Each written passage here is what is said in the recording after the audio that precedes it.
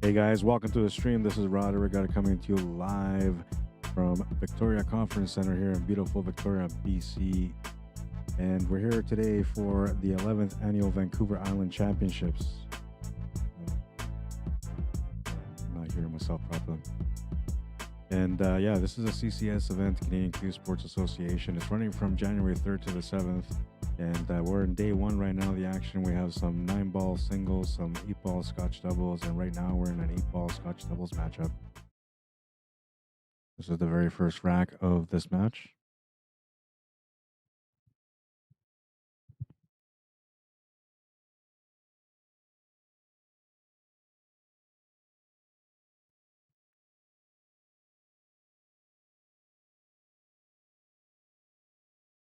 Made the 8-ball.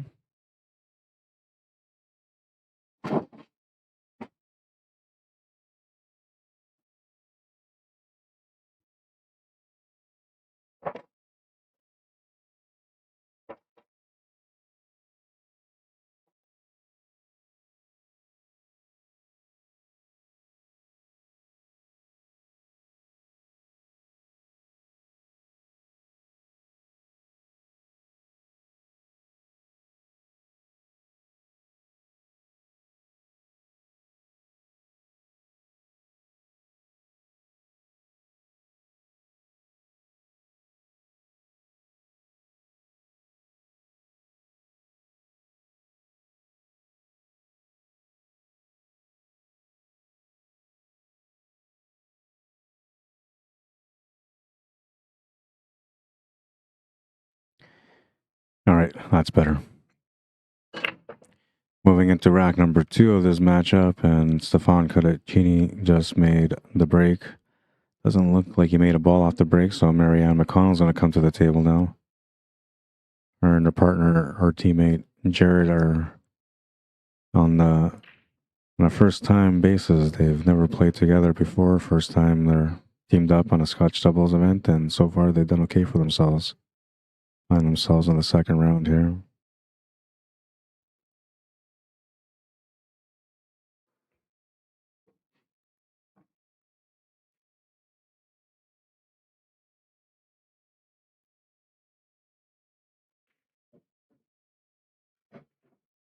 And a good shot. There's still a shot available here for a partner or teammate.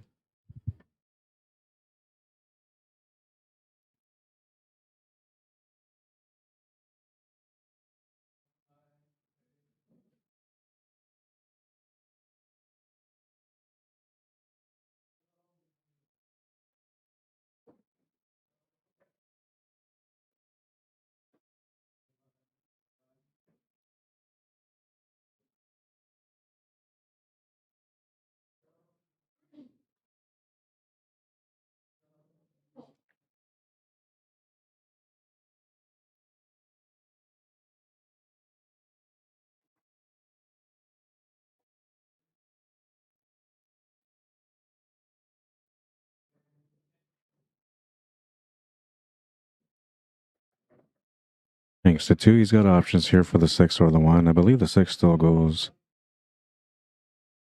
or the 1, I mean, goes past the 6. If that's the case, that's the ball you want to take, because then you can use the 6 ball for shape to get up table again.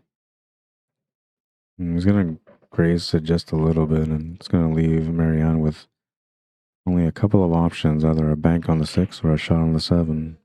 And the shot on the 7 will require a position for the 3 or the 6 after that, which makes it a little bit more complicated from the angle that she's got, because she's basically straight. With the straight angle that she has, she can almost go off the top rail, come back down with some top spin. But likely she's going to want to be inclined to draw him back if she takes that 7 ball. I think the best option, well, I don't know, it's kind of questionable, because if you take the bank, the cue ball might run towards that 14 ball and then tie up, taking away the shot on the 7 and the 3.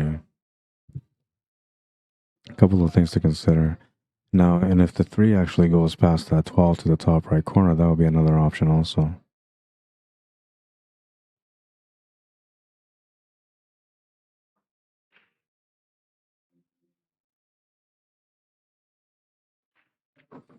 Yeah, good choice. You have to follow through. She was just trying to get a shot on the 3, but she might come down perfectly for the 6. Or maybe she was playing for the 6. That's perfect weight anyway. No, all he's got to do is just avoid running into that 14 ball. And if you take the 3 ball here, you're in some trouble. You can't really take the 3 ball here. So you have to take the 6.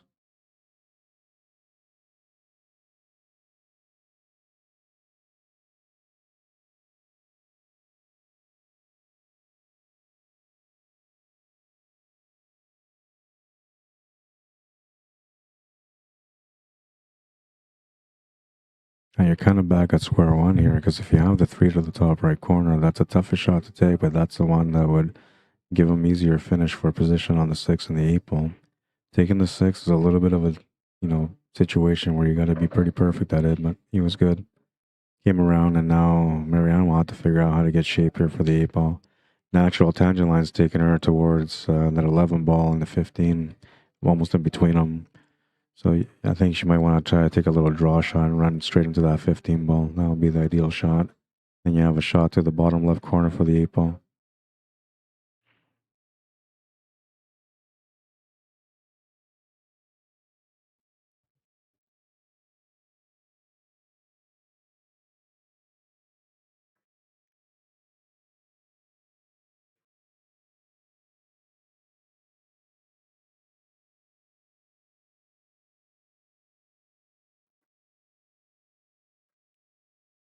Oh, nice. She was trying to run into the 15 ball, but the stroke came out clean and perfect.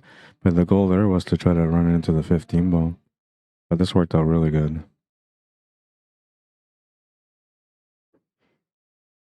Safe from scratching. You just got to pot the ball, that's all. And he's going to do his part to help the team out. They've tied up the match at 1. All right, and I'm going to go.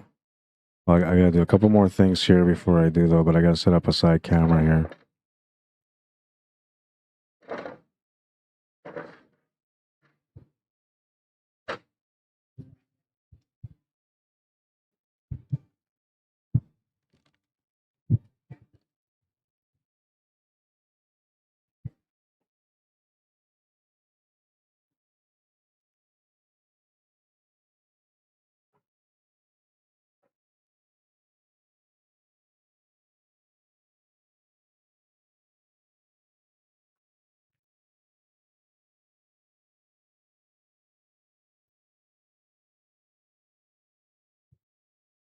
All right, we're going to move into rack number 2. Sorry, rack number 3. It looks like they tried to use a template, but I guess they didn't like the template, so they're going to go back to the rack. I had a chance to play on the table a couple of times so far. I'm telling you, this table play is really nice right now. And the way it sits is a little funny, but once you find the spot, it'll sit perfectly.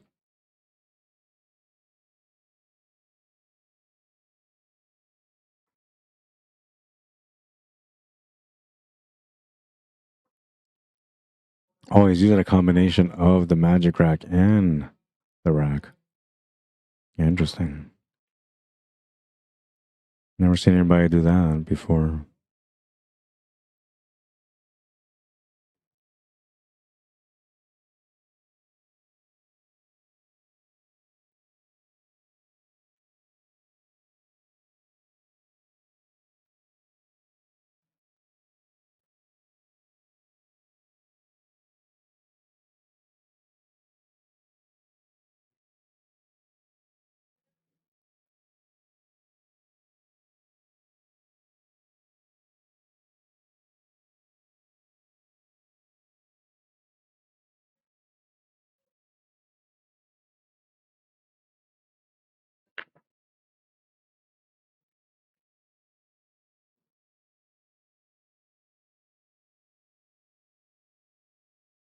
Looks like he's going to come up dry on the break. That's going to bring Stephane to the table. Open table, lots of options, but technically, I think he can only shoot stripes. Well, I guess he has the shot on the 1 ball too, but tough shot for no reason. He's going to have to go stripes. And stripes are actually pretty nice. They're very open. Once he makes the 14 ball or the 12, he's pretty much opened up all the way then. I think we start off with that 13 to the side first just to secure it, but you're kind of lined up here to be able to take that 15 ball on first, which wouldn't be a bad idea. The only thing is that right now you're probably as perfect as you're ever going to get for that 13 ball, so might want to take it now. I'm wondering whether or not he can take it, draw back, and then set up for that 15 ball, but when he draws back, because of the angle that he has on the shot, he's going to run that cue ball towards the 6 ball. So you got to be careful. Got to take all that stuff into consideration.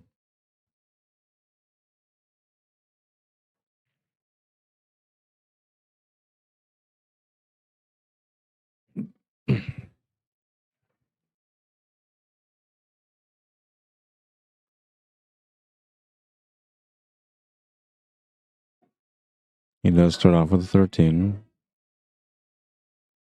It's going to leave a shot for his sister Sasha on the 9. I don't think she'll have any other option. Taking the shot on that, what is that, the 10 ball in the top left corner, it would be a little bit tougher than just taking on this 9.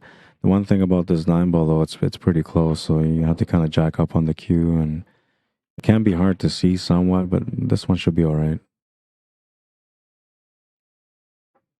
They're going to call a ref just in case of a push shot. We're going to have the boss man, Wayne Knight, coming in to check things out.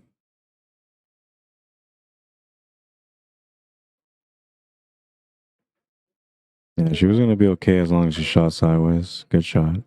Now, moving that 1 ball over kind of creates a bit of a situation, though, because now you have to figure out a way out for that 12 and 14. But if you can see the 12, then we're all right. If you can't see it, then that's going to be the situation for them. You could always try to back cut that 14 ball, too, if you don't have the 12.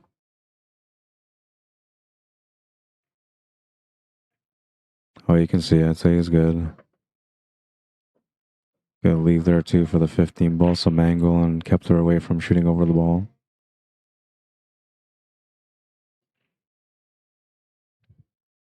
Now here, it's up to each player how they see the table, but you have an angle to go up table and maybe set up for this 14 ball next.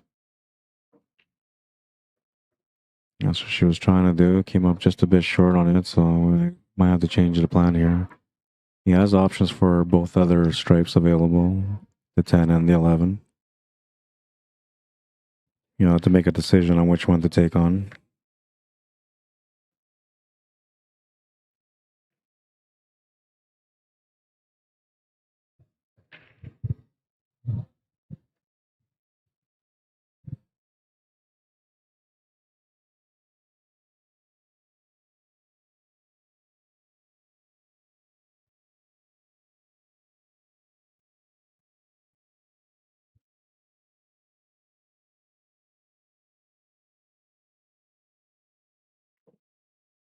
Oh, he almost scratched the cue ball, and he's left his teammate hooked.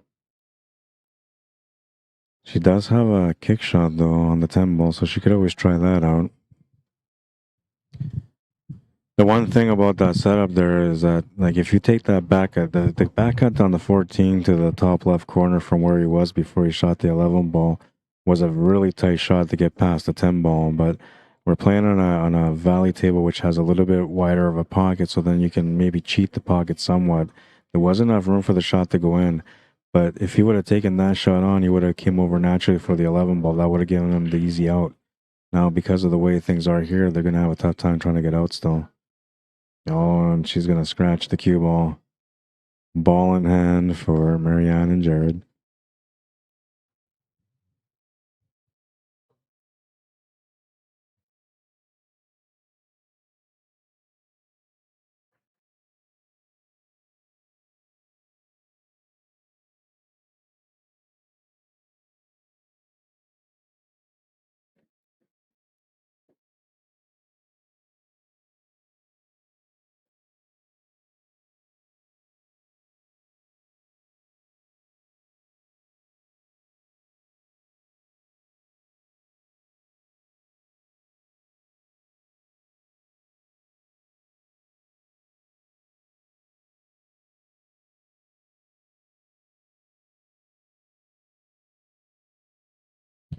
Now, when you look at their table is, you know, not too crazy. It's a little complex, though. You know, you have to kind of peg off little areas, and that's what she's doing now. You got to open up that 3 and 7. Once you make one, the other one's opened up. Same kind of situation happens down on the middle side, right side pocket, where that 4 and 5 are. They're so close to each other that it could maybe become a problem, but it shouldn't be. It's all really about this 7 and 3 ball.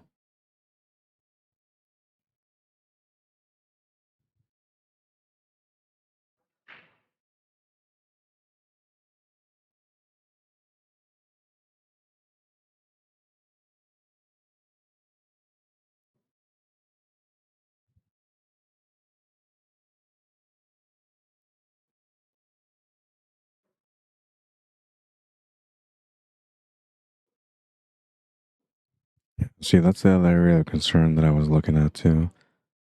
Taking the shot is actually smart, but that 7-3, well, maybe the combo goes. Maybe that's why she's not too worried about it. 2 for 1 on that one. Trick shot.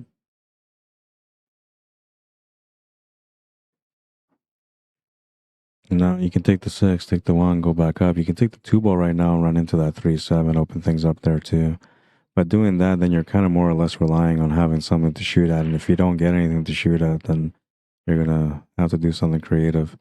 It's always best just to go with what works instead of trying to create something extra when you don't have to.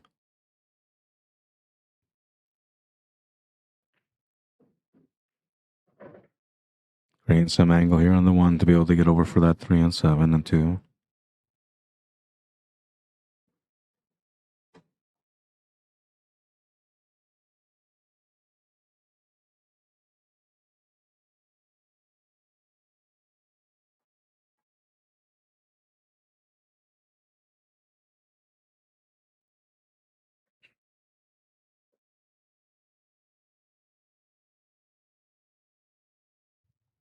Options are there now for the 3 and 7. You're gonna have to bump the 7 ball up somewhat, so you have to be conscious of that and maybe put a little bit of top left spin on this.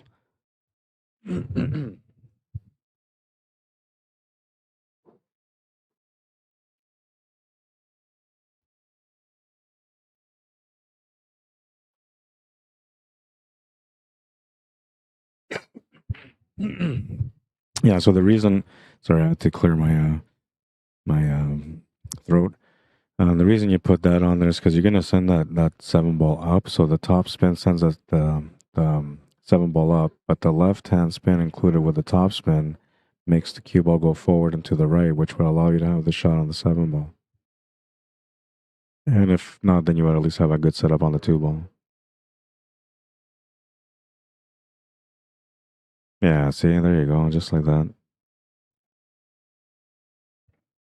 And it worked out beautifully. Now you got the 7. You could take the 2 ball too. And 7 ball is probably the way that I think she should go. But like she has angle here to be able to draw right back and maybe even stand draw below the 2 ball to make the 2 ball in the top right corner. A couple different options because of the pocket size, the way it's set up. You can kind of force the angle a little bit more on where she's at.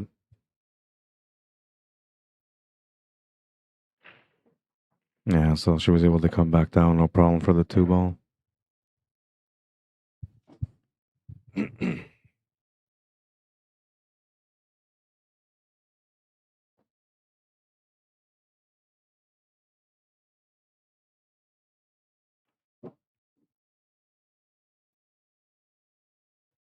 And the easy 8 to the side now.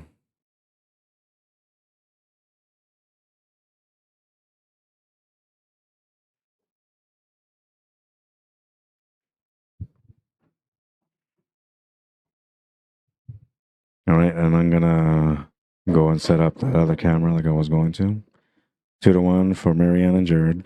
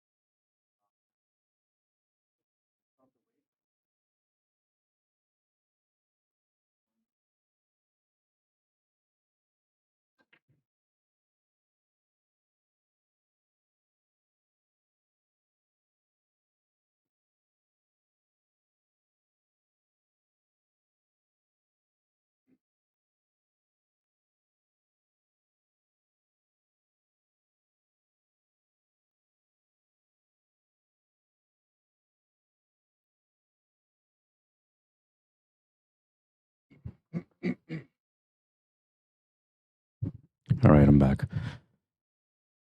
All right, we're in rack number 4 now.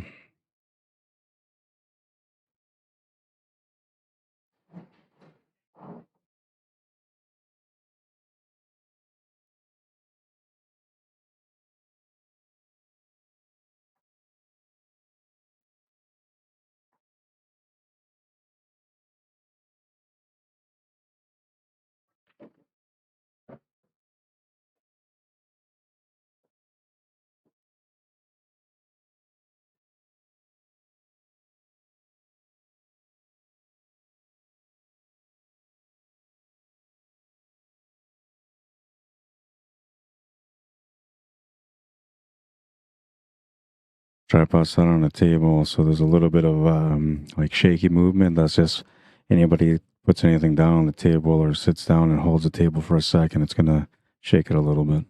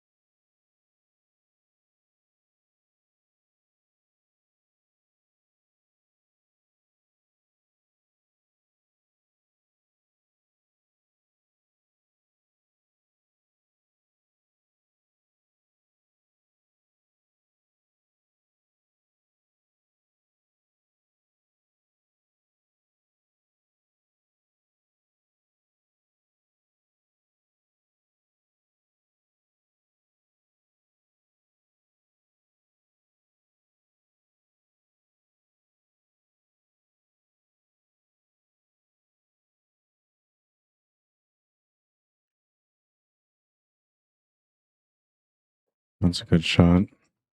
Options for the 11 or the 9 now.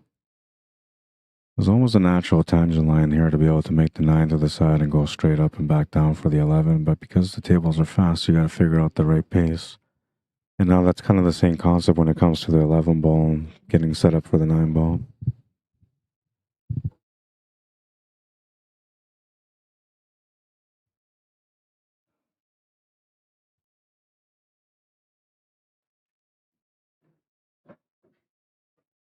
Yeah, so she put a little bit of spin just to compensate, and she had the right weight. Like the pace of the shot was perfect almost, but that extra a little bit of left hand spin got her in trouble.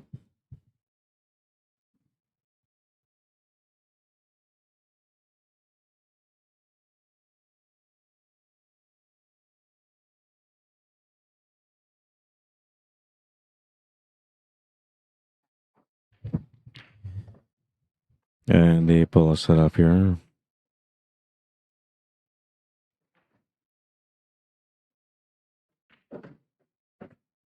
They'll win that game. They're up by 2 now, 3-1.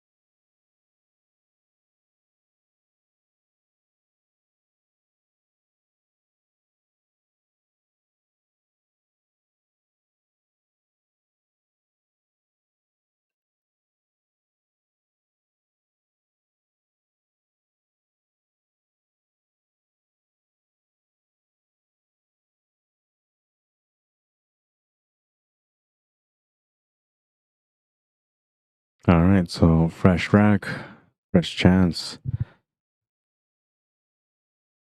And Stephane's going to lead the charge here. When you're looking at this table, it's an interesting one as well. Like the stripes look pretty good, but then you have that one issue there with the 11 and the 12. And then the solids look really well as well, but the problem with that one is you have the 3 and the 6 tied up. Now, the way you got to look at this table is, well, what's the best breakout options I have for both? And then depending on that, that's where you kind of go.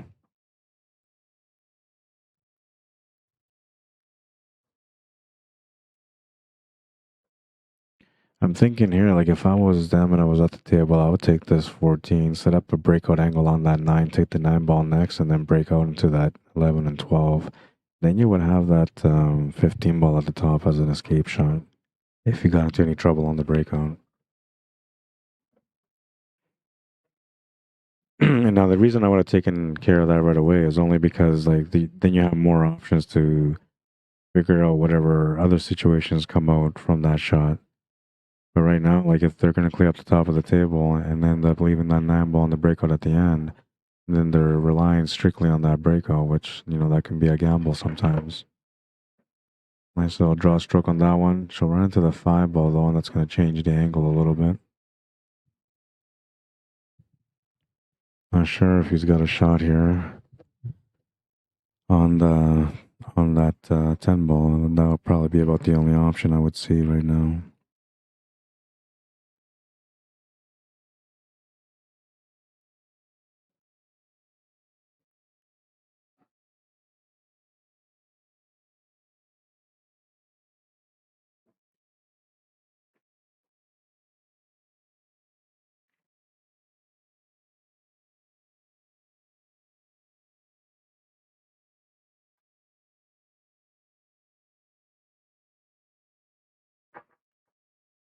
The combo's available. He made a nice combo.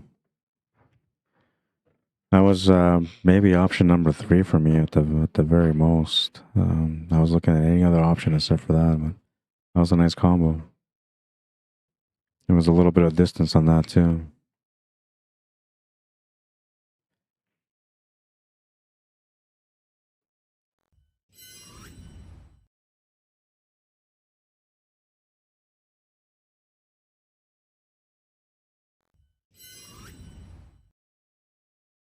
Hit that pretty good.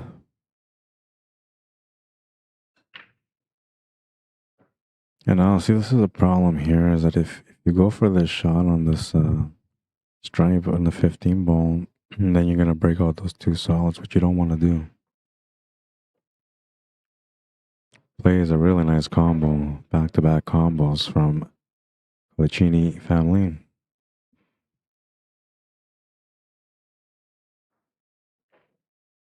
Nice little angle set up here too. It's a nice little layout for them.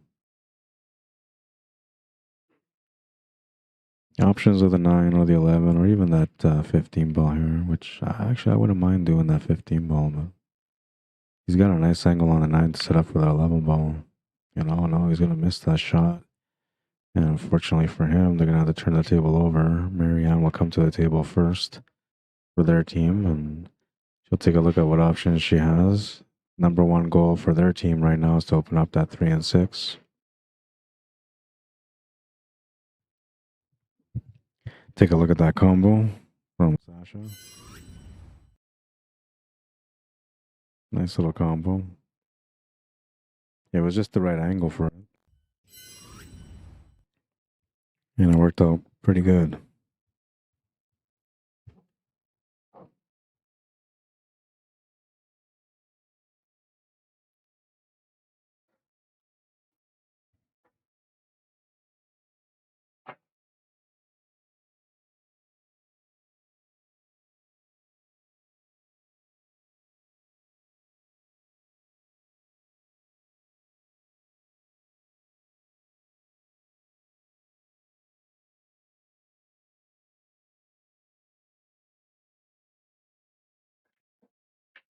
Straight for the breakout. Nice shot. They didn't quite get rewarded unless the 1 ball's available. If the 1 ball's available, then that's a different story.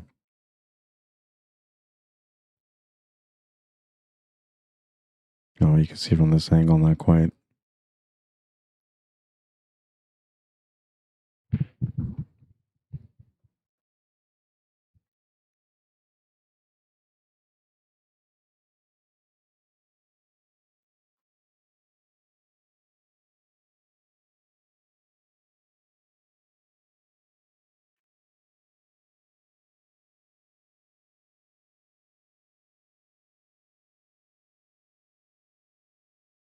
Yeah, very limited what he can do. So he's looking at the option of maybe jumping because it's only about maybe, I don't know, a quarter of the ball hooked.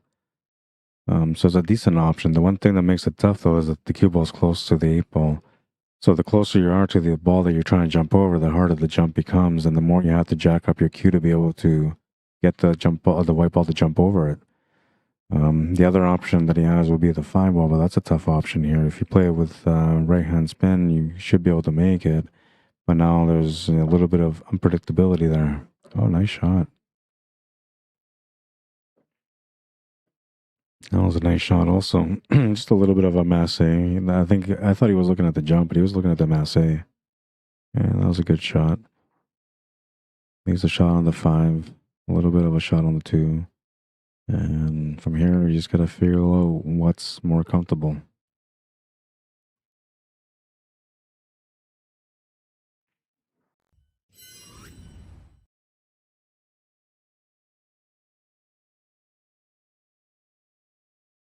Little masse.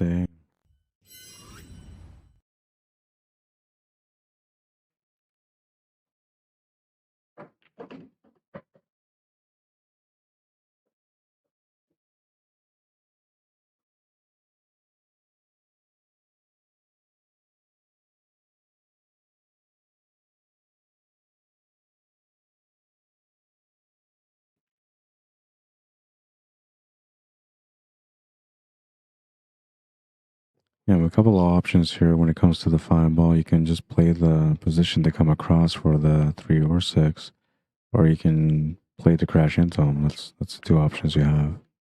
He's gonna crash into the 8 ball, and oh man, he almost made it, and it worked out so good. He's got a shot, or he left a shot for his teammate on the 3 ball. That couldn't have worked out any better. Such a risky shot, but great reward. And nice angle here to come over for the 2 ball too if you wanted to, which she might take that chance. Yeah, that's what she's gonna do. And she left some angle here also for her partner Jared to be able to come across on the 6 ball.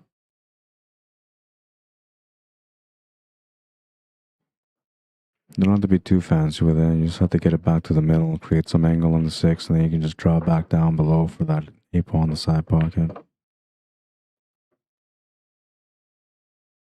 Play it on the tighter side though. This makes the shot a little bit harder. Now, because of the angle that she's working with, she's gonna have to hit it with a little bit of a firm stroke, and that's gonna create a little bit of induced throw in there. We'll see if she'll make the adjustment to be able to make the shot and come down for the shape.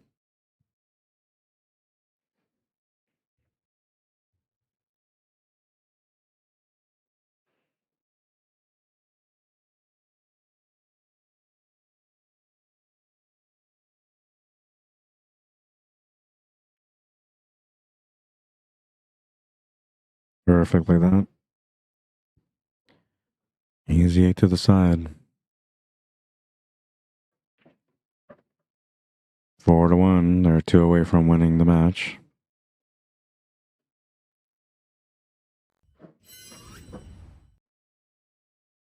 Have to force a little bit extra there to make the shot and to come around for the 8 ball. She hit it perfect. That's going to take us into rack number 6.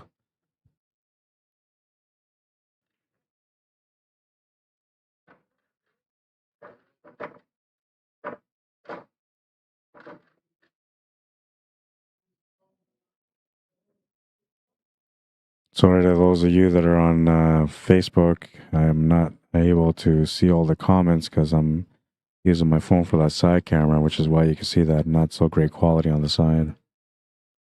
Jen DeBain says, let's go, team Stephane and Sasha Talia, Cotichini or Cotichini. It's actually COTICHINI here in Canada, but with the Italian pronunciation, it's COTICHINI. James Simpson says cheering for SASHA and Steph.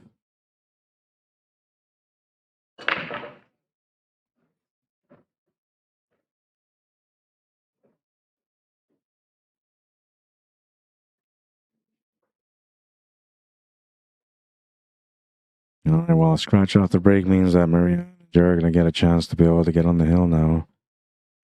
Open table, lots of different options. And when I'm looking at this table, I don't know, like, I feel, it doesn't matter, solids or stripes, but the stripes are a little bit easier than the solids, because the solids, you know, you got to get that 7 ball opened up, or you got to get a shot on it. 6 balls in a weird spot. But when it comes to the stripes, there's that little bit of an issue there with that 15 and 9, which I think from the side camera here will tell me whether or not you can make one or the other to the corner. That's the one thing I'd be looking at right now if I was walking around that table. And you can see here, like, yeah, so the 15 ball is just slightly ahead of the 9, which will allow for that shot to happen.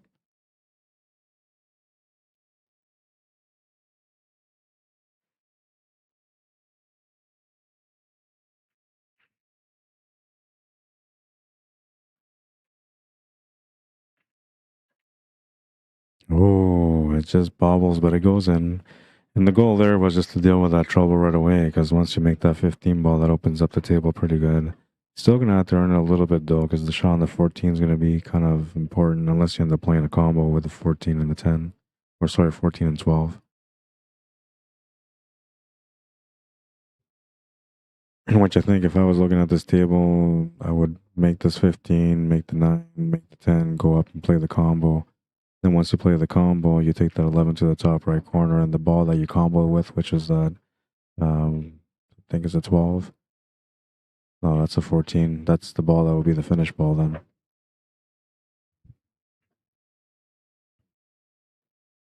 Yeah, I have a pretty good lineup here, and I'm feeling pretty good about their chances of finishing this table.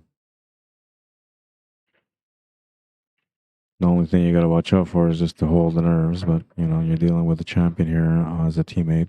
And I'm not sure much, I don't know much about Jared, but I know Maryann's snooker champion. She's won a lot of events in her time as a pool player and snooker player. All he's got to do here is just leave a somewhat straight shot for the combo. You don't want to have an angle where you're running into the 7 ball. It doesn't hurt, you know what I mean? It's not going to be that big of a deal, but if you're trying to create an angle, then you might create too much angle, and that can be a problem. You want to keep the combo simple. Just to the middle of the table, about a foot to the left from the 3 will be perfect. He's looking at that angle now.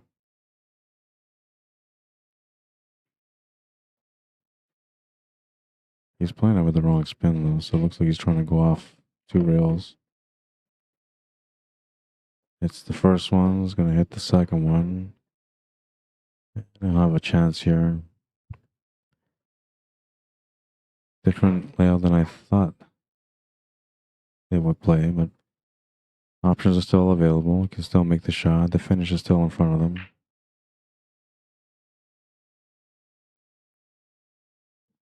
I think here Maryann's gonna have to make a decision on whether or not to run into that 6 ball or to just play clean and go back and forth.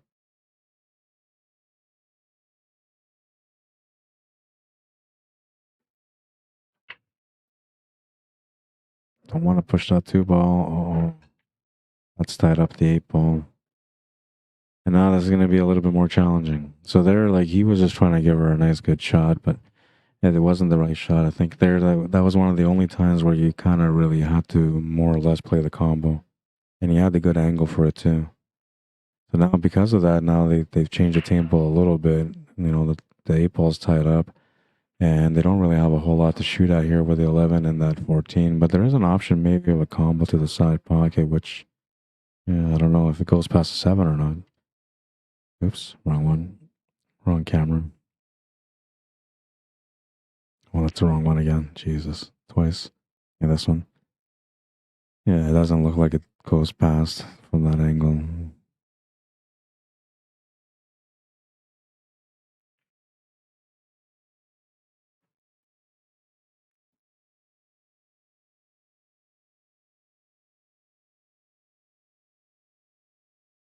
That's what he's looking at, though. No, I don't think the 5-ball's in the way enough to be able to go off the 5 into the side, but that would have been another option there. And I think the table is, not as hard as it could be, so the safety option will probably not be a very good one. But I think maybe that's the way I would lean. Oh, wow, he's going to call that 14. Is he kicking it? Or maybe he's banking the 11 and then banking the 11 back into the 14 for the combo. Yeah, that could be the shot. Oh, he was successful in hitting the combo, but he scratched the cue ball. So here now, Sasha and Stefan have to figure this out. They can't really give any opportunities anymore to their team or to their opponents. So they have to find a way to capitalize with this opportunity. Now you have a couple of situations you got to deal with. One is the 7 ball, which is sitting near that 14 or 10. Can't quite tell the color from here. I think it's a 10 ball though. And then there's the 2 ball and the 8 ball, which is a bit of a situation also. I think what I would do here, if I was in this position, I would take a cue ball, go up table, put it above this 2 ball, bank this 8 ball out of the way to open up the 2 ball, and taking the cue ball into the rail and freezing back into the 2 ball. That's the best safety because now you opened up the 2 ball and the 8 ball. You locked them up with the 2 ball so they can't have direct contact. They have to do a long rail kick shot, which they're obviously going to try to go for that 10 ball or 12 ball or 14, whatever it is that's on the top left there. Now they have an angle here to break open that 7 ball, but I'm not sure if it's the right time. You can take the 1 ball first and then do that.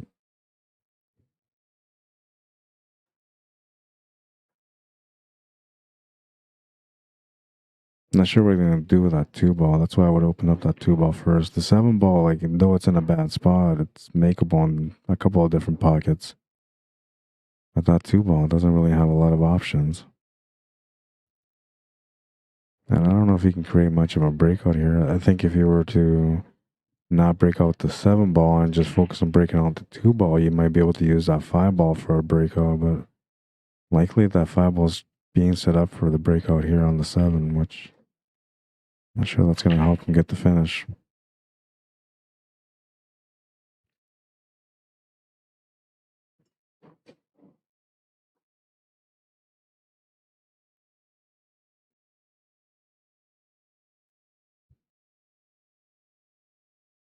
Now, if anything, you want to kind of stun draw to that bottom rail where that first diamond on the right is. That would probably be the best angle. You want to come off the rail a little bit. That's not bad. This gives you the option for the breakout on the 7 ball. It almost gives you the option to be able to break out that 2 ball too if you apply a little bit of right hand draw.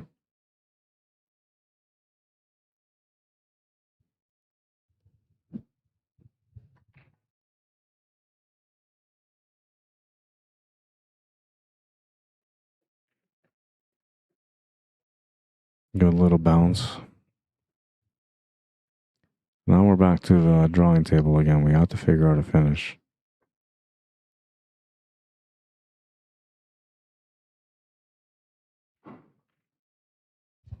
So he's thinking about leaving almost a straight-in shot with his 6 ball to be able to come into the 2 ball. Now the only problem with that is you're all in on the breakout on the 2 ball because if anything, you don't get a shot on the 2 ball, you're going to have a very challenging 3 ball. You're almost all in on this setup.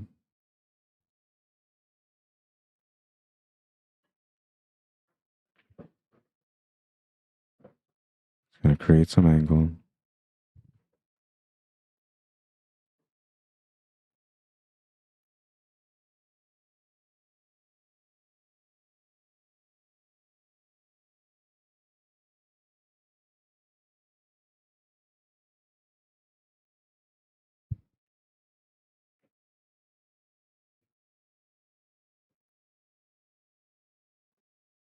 They were looking at the option of setting up for a bank, but I'm not sure this is the setup that they were looking for. And that 3 ball, you can hit it, but you won't be able to make it, so you have to figure out what to do here. if you go for the bank and you don't make it and you end up giving a shot to your opponents, they're going to have a chance to get on the hill. So you got to be conscious of that when you're at the table right now. That kind of plays a part on what decision you make on how you're going to approach the shot, what kind of pace, what kind of spin, um, the general angle that you want to be able to leave the cue ball in a certain area if things go wrong. Like there's a lot of different factors or variables involved in the shot, and it just makes it a little bit more challenging to come up with a good solution or a good equation that will help you to be able to get success for the finish. Now I'm thinking maybe you can try to just play a safety here now, but the cue ball's going to come off that two ball, hit the rail, come back up to the top rail, which will give him a shot on both stripes. I don't think that's going to really work for you. Now you could just try to play a safety where you just roll up the two ball more in line with the eight ball, so just push the two ball more to the rail and that's it. Then you're going to leave it in their court to try to break that open, which I think that would be a good strategy. Just slow roll it, yeah. Yeah, there you go. Smart choice. Very smart choice. He worked out his options kind of like I was working out all the options, and at the end, we both came up with the same solution. Just slow roll, create the problem. Because now, like, you don't really want to give him the shot on this 14 ball, and that you didn't, right? Like, you left a combo, or sorry, a bank, maybe a tough cut. And then you kind of more or less want to force him into thinking about shooting that 11 ball, because then now the three ball's open. And Maryann's aware of that, so it looks like she's going to try to play smart herself here. She knows there's no rush to make a ball, no rush to be able to get out.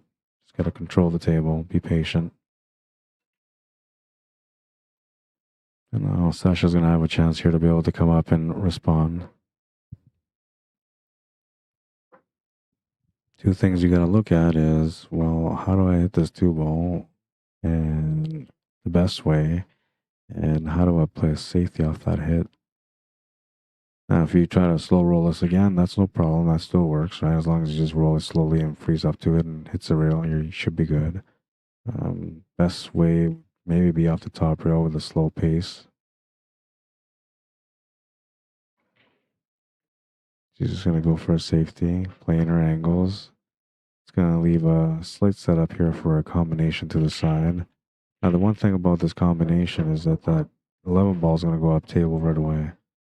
And what the pace is that you put on it is going to change that. It's going to give you either something closer towards that 2 and 8 or something further away from it. But you have to make a decision on that, and you have to figure out what kind of angle you want to follow up with and sort of try to create that. And I say sort of because the combo is going to have to come first. Shape will have to come in second.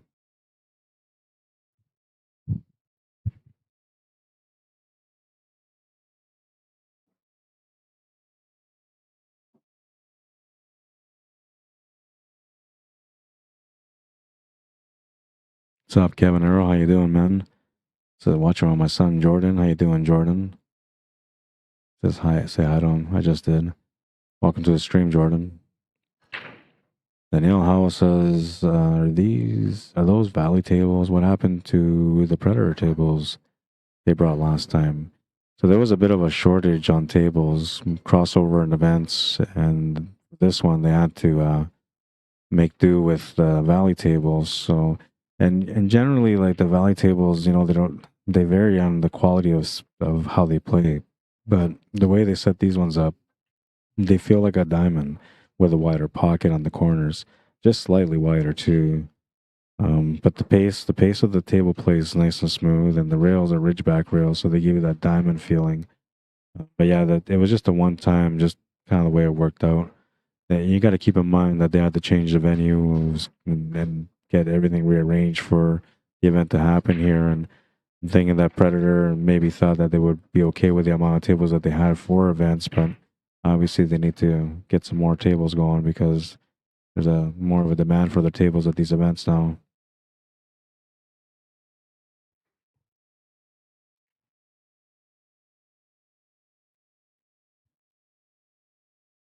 And on the intro, I thought about switching the table to have like a Valley table on there, but figured it's supposed to be Predator, so I just left it with a Predator table. But I'm thinking about maybe, adding a Valley table picture on there instead. And so, two things about the Valley table: it has ridgeback rails on it, and it also has a Predator cloth on it, which the Predator cloth, it plays really smooth. I've had a chance to play a few racks on a couple of different tables, and they all play the same, very consistent. It's I would say championship quality table right now, the way they're playing.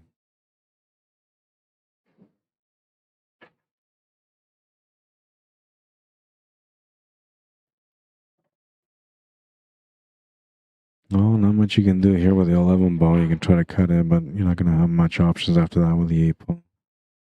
And if you cut it to the left, it's obviously harder, not much reward. If you cut it to the right, it's a little bit tighter, not much reward. So you have to figure out what to do here in this position and just come up with I think a smart shot, not necessarily an aggressive one, but just something where you're forcing your opponent into a tougher spot to maybe create an opening for yourself.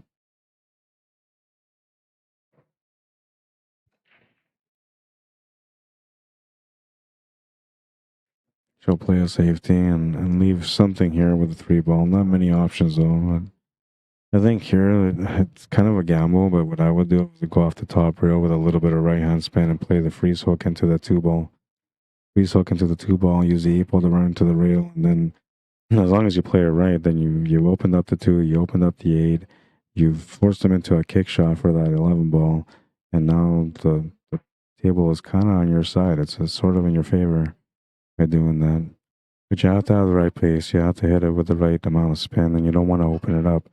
You don't want to end up hitting it too hard and leaving a shot on the 11 ball to the corner while opening up the 8 ball.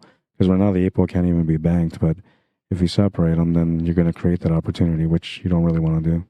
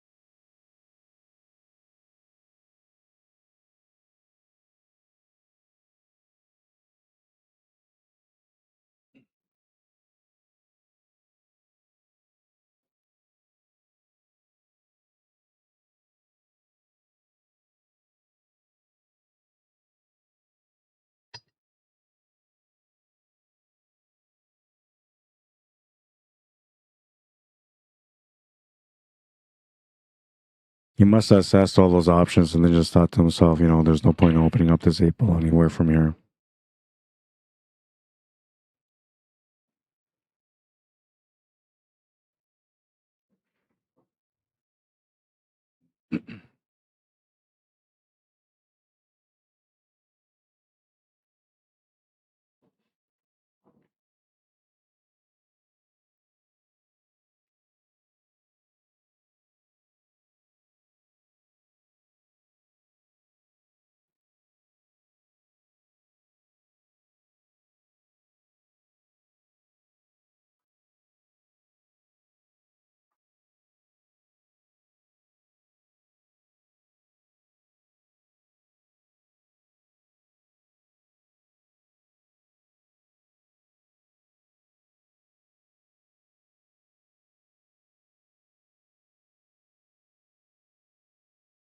Smart option. Didn't really want to move anything with that 8 ball and 2 ball either.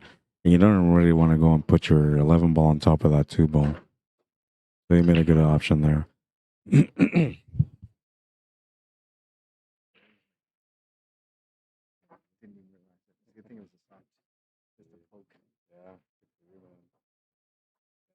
Different feel for sure. Different result.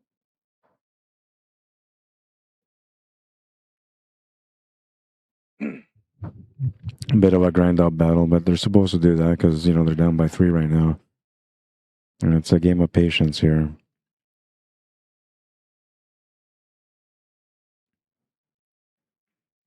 Now, what you kind of sort of have to do is you want to kind of put that 11 ball near that pocket, or if not near that pocket, near another pocket where it'll give you a breakout angle on that 8.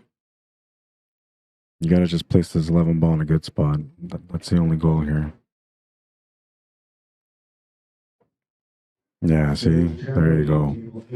So that's good. Now she's put a good angle here to set up for maybe a breakout on this eight ball, which kind of changes things. It's a good strategic move to be able to have more control in this battle. And now Stephane's gonna have to figure out what to do here for the reply.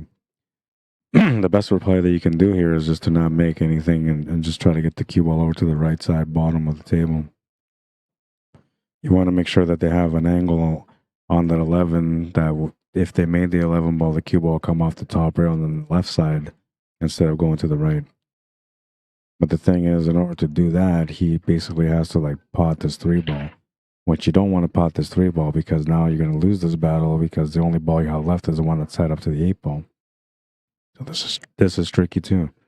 And you can't hit this late because if you hit too late, you're going to give him a follow through breakout angle on the eight. I like maybe just rolling up to the two ball here again.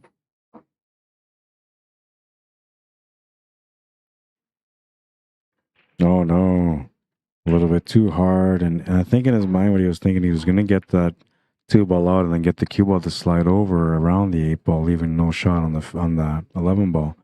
And it was a good idea, but it didn't work out the way that he wanted it to work out.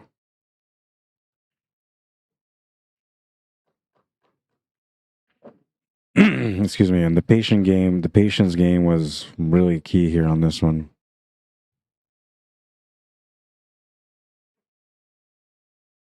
I think it was a little bit of the thought of everything that was going on the table, and then I don't know. Maybe he just thought that if he went for that three ball and tried to get the cue ball up to the right, that he might end up doing something worse. So maybe he felt like the safest way to go was just to play the crossover safe. And had he not hit that eight ball, it would have been perfect. But hitting that eight ball ended up turning the table over to MARYANN and Jared, and they're going to be on the hill now. 5-1.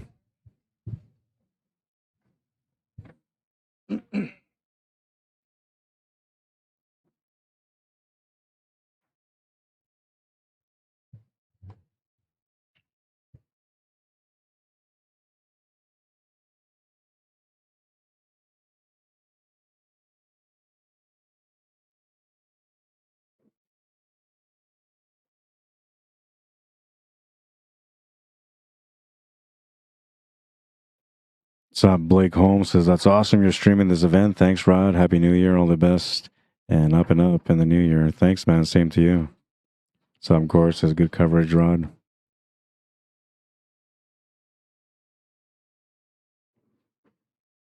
Yeah, I'm grateful to have the opportunity to be out here and cover the event. It's a nice location, so peaceful, and the whole area around this building is just beautiful. I haven't had a whole lot of chance though to go out there and check things out. Yesterday was probably my best day for me to go out and check things out, and I wasn't able to because I was dealing with all the setup and the Wi-Fi and the technical stuff that we have to deal with every time that we set up at any event.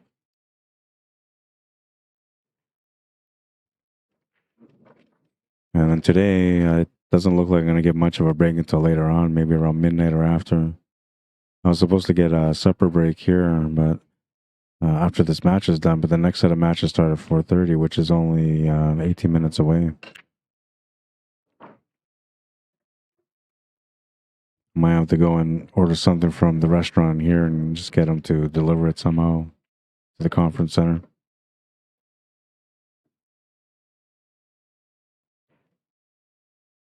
Well, they made a ball. They have a chance at this table. They have an opportunity to be able to close out the match. But there's always a little bit of work, and there's a little bit of work on this one also. I'm going to go grab a quick drink of water, so give me a minute while I go get some water. I'll be right back. They shouldn't be done with this match or this rack because there's a little bit of work here.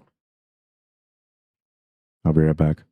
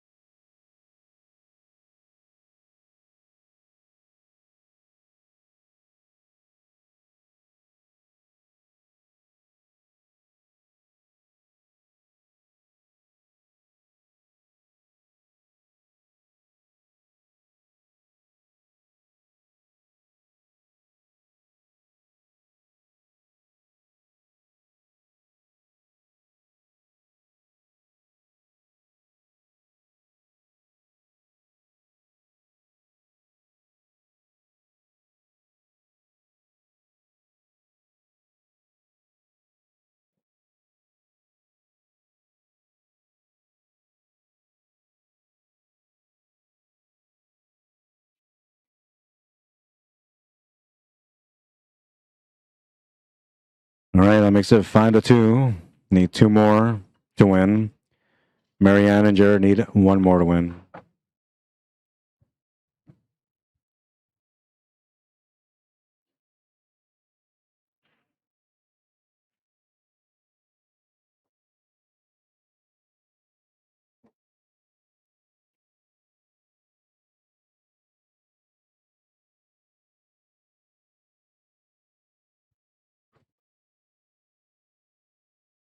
All right. Like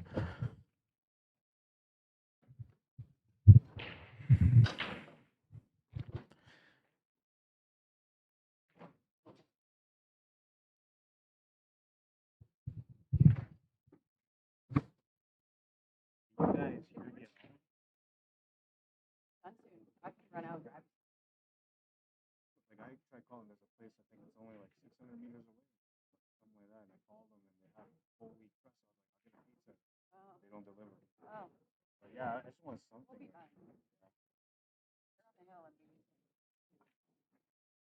Play it out.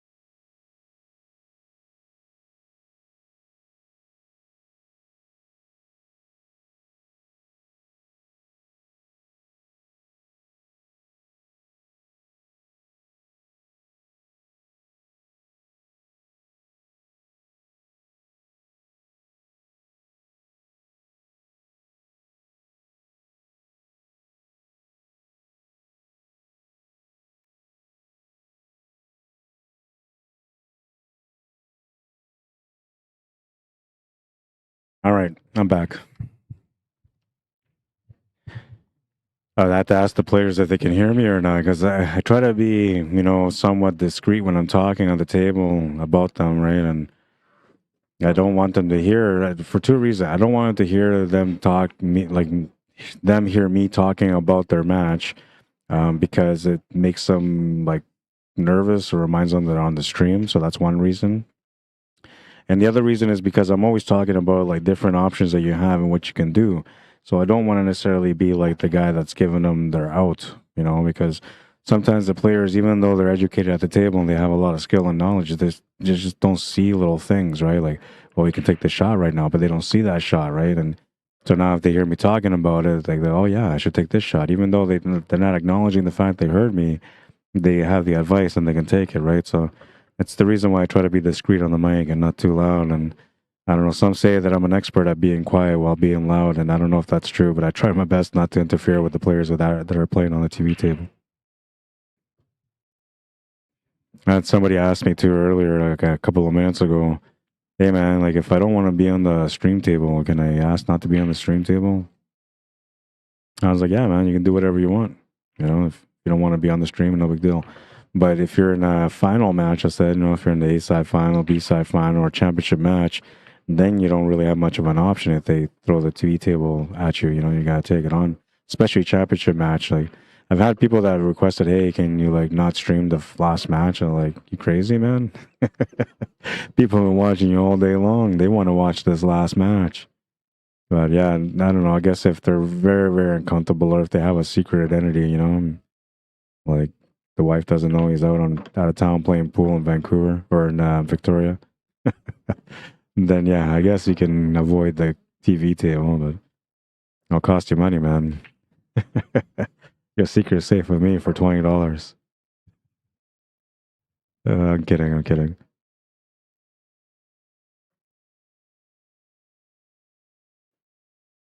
This is Blake Holmes. This is AB Scotch doubles.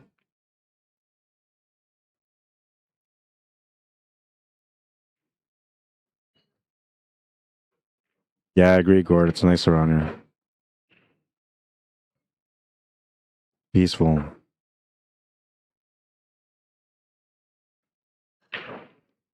It reminds me of my childhood place when I was a little guy living out in South America. It's got that ocean view, and I don't know. It's just the smell of the place is different. You know, it's Maritimes almost.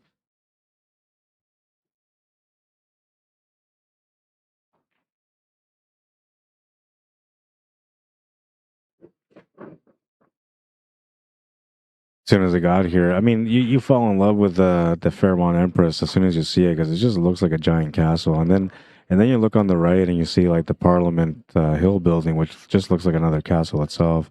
So it's easy to fall in love with the surrounding area of where we're at right now. But when I looked, like I took a little walk, went to go check out a couple of places for food yesterday, and we got a chance to see like how it's developed around there. It's just gorgeous all the way around.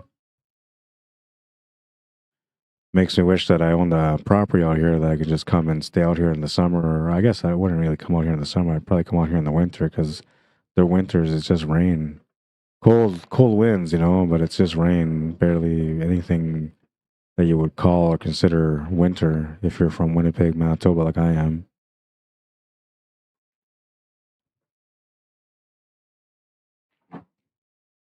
I was gonna come here with my winter jacket too, and I decided not to because I asked my wife, I was like, "Can you check the forecast, you know, to let me know what it's like?" And she said, "Oh, it's gonna be +6 and raining." And I was like, "Okay, well, I guess I'm not taking my big parka." But I was gonna bring my parka, man. It's gonna look like an Eskimo in the middle of Victoria.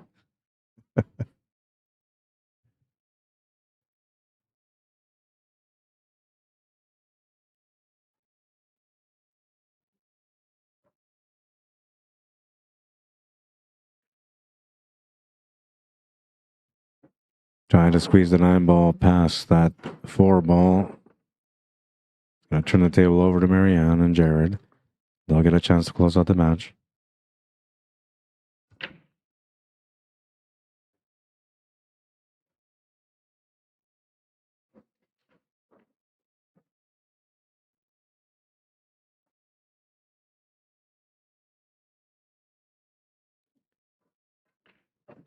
What's up, Jordan? Welcome back. Watching on YouTube now or on Facebook now. Hi, Joey Horn. Welcome to the stream.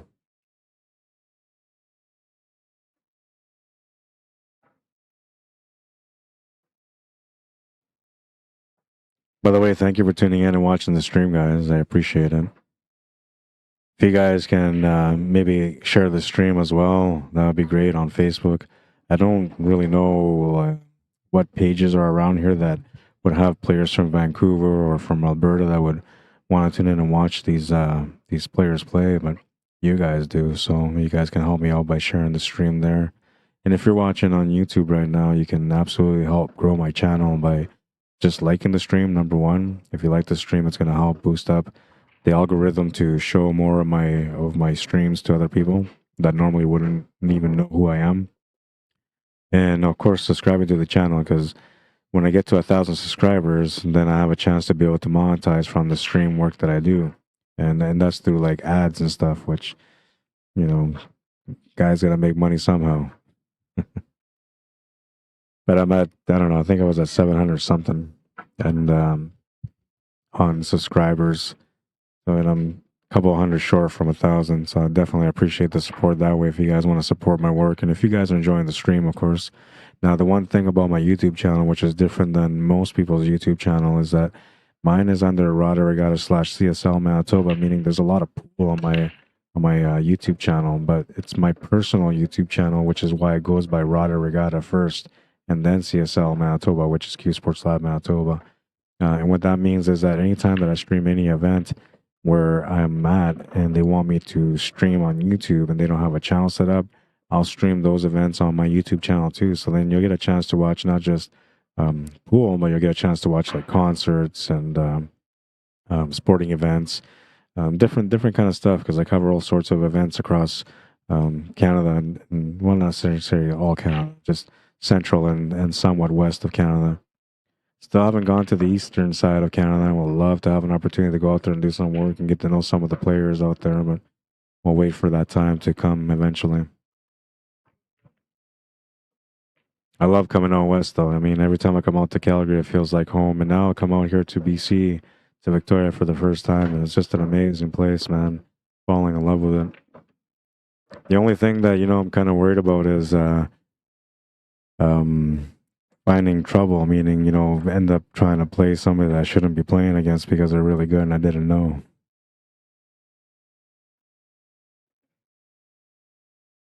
It's not showing that the stream is running. Is everything good on YouTube? It's not showing me the signal like it's playing. Okay, now it is. There we go. It looked like it was frozen. I thought maybe it was lagging out, but it's fine.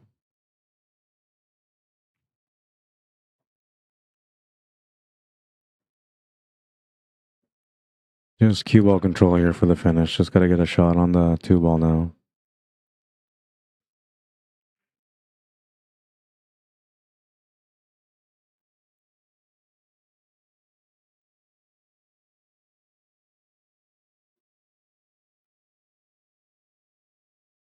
Could even run into this 13-ball a little bit if you wanted to. Oh, they're going to set up for the side even better, a little bit easier.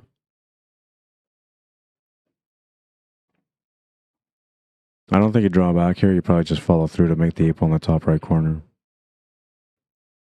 Yep, she's taking a look at that right now.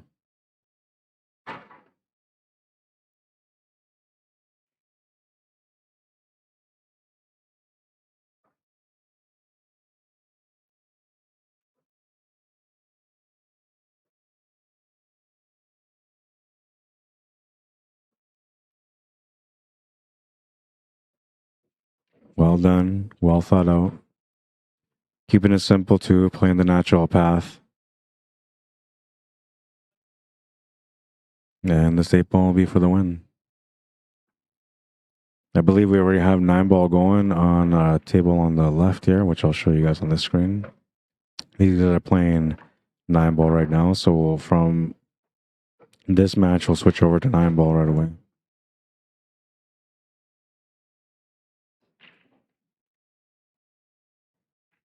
Now giving me a chance to get my phone and so I can look up a way to order some food. 5-2, or sorry, 6-2, the final score. We'll go to the other table right away.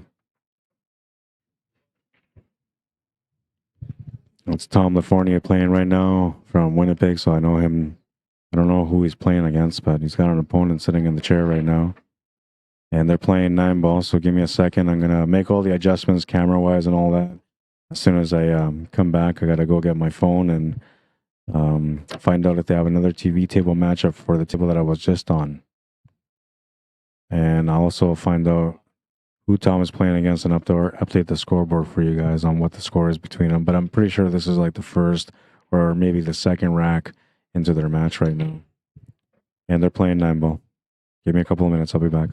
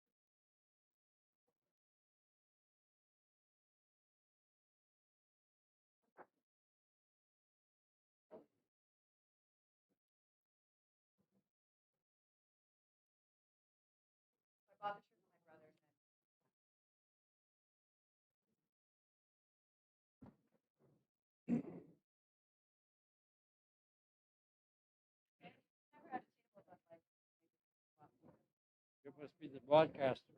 I am, sir. Because you got a microphone. Nobody Yeah. else has one. I was watching you at home. Did you? Yeah. You enjoy the coverage? Oh, yeah. At first, I was a little rough because there was a little issue with camera work and stuff. So, but No. now I'm settling into the event now. Yeah. Now it's like. So are these always going to be the main tables? These are the main tables, yeah. Table 2 and table 1. Yeah. They're gonna have 9 bowl feeding me on both tables throughout the rest of the night. I was gonna go get some lunch, but it's not gonna happen. Yeah, you mentioned that an hour ago. Did you get some water? Yeah, you got some water. Yeah, they have the tap water. If they didn't have that water on the side, I wouldn't have water either right now. I don't mind though. I understand how it is for me. You're here 5 days? Technically now, yeah. Got over the first day yesterday. 3 hours sleep, man. Long journey. Where you from? I'm from Winnipeg. Oh yeah. But I slept only 3 hours before I left. So I was out of town for 3 days before I left here. I was out till Sunday. I flew back Monday, got there like around 6 o'clock, and then p.m. and I had to leave 6 a.m. the next day. So I just seen my family, like a quick high five and pack my stuff, and I'm out, man. Well, hopefully you'll get to see a bit of joy about it too. I'm hoping so, yeah. But usually this is how it goes. Like I never get a break. I never get a chance to walk away. And then usually, like if I'm done, I'm not done till like 1 or 2 in the morning. I don't really want to go for a walk out late anymore. I just want to go to sleep. So how did they? Because there's a fair amount of prize money involved. Yeah. Where does all the money? Just from the entries, or do you get any sponsors? Entries, I think they have sponsors. I'm not sure. They're the ones that organize the event, so I don't know. Because you know they say like 40,000. A lot of money. Yeah, yeah. Well, that's based on the 2022. Okay. Yeah, they guesstimate that the turnout's going to be the same, so they're right It's about about 150, 200, I would think. I'm told it was 50 plus teams, so like right now it looks 5 because usually 9 ball is. And when they start the 8 ball, we'll get a little bit busier, and then the day after that it's going to be the teams, and then it'll be busy. Yeah. I think 50 teams are looking at about 300 people. Oh. It'll be pretty busy. Yeah, it'll be good. Well, good luck with all of this. Thank you. Appreciate it. Hope you get to see Victoria. Yeah, I'm hoping so. I mean, just from what I so far, I found. Yeah. Well, I was over there.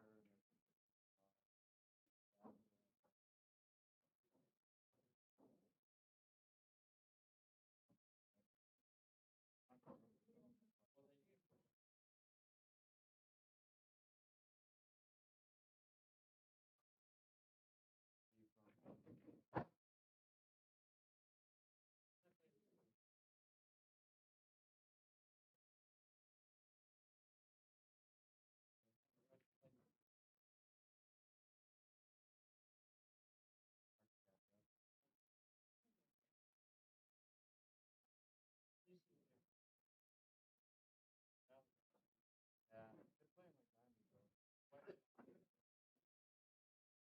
The rails feel like a diamond. Yeah. Yeah, it's Predator cloth too, which is a little bit slicker and a little bit faster. Thank you, I appreciate that. Any what? Yes. And there, like if you go left and then you go short right, as soon as you go on right, there's the road. I don't know if she's there. She should be there. She said she was gonna go.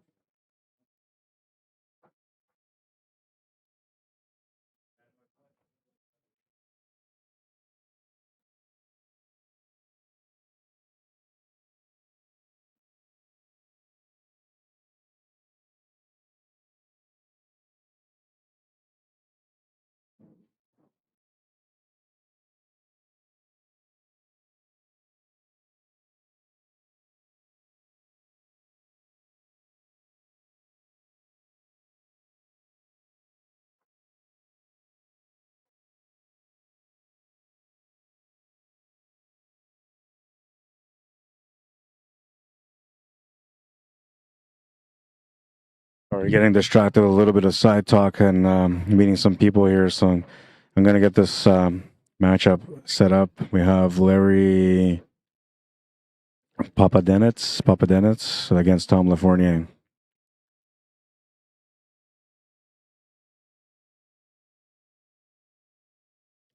Papadenitz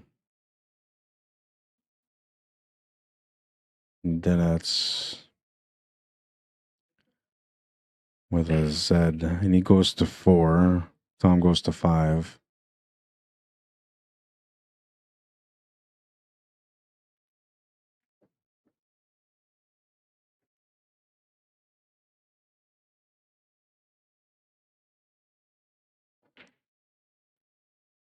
He's going to miss the 8 ball, and he's going to leave the shot on the 8 ball as well. I got to find out what the score is between them. Scoreboard's been updated, though, minus what the actual score is, but their names have been updated.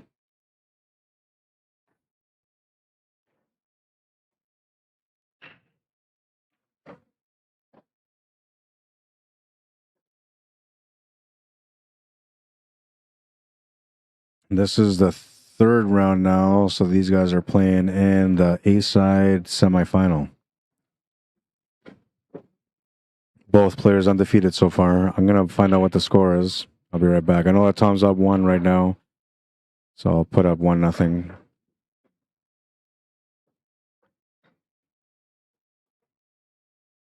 And I'll be right back.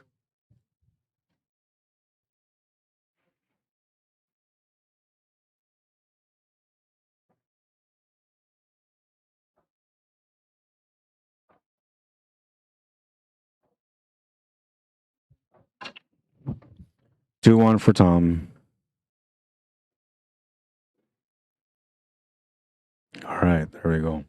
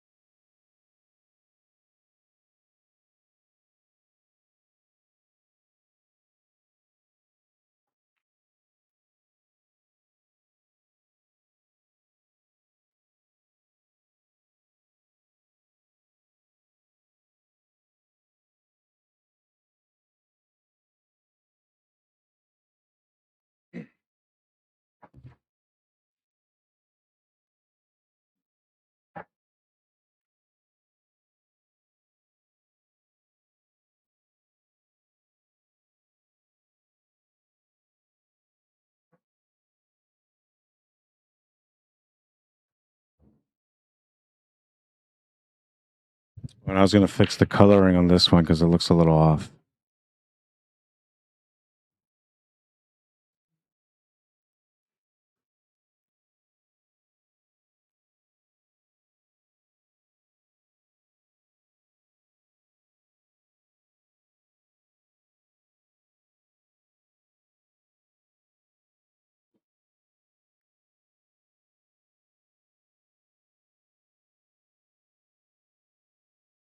That's a little better because now you can see the difference between the red and the orange. A little while ago, you couldn't see the difference. And this camera is the better one here, but the angle is not the greatest. I'm going to see if I can get this camera to match up that camera. Both of them match up somehow. In the meantime, though, I'll put it on this camera while I work on the other one to get that one to match up instead.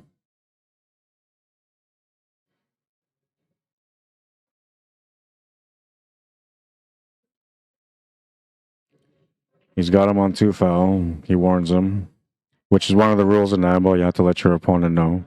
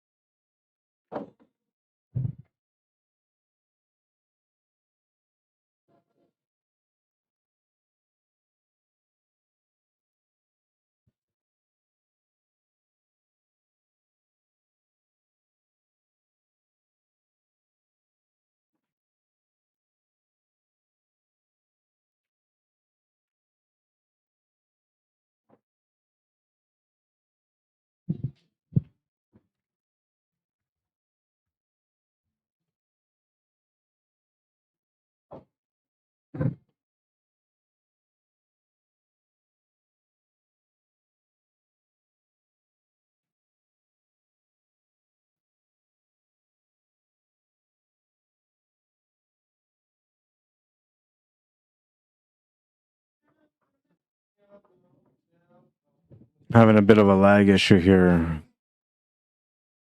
So it looks like I'm going to get stuck using this other camera for a little bit.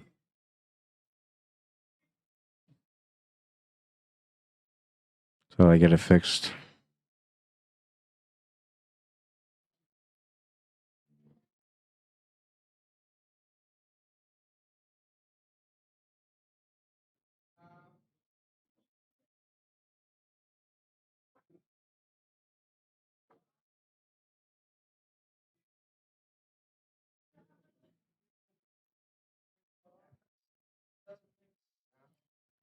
All right, there. It's fixed. Can't match up the colors, though. I tried my best.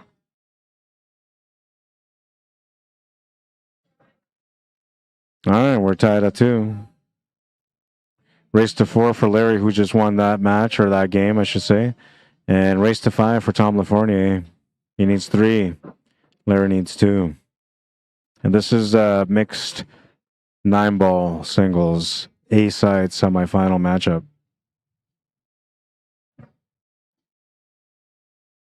So we're looking for 9 o'clock, 9-ball. Second chance will start about 6. Same thing with Scotch A and B. A little bit behind on that.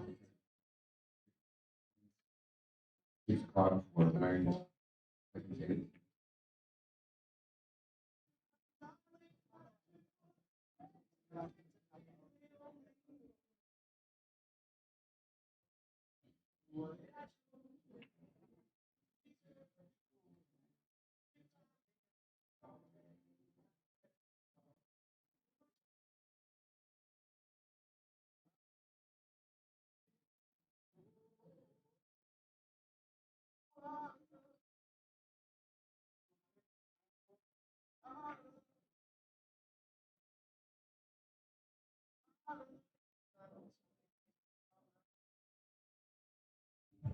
Moving into rack number 5 of this matchup, we're tied at 2 and a smash and break from Larry. He's going to make a ball, and it looks like he's going to have a bit of an opportunity here on the one. I don't think it goes to the side pocket, but it definitely goes to the corner. 2-ball sitting just to the right of that one. So if he ends up making the one to the corner, he could force the cue ball into the 2-ball as well and just bump it back out, which I'm not sure how that's going to work out, so I don't know if that's a good idea. But it almost feels like he has no choice but to run into that 2-ball if he takes that one to the corner. If it goes to the side, that's probably the easier option for setting up for the 2-ball, but harder shot.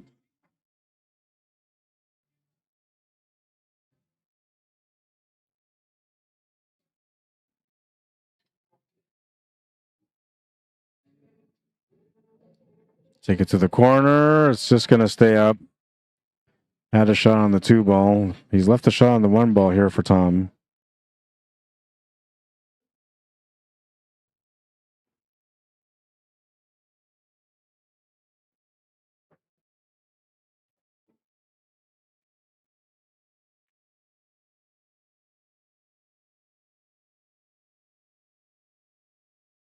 Trying to set up Uber Eats. See if I can. Oh, well, we're gonna walk and go get pizza right now. Are you? Where? Because I just looked at the match of our opponents, only 1-1. Oh, yeah. I don't know. You don't have to. You guys can just take care of yourself. No, we want pizza too. Oh, do you? But if you're gonna because there's these 3 places all 600. Yeah, that's one of the ones I was looking at. The one I looked at was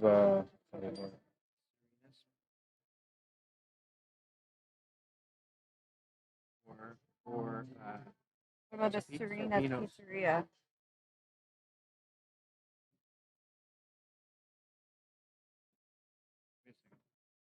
I don't know what my password is. 1, 2, 3. You could order and leave now. Leave our packs here under this table. Which one? Oh, this one. That's the different one. That's further. Look, we're here. That's arenas, and then another block is here. Right, is there another one closer to us? Oh, there are. Sorry. Dome Grant Pizza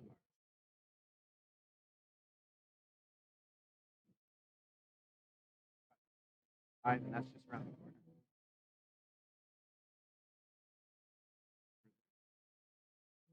You guys figure it out. I'm using it. Are you just gonna order your own? No, I'm just gonna. I was trying to set that up just in case because I'm gonna have to order food from there no matter what at some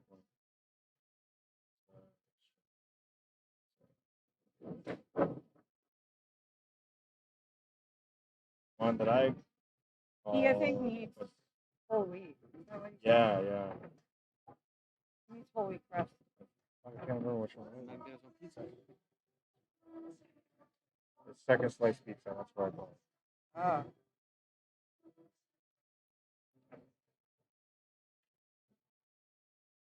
Yeah, and it's 600. See, it's 600 meters away. So not that far.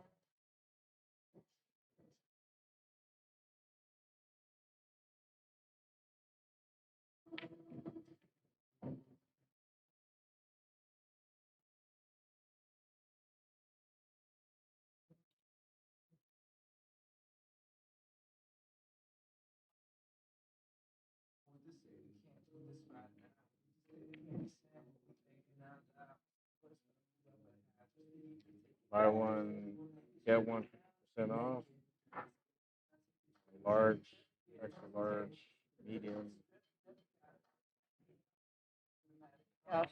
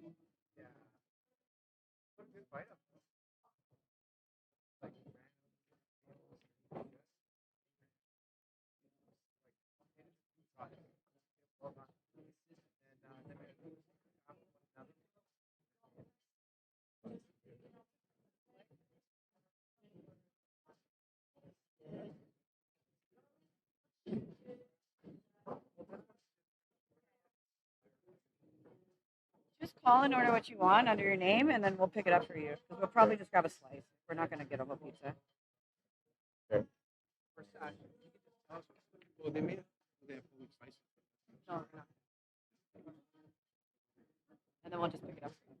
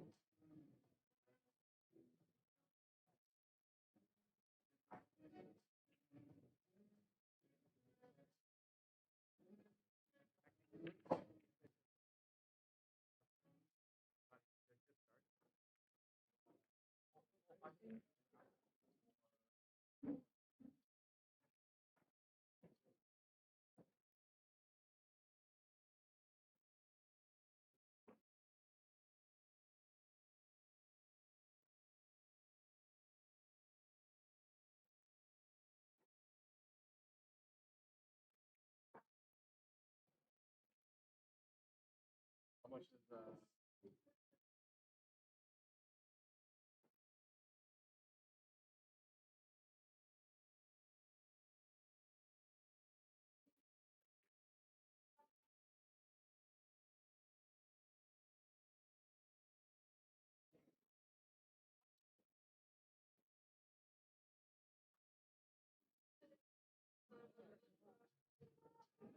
and how long will it be before it's ready?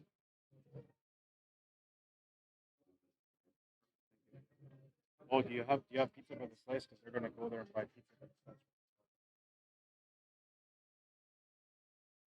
Make sure that it's on the.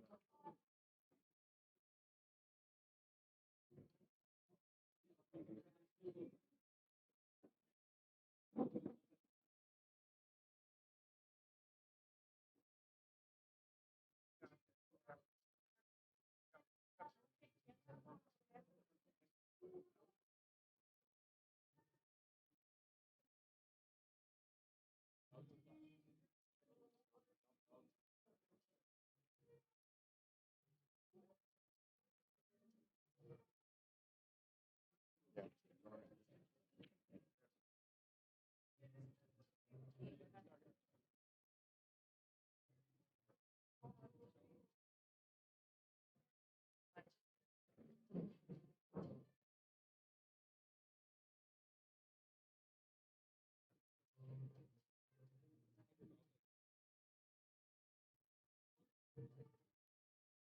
Yeah, I'll do that. All right, thanks, man. So yeah, 20 minutes.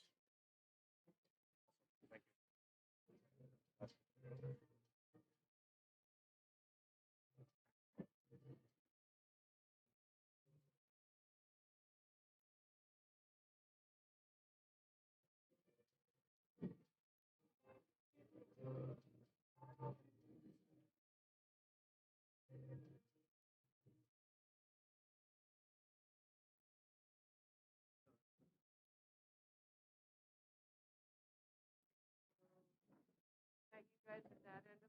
Oh yeah, yeah, yeah. Oh, yeah.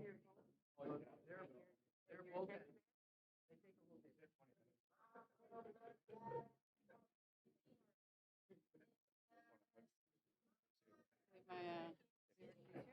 Yeah, if you don't do this for me, I'm probably like not Uber. I'm probably gonna have to starve. But I appreciate it. Last night too, like I didn't get a chance to eat till like 9 or 10 because I couldn't figure out how to get food. Fine. Yeah, you can just leave it here. I'll be here the whole time. Okay. I'm gonna put this under here. Tuck it under. Yeah, it's fine there too. Okay. Okay, thank you. You got it.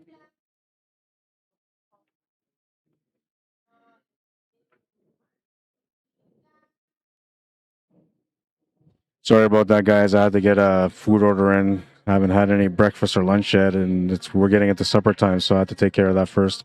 I don't know who won the last game. I'm gonna go find out after there's a turn here of the table, or maybe one of you guys can tell me.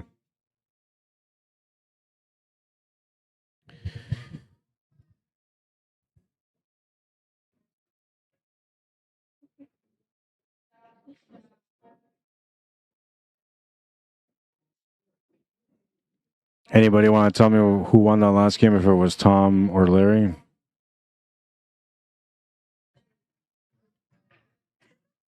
Tom, thank you. That was Del Oliver. Thank you. Appreciate that. Scoreboard has been updated. Thank you, Stuart Gansky. I appreciate that.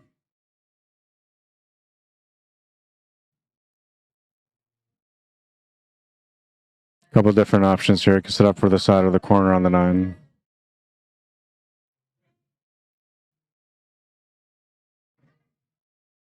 You'll set up for either or, but the corner is a better angle here, so that's what he was setting up for.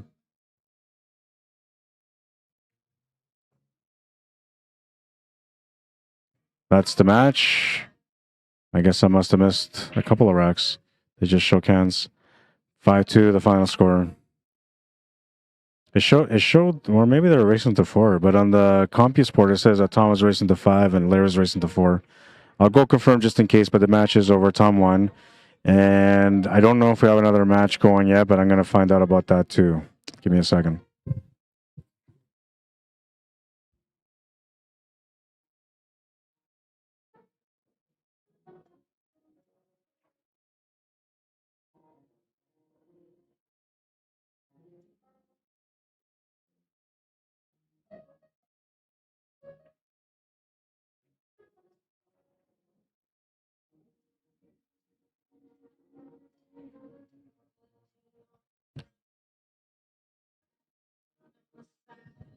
All right, so I'm not sure who this is in this matchup, but they're playing a match here right now, and I'll find out who's who, and I'll update the scoreboard on that. And the score was officially 5-2 for Tom LaFournier on that last match. I also got to find out whether or not I have another matchup on the main table that I've been working on, which I was told was going to be back-to-back-to-back matches throughout the rest of the evening. So I'm assuming they're going to have another matchup right away. But this matchup is a 9-ball singles match. I'll find out who it is that's playing, and I'll update the scoreboard as soon as I come back. I think I need to hire an assistant. I need somebody to go around doing this stuff for me.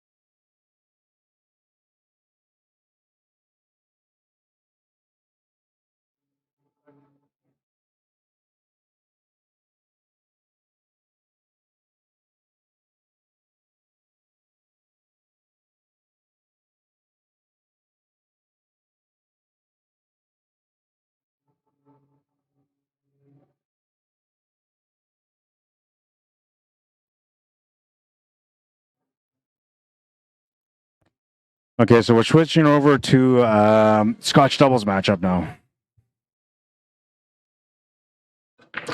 It's a B-side match. I'd rather work with the tables that are closer to me than going further away, so that's why I switched over.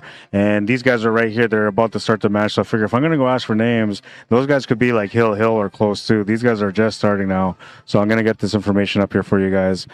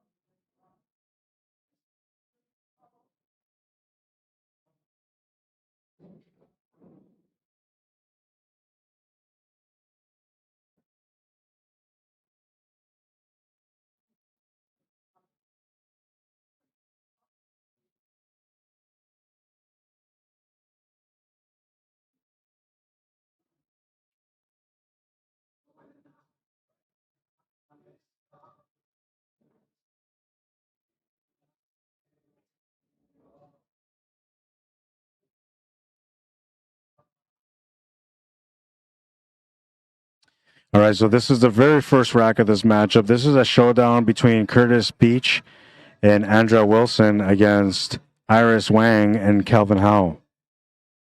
Race to 5 for Kelvin and Iris. And race to 4 for Curtis and Andrea.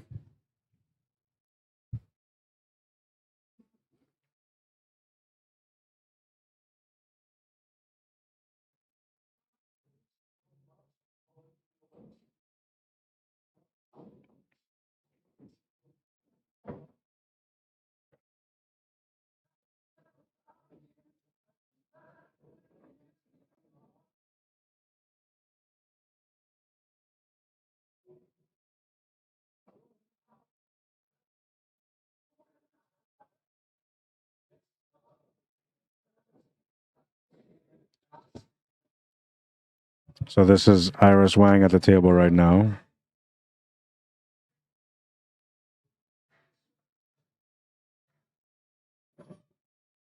Trying to find the small opening, and she's going to end up tying up her teammate.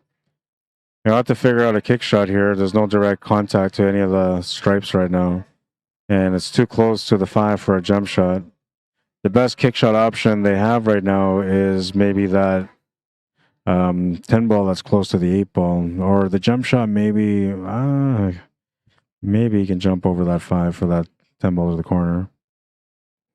He's grabbing a jump cue, so yeah, maybe he can.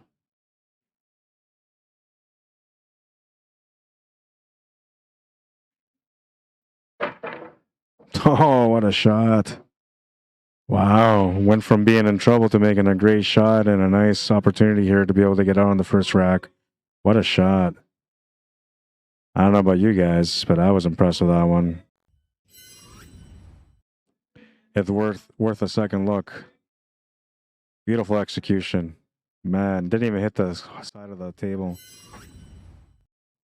Normally on those kind of shots, somebody will hit the rails just slightly and they'll go in, you know, a little sloppy, but that one was straight to the pocket. No rattle.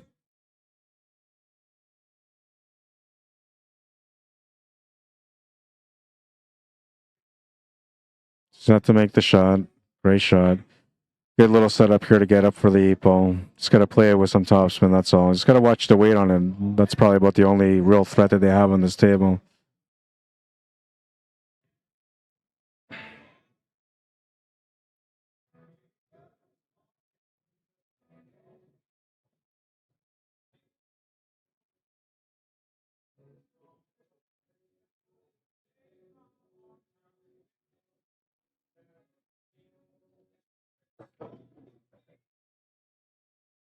Well, I'm not sure if he was setting up for the side or if he was trying to draw back to the corner, but he put enough stroke in it to get set up for the corner.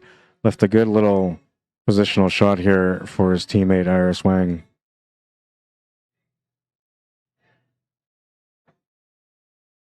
There's no worry here on scratching. You just got to play it with some topspin. But if you are worried about it, you can just put a touch or right hand spin and that would do it. That would straighten it out some more as far as your tangent line goes. Nice little finish. Nice little start for Team Wang and Hao. 1-0 for them. They need 4 more to win. This was the shot of that rack right there. What a beautiful little jump shot. Great execution.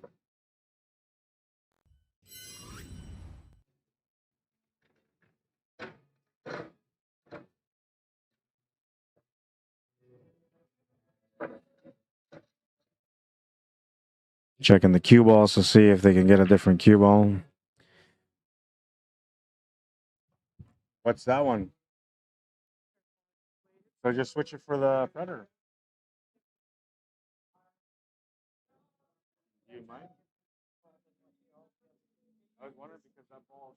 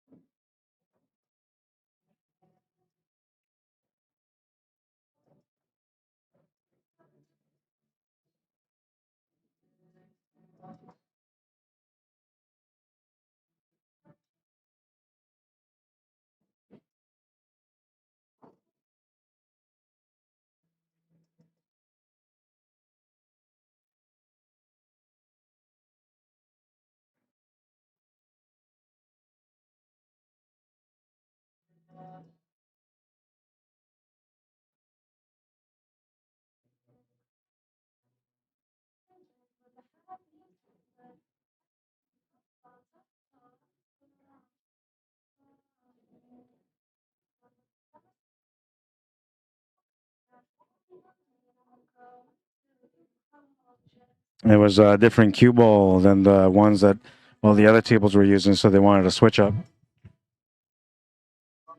Yeah, no, it was just a switch up with the cue ball. So what happened was, I guess one of our guys came in and played this morning, and they used a red dot cue ball, and they forgot it.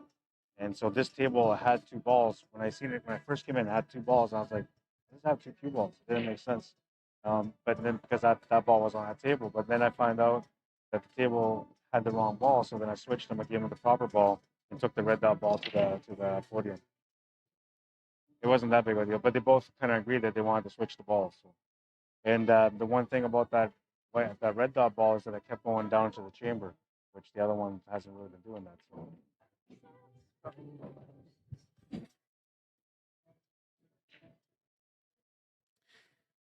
All right, all right, all right.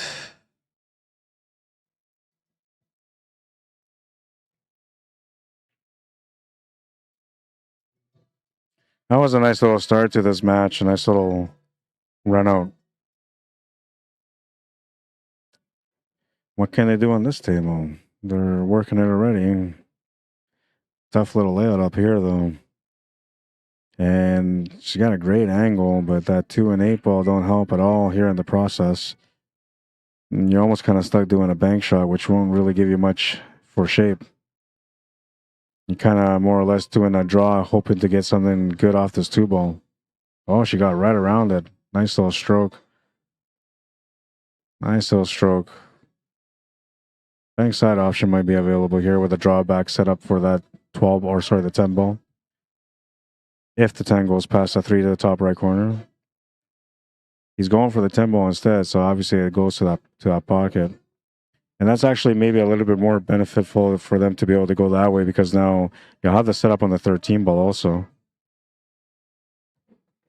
Oh, he missed the shot. Turns the table over, and Wilson and Beach will get a chance to get going on the scoreboard.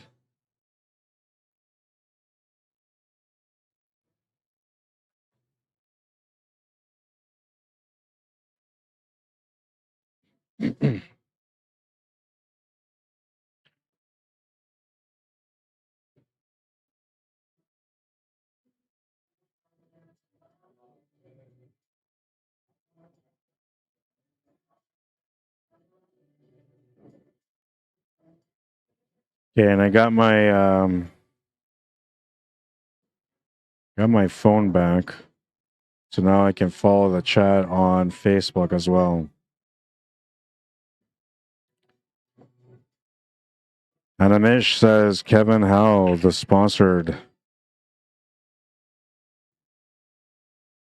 Did he bring his own cue ball? No, it was so what happened was somebody earlier from the crew that's running the show here, like the stats people, the refs, myself, all of us included, but there was one of us that I guess came on and played on the table earlier, and they brought out the red dot ball for themselves so they can play with a ball that they're more or less used to.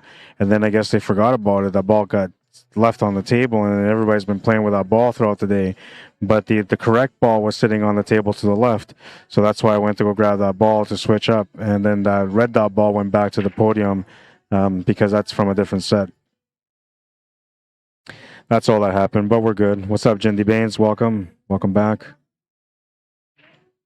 Silver, welcome to the stream. All right, so Andrea's at the table right now. Andrea Wilson trying to find a way here.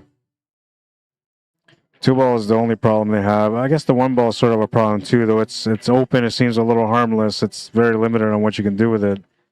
And this 3 ball here, it gives you a bit of an angle to be able to get the cue ball over towards that one. I guess that's what I would do. Yeah, I think that's what I would do. I'm trying to see if there's enough angle here to be able to force the ball a little bit to get more of a wide angle to run into the 2 ball for sure. But from here, like, it looks like you have to force the ball in order for you to be able to get into that 2 ball. And this is the thing about this setup is if you make this 3 ball, then you're leaving that 5 ball at the top of the table, which is going to be hard to get to. It only has 1 pocket, technically, the top left corner. Of course, you can make it to the right side middle or the right side bottom corner, but then you have to get above it for that, which makes it a little bit more challenging. Now, normally with this angle on the 3, you can draw over to the left side of the 5. So, yeah, she tried. But then it was going to be tough to get a shot onto it. And right now, like, she did her best to get over, and she's given her teammate Curtis a chance to be able to make this 5. But it's not an easy out, and you still have to find a finish with that 2-1 ball.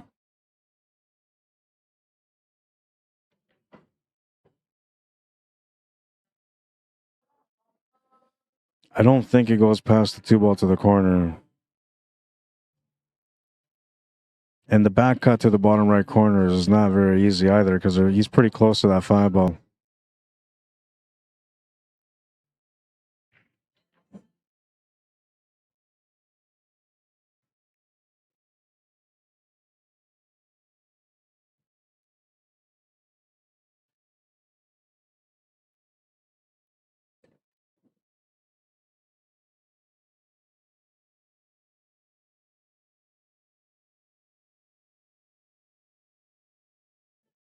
Tried to make it go to the corner. Now, this is a bad thing because he's left that 8 ball open now. Now there's a real chance to make that 8 ball, which means that Wang and Hao should be able to get another game here, as long as they don't run into any trouble, that is.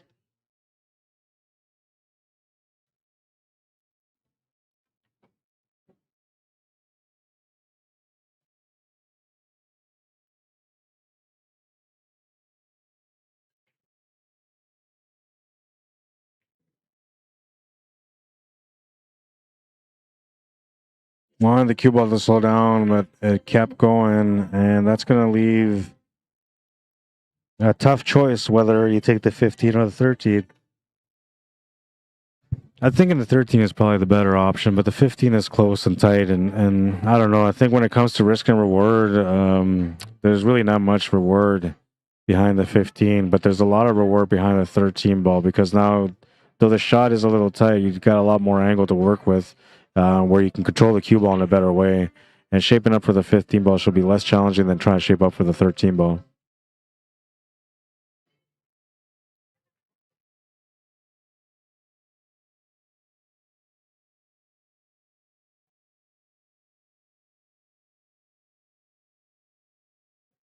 Did his best to control the position for the 15 ball, but he's going to miss the shot on the 13. And now this is a bit of a bonus here for Wilson and Beach, because they have a chance to be able to make the 5, open up the 2, and get onto the 1. A little bit of a gift here, perhaps. I mean, they still have to earn it, so that's why the perhaps comes in. Key shot here is just trying to get separation on this 2 ball and 8 ball. And then the next part of it is trying to have a shot to follow up with, which likely is going to end up being the 1 ball.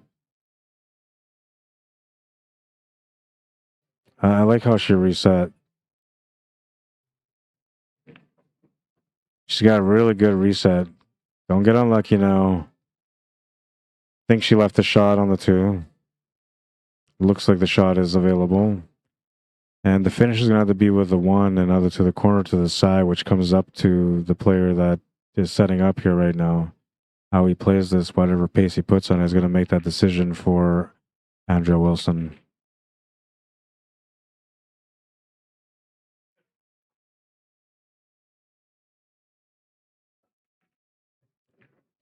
Curtis will deliver the shot, and the angle is going to get set up here for options on the side or the corner. I'm still liking the side myself, but the side pockets on the valley table are a little tighter than the diamond table, so they are definitely a little bit more challenging.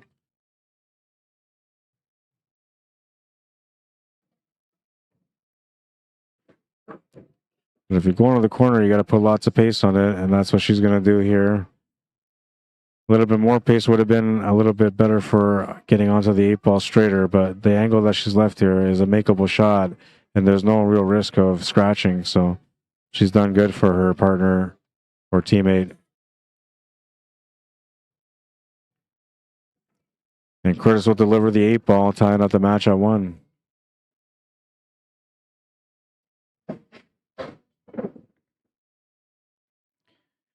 By the way, if you guys are enjoying the stream, I would really, really appreciate it if you guys like to share the stream on Facebook. You can share it on your own personal Facebook page. Let your pool friends know that this event is going on. Or you can share it onto... Oh, you guys are fast. Or you can share it onto a local page where you have pool players around. That's okay. Thank you. All right. So we're going to move into rack number 3 now. And those of you that are watching on YouTube, if you want to support me, you can also like the stream on YouTube, which helps a lot. Believe it or not, it helps a lot. And then subscribing to the channel also helps, right? Anytime you subscribe to the channel, it gets me a little bit closer to my 1,000 subscriber mark. And once I get to that mark, then I can start making a little bit of extra money from the work that I do through the advertisement. Right now, nobody wants to advertise with me, man. I don't know why. I talk a lot. But I do have a sponsor, so I shouldn't say that. And we'll pop them up here on the bottom right side of your screen. It's Brock's office located in Winnipeg, Manitoba. They're great people, pool players. They've been in the business for 10 years, providing some great deals for Winnipeggers and Manitobans. Thank you, Brock and Brock's office, for your support.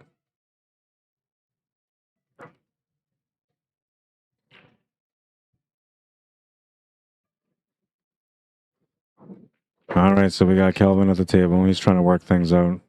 I just got my food delivered, man. I feel like I'm going to bust a munch right away, but I'm going to be patient. As patient as I can be for a minute.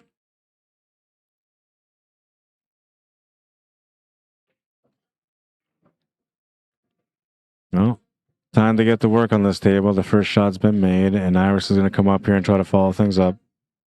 Yeah, just leave it there. If I walk away, I'll put it underneath. Yeah. When do you play next now? It's A-side final now, right? There's what? 4 left. Oh, yeah, I thought that was a semifinal. Yeah. Oh, yeah. Good for you, man. So when do you play now? 9? 7. Okay.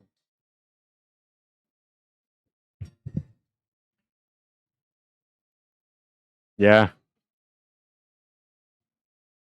All right.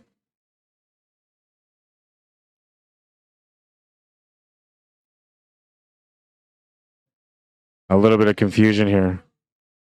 She was saying, like, wait a minute, it's a scratch off the break, it's a ball in hand, but Kelvin already made a shot and claimed the first ball, so Iris is actually shooting the right ball right now.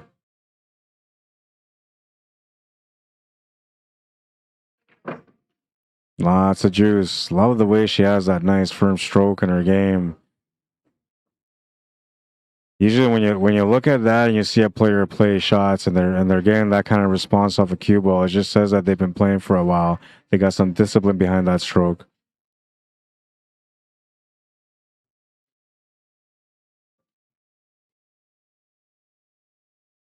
Nice little angle here for the 13 ball. Need to find a finish still, though. So ideally here, you would like to come down and try to find a shot on that 14 ball, because that's kind of the only one that doesn't really have a place where it belongs yet. It does go to the top right corner, but because of the 4 ball being where it is, it makes it a little bit harder to get to. It doesn't have any other option, though, so you have to, if anything, you're going to have to play this through and try to get set up for the 14 ball right now by getting the cue ball to come off the top rail, left rail, and then back into that 4. If you can hit it right on the spot, right on the mark in the middle of that 4 ball, you'll hit the jackpot because you'll have all 3 stripes available from that point on, and you can make a better decision on how you want to finish the table. But if not, then you can just try to play the cue ball through here and just end up on the 10 or on the 12. She's going to draw back instead. She'll have the shot to the side, so it's not a bad shot. Did she leave him a shot on the 10 ball, though? If not, the 14 ball might be available, and that's the one that doesn't really have a pocket, but from here, it looks like it goes to the top left corner. Oh, yeah, it goes no problem. Great shot. Now you have options to the corner or the side. And I'm thinking that we're going to want to finish on the side pocket. But we'll see. We'll see what she decides to do. A little dangerous to go for the 10 as a finish ball, or sorry, the 10 and then go for the 12 as a finish ball, because you have to hit it pretty perfect on a fast table. But you can also maybe try to get the cue ball to run towards that 5 ball a little bit, which would maybe give you a little bit of a cushion on the cue ball. Now she's looking at this option of taking the shot to the side instead and just drawing back, which is not a bad option. And especially the way she's playing, the cue ball's responding to her stroke, so it wouldn't be a bad option. Looks like she's switching back and gonna end up taking this 10 ball instead.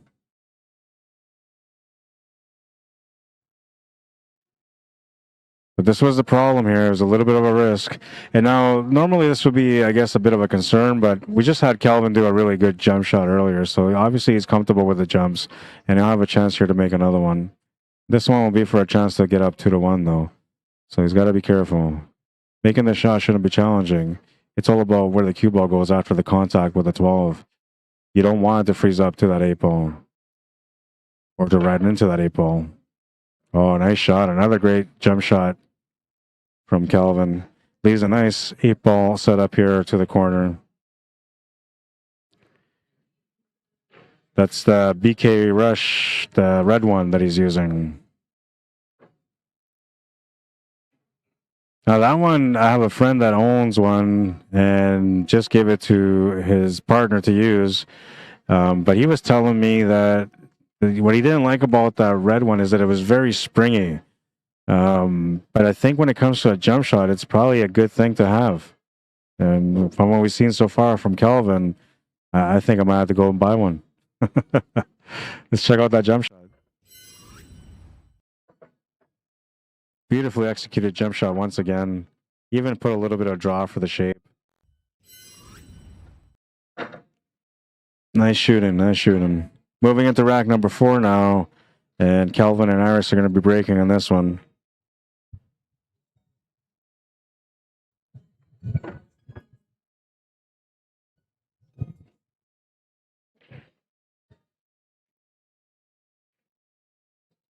Dave Unger, welcome to the stream. Josh Lim, what's happening, man? Says, let's go. Sponsored by Kamui Predator CPBA and 3 seconds. Is he sponsored by everybody? Really? Cool.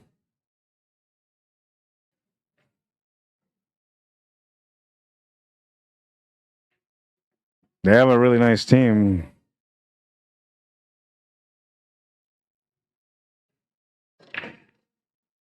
Good delivery on the break. It's going to make a ball, which is all you really want to do. And this break is very nice. Very nice. Solids look pretty good.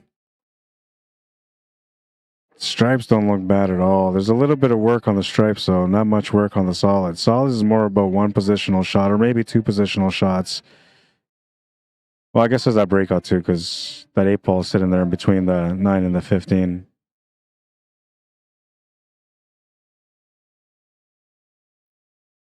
Don't leave your hot food sitting, says David Wilson. Oh, I want to eat it, man, so bad. But then I'm going to, like, not talk on the mic. I want to eat, though. I can smell it, man. Lee Smith, Sav Angel, sorry, welcome to the stream. Patrick Huntinghawk, how you doing?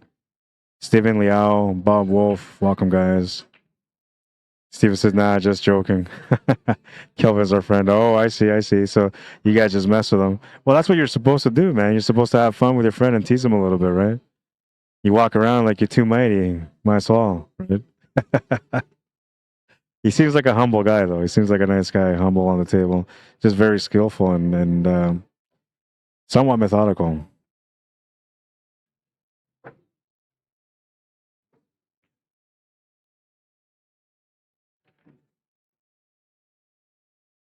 Looking for a bit of a reset, and it almost worked out.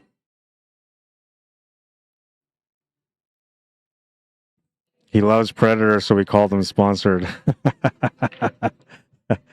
I see. I just got my first piece of Predator equipment a little while ago. I won a Q in a raffle. I got a Predator BK Rush, the blue shiny one. It's all right. I don't know. It's kind of weird getting used to it, man. It's got that carbon fiber shaft, and I play with a wood shaft, so it's slightly different, but it has some explosion to it.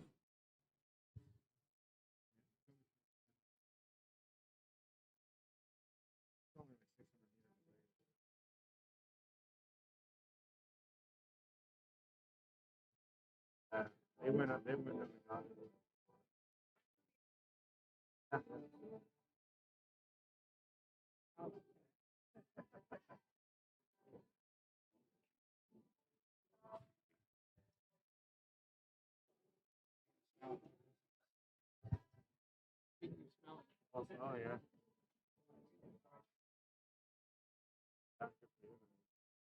That's how you explore it, right? It's by checking out different places. I want to do that too, but we'll see. Yeah.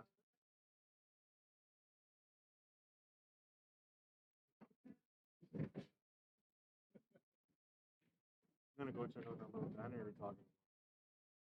Chance tonight, apparently.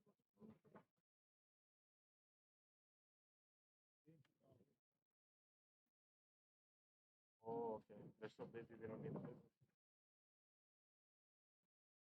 You know, sometimes by closing earlier, I actually built a little bit of a plan.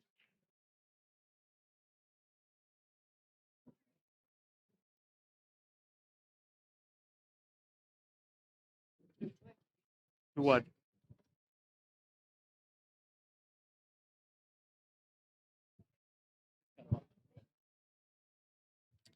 This tournament has Fargo Cap. I believe it does, actually. I believe it does. Because I know, like, the guys like Stephen Holm, Ben Francis, they can't play in it because they're over 725, which I believe is the max that you can reach before they bump you out of the league.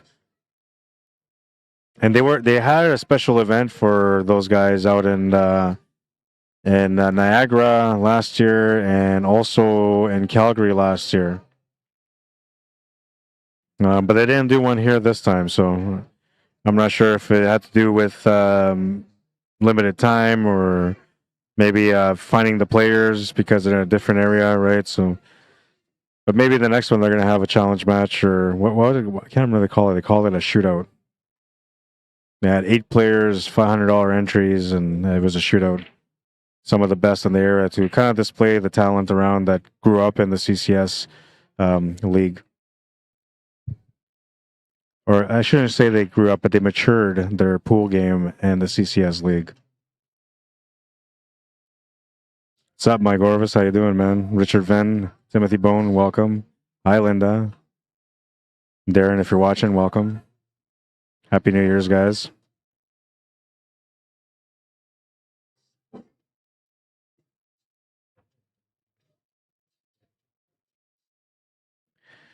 Go back to YouTube and check out some of the comments there. Is it IJ Stanley? Says one rack was really quick, 1 on to 9, and then oh, that's from earlier from the California match. Fugitive Chris says it's Serge Senchar versus Ross Bradson. Oh, that was that match behind there. Okay. I'm just catching up with you guys. I apologize. Matty Boy says, hey, Rod, where does one send application for the assistant position? Yeah, well, first I got to find a way to get you guys paid and traveled, man. But yeah, I definitely need something. I got my kids talking about it too. My daughter, she likes to stay in hotels. So she's like, well, I want to go to the Fairmont with you. I was like, sorry, but I'm working. I can't take you, you know? And now she's thinking about being trained in my industry so she can come along for the ride with me wherever I go. So I don't know. I might have to play some favoritism onto my daughter there, Maddie. Otherwise, I'm going to have a grumpy teenager when she grows up.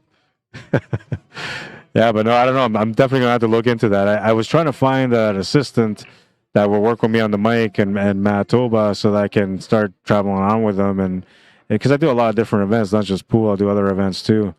And I need help for that kind of stuff too, right? I need camera operators and people that can just do little things on the side while I'm trying to take care of the main stuff on the stream. Cameraman wouldn't be the small stuff though. That would probably be an important job. Usually I do all that stuff on my own, but it'd be nice to have some assistance on that, or maybe even a trained operator would be all right. Or even just a person with a voice, right? So there's different ways that I can hire somebody with knowledge and voice, you know, preferably somebody that has variable knowledge, not just pool, but, you know, other things too, like music and sports.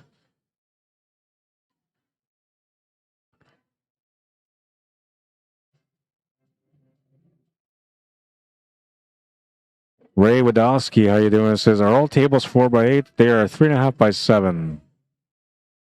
Good try, good try.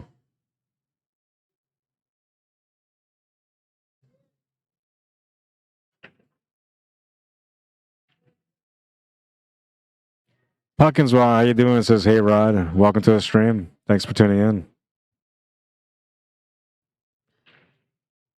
Same to you, Timothy Bones says, Happy New Year. I hope everybody's going to have a great year this year. If you're a pool player, I hope you find the pockets and the championships. And if you're not, I hope you find a pool hall near you where you can go and find those pockets of championships. The game needs more players, and you might be one of the special ones, but you won't know unless you go try. Chris Wade, how you doing? Deb Wanamaker, welcome to the stream. Sean Telbin, how you doing? Kevin Bidens, welcome to the stream.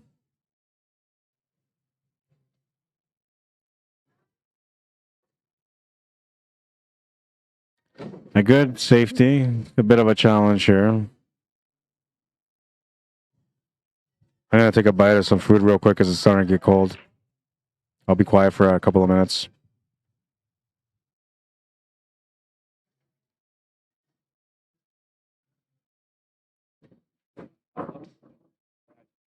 Being fed, are you? I had to order a pizza, man. I figured like I could have gone for a walk to get something to eat, but then I said like, what happens later when I'm really hungry, like at 8 or 9, right? Like I figured I order a pizza and just eat throughout the whole day. Yeah, that's right. Yeah.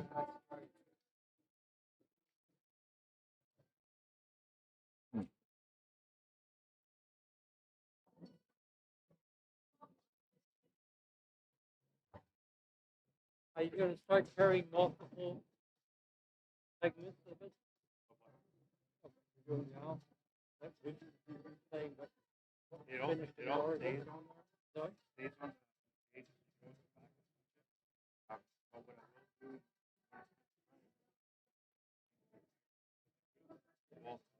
Okay. Good for you.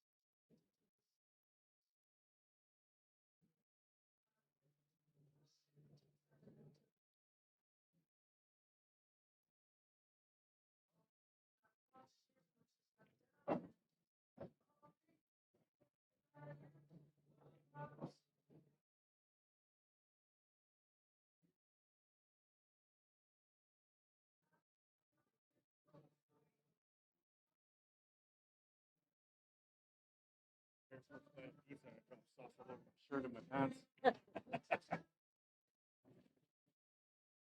Sorry about that. That's the sound from my napkins. I went and took a bite of the pizza, and then my very first bite of pizza, I dropped sauce all over my shirt and my pants, so I had to go and clean it off right away. Sloppy eater, I tell you. All right, so it looks like they're pretty much good to go here on this rack. It's got to follow her up a little bit. She's off angle slightly, though. So she's going to leave a little bit of a long shot. But it's not that bad. Just got to follow it through. You know, maybe 6 to 8 inches will do. You could always play off the rail and back, too. But I think it's just slow roll it here. Well, maybe a little bit too much. She's going to leave a sharper cut. Still a pretty available pocket, though.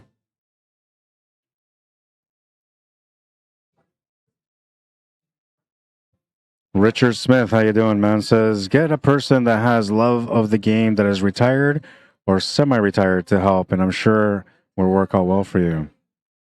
Yeah, you know what? I like that. Thank you. I appreciate that, man. Good advice. I'm trying to find people like that, so I do have some people that have tried to come around and help, and I think you're right on that part. Somebody that's retired, because then they have a little bit more time, and if they have the love for the game, you know, they're gonna really enjoy having that opportunity to do that kind of stuff. Also, I was looking for a little bit of youth too, right? Because I wanna eventually have somebody that can take over the company, right? Because you know, life goes on and we all get older, right? So at some point, I'm gonna maybe want to walk away from what I do too. So having somebody young that can take over the company will be great because then they can be trained with my vision and my knowledge, and then maybe eventually do greater things that I ever could have. So yeah, it's in my thoughts. But I appreciate the advice for sure. Great advice, man. Richard says hi.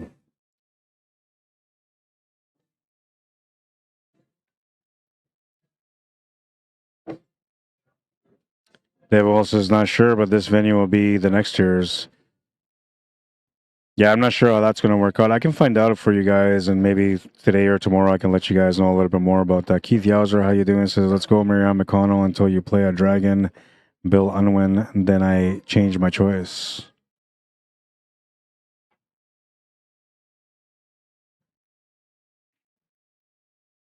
Rod Crow says, hi, Rod. Got the pool games. Oh, I didn't see who won that one. Did I update it? Am I missing something? I get carried away with conversation and then I forget it.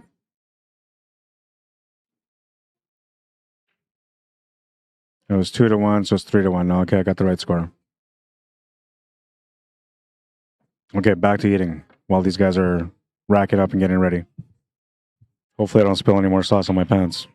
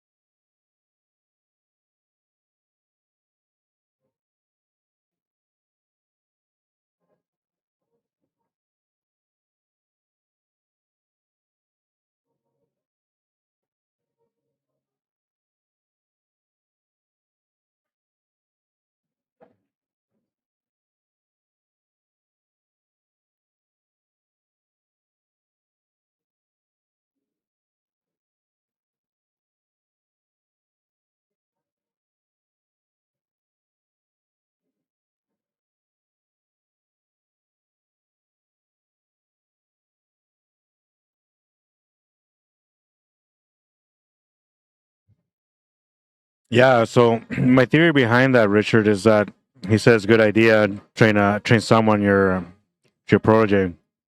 But the idea came from, first of all, originally came from snooker, because I live in Winnipeg, Manitoba, and snooker used to be like a huge thing out there. And over the years, from what I remember it being amazing, it just kind of died off. And I think a lot of it was because like the players that had the knowledge, they didn't share that knowledge with the next generations after. Or maybe they did somewhat, but it was limited. They didn't open up the knowledge. So what happened with the game is that it slowly kind of just died off because harder to compete. A lot of people rather play on anything else other than a snooker table because they don't understand how to get along with the table. So that lack of knowledge affected the game a lot.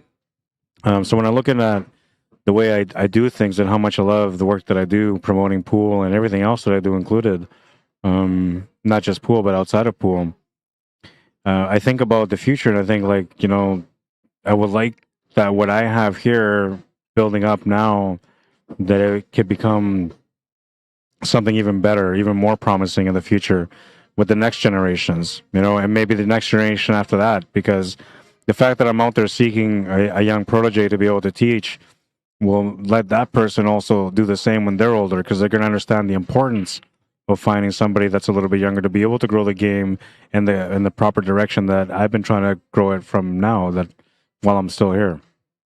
So yeah, that's where it comes from, is training somebody younger that they'll have my vision plus their vision, my passion plus their passion.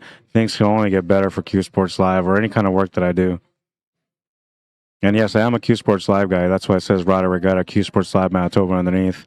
But I was contracted here to work under the CCS banner, so that's why I'm not streaming on Q Sports Live. And that's why I'm streaming under the CCS banner. But I really like Ted and Gail, and I love his vision of what he's doing, and I want to support it. So that's why I'm out here covering their event. And hopefully, if I'm lucky, I'll have a chance to be able to cover more events for them moving forward in the future. One of the things I can tell you about the CCS is they have some really great locations for their events, and from the feedback that I get from the players that have been involved, they all say it's fun to travel and play in the events. This one here is just, I don't know, it's a specialty in my opinion, because we ended up coming to a location that's just one of the most beautiful places in the world in my eyes. I've been to different places in Canada, and this is one of the places that will always be one of my favorites. I mean, the hotel itself is ranked one of the top 10 iconic hotels in the world. So when you go inside there, you'll see how incredible it is. And if you've never been here and you want to see it, I'm going to do a little walkthrough later when I get a chance of the hotel and I get a chance to see some of the stuff out there. But yeah, it's a beautiful place. And then when you go outside with the harbor and the Parliament building, and put that all together with that nice smell in the air that you get from the weather out here, it's just a beautiful experience altogether. And if it was up to me, I would come back here every year to cover the event.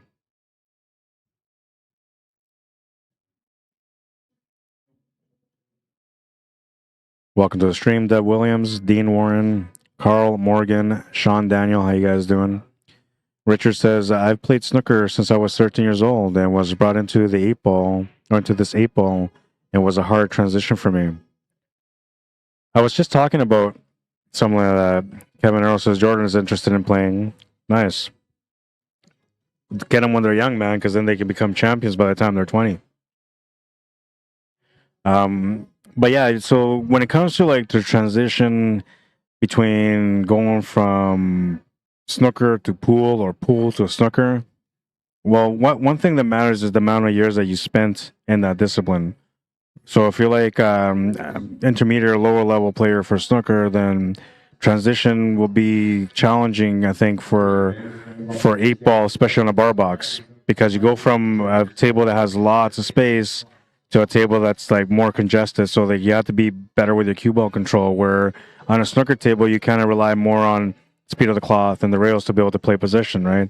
A lot of the play on snooker is like center ball with changing your bridge hand to create the different stroke effect for the spin, right? So it's a little bit different than 8-ball and 9-ball, where you're actually applying spin to be able to make that happen with the cue ball. But on the flip side, I think that, and I'm going based on experience only, I was a fairly decent 8-ball, 9-ball player before I switched over to snooker to try it out. And I had some pretty good knowledge already. When I switched over, at first it was challenging like it is for anybody else, but with a little bit of dedication in my practice and working on the specific things that I needed to learn, I slowly adapted to it. And then I could instantly start running some points and doing a little bit of decent breaks. I only played for 2 years ever. I never played snooker prior to that, and I haven't played since then. So it's 2 years of snooker, and within that 2 years, I was able to do a 68-point break and an 88-point break. So, like, I think the transition from pool to snooker is a little bit easier, but the other way around is a little bit harder. And a lot of it has to do because from this one, when you play on a bigger table, you can adapt somewhat, but from the bigger table to the small table, it's way more challenging. There's different skill required. And I think like the stuff when it comes to the snooker table, there's a lot of skill required too, but if you have the experience from 8-ball or 9-ball, you've been playing for a long time, say like a intermediate or advanced, maybe in a master player, then the transition should be a little bit easier, because you should be able to figure out what the little adjustments are for you to be able to be more consistent on the table. Tanya Hoffman, how you doing? Welcome to the stream. Joseph Tamayo, Jerry Trapp, welcome guys. Leah Carroll, how you doing?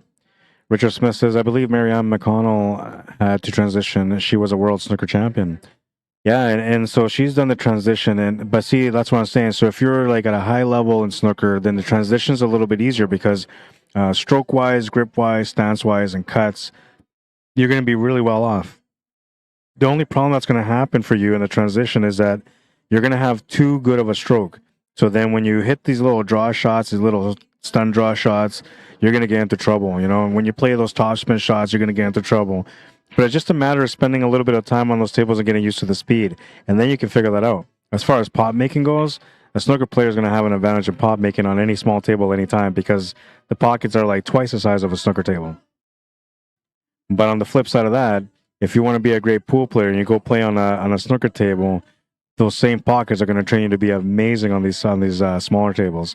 And you can, if you go to a place that has like, you know, kind of beat up snooker tables that doesn't really matter how you treat the table, and then you can practice on those tables with oh, what a shot. What a shot. You can, I lost my track of mine there. I don't know if she called it or not, but what a beautiful shot. Yeah, she called it, man. Wow. Took my breath away on that one. Let's take a look at it.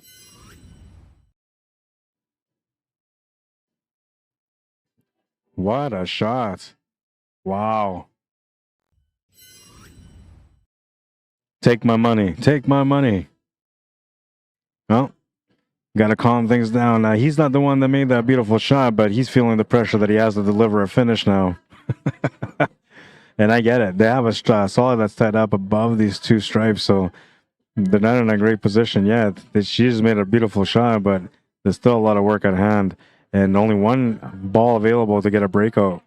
And if you make it and you don't get that breakout, then you might cost your team this rack. But if you make it and get the breakout, then you're all out. I think it's a percentage thing, and I think you got to figure out what tangent line you got to work with, the speed of the table, and the percentages on whether or not you're gonna be able to get there with enough pace to open it up. Not only that, but to see if the angle will actually work to be able to give you a follow-up shot. If you feel like none of those things are available, you play the safety here. And you wouldn't lose here on the safety. You would actually be okay. You can just cross-bank this up table instead and try to leave it over the top right corner for a breakout angle. That's okay too. As long as he doesn't pot it, that's all that matters. Yeah, what a shot, says Greg Amos. What a shot, Andrew Wilson. It was beautiful. Leah Carroll says, nice shot, Andrew Wilson. Yeah, we got to look at that one again. That might be the highlight of the day. But they have to win. They have to win. Well, no, wait. This is not Q Sports Live, so I can leave it as a highlight of the day if I want to. With Q Sports Live, I'm very specific on the highlight of the day. It has to be a great highlight shot, but you also have to be able to win that game. And if the highlight replay leads to the win, for sure it gets a highlight of the day. Because sometimes you see some very special shots that you normally wouldn't see, but it's like one of those do or die moments, and something special happens. Kind of like what happened there with that kick shot. I gotta look at it again. It was very beautiful. Perfect little pace. Perfect angle. Nice little finish.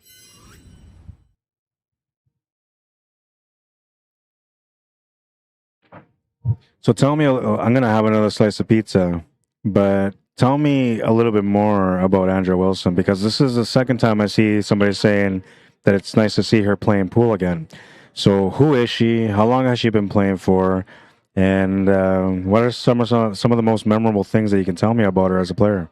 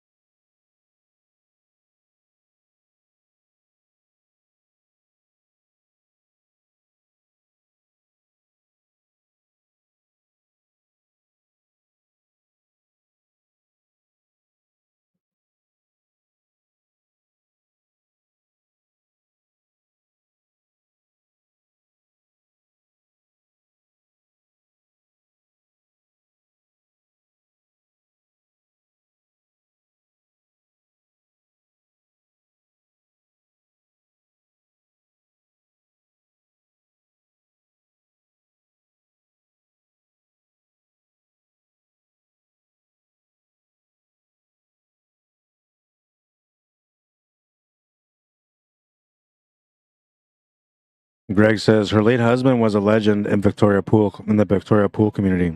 Larry Wilson. Wow.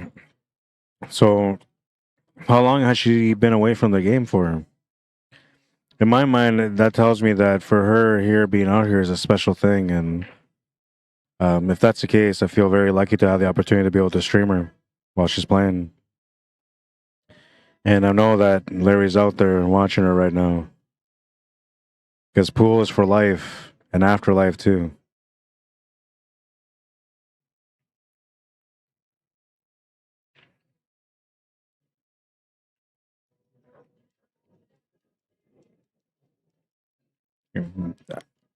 Andrew is very good friends with Maryann McConnell. She and her husband were also Canadian and national champions, says Leah Carroll. Cool. So she's a disciplined player. You can see it. I mean, I don't know. She knows how to play for sure. She knows how to play, and she's got a nice little stroke. And when I watched her play earlier today, I noticed that she was like lining up, and then she would reset, and then she'd go back and line up, which it's like the number one sign of a disciplined player. They don't shoot on first instinct. They always look for the shot, find it first, and then they shoot it. You like the graphics, Fred? The scoreboard? The scoreboard? I did this for the replay. This is just a kick shot. She made the two to the side. Oh, really? Wow. Way to go, Andrew. Wow. I'm just looking up, and they're telling me a little bit about the history that she had a husband that played pool, and they were national champions. Yep. Apparently, she's been out of the game for a while. Yeah. Really cool. I like this kind of stories. And I feel lucky to be able to stream it. Extra in there? I just ordered, I don't know if I want. pepperoni, beef, bacon, and banana pepper. It's the only thing that I can find that was whole wheat, and I haven't ate, so I figure I'm going to order something that I can. I should have something. That's why I'm looking at it. Thank you. I have a nap. Yeah. Nothing awesome. Those beds are comfortable.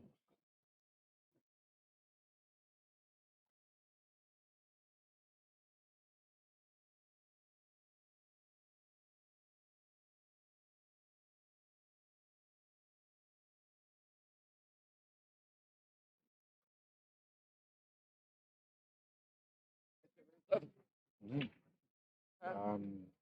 23 bucks or something like that.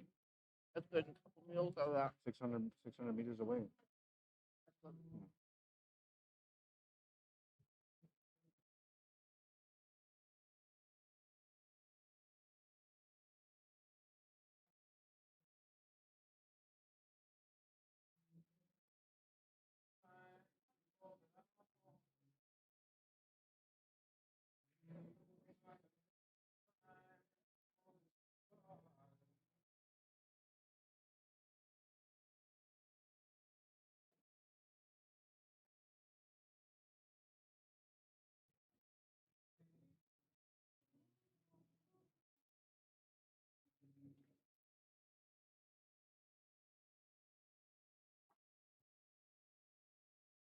Richard Smith says Larry and Andra are one of the best on Vancouver Island. Cool. So I'm assuming they probably like play together for Scotch and everything like that too, right? Probably on the same teams. And Greg says she has a beautiful soul also. Yeah, and I can see that. I mean, I haven't really had a chance to talk to her much other than ask her what her last name was and who her partner was at the table. And but you can see it like in her eyes, and good people, you can just recognize them from a mile away. She's got that aura around her. No, I'm not a hippie, but I can see the auras. What's up, Leon Hool? How you doing?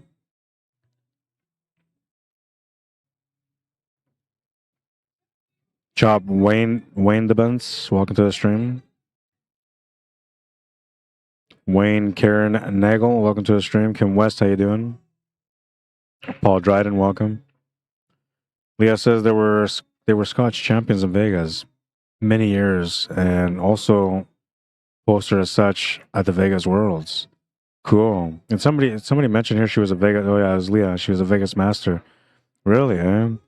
Well, that explains a lot of things because I don't know a lot of people in this area. I know some of the people that know me from the streaming that I do through CUESPORTS Live, but as far as the Vancouver area, I've never really been here, so I don't know like who's who. I seen some guy a little bit earlier that looked harmless, and I was like, oh yeah, maybe I'm gonna go challenge that guy, and then I didn't challenge him, and then a little bit later, somebody came by and talked to me. They're like, oh yeah, by the way, how come you're not streaming that guy? I was like, well, what about him? It's like, oh, he's one of the best guys out here. I was like, what, really? And I was gonna go play him.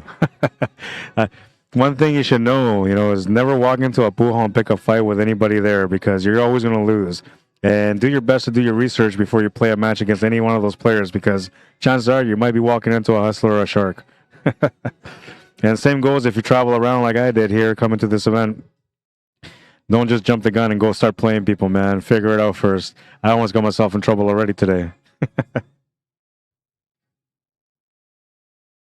Keith Yowzer says, thanks for the stream. You're very welcome. Thank you for tuning in. Susan Johnston, how you doing? Teresa Berry, welcome to the stream.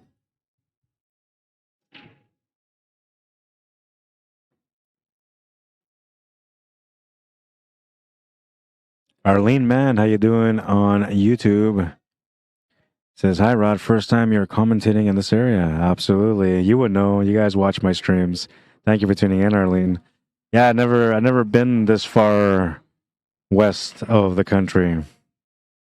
I feel fortunate to be here, honestly. Everything on this trip, seeing the mountains on the way, the scenery here, the pool players so far that I've met, the organizers, of course, top notch.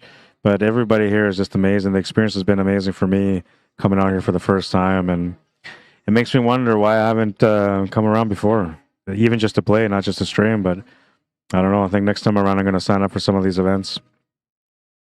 I'm going to be trying to run a CCS league out in Manitoba. There's one there already for singles, so I'm going to try to run one as well and then qualify through there so I can start playing on teams and Scotch doubles. Cue ball control sometimes. How you doing? Says, welcome to the best coast. It is absolutely beautiful, man. I don't know if I'm going to end up going home. Like, I'm going to try to find another event here so I can stream for another week. It's absolutely gorgeous, man. And I went for a little bit of a walk last night just to go look for restaurants and stuff. And the scene all around here is just amazing, man. But from what I understand, just Vancouver in general is just beautiful. BC in general is all beautiful too, they say.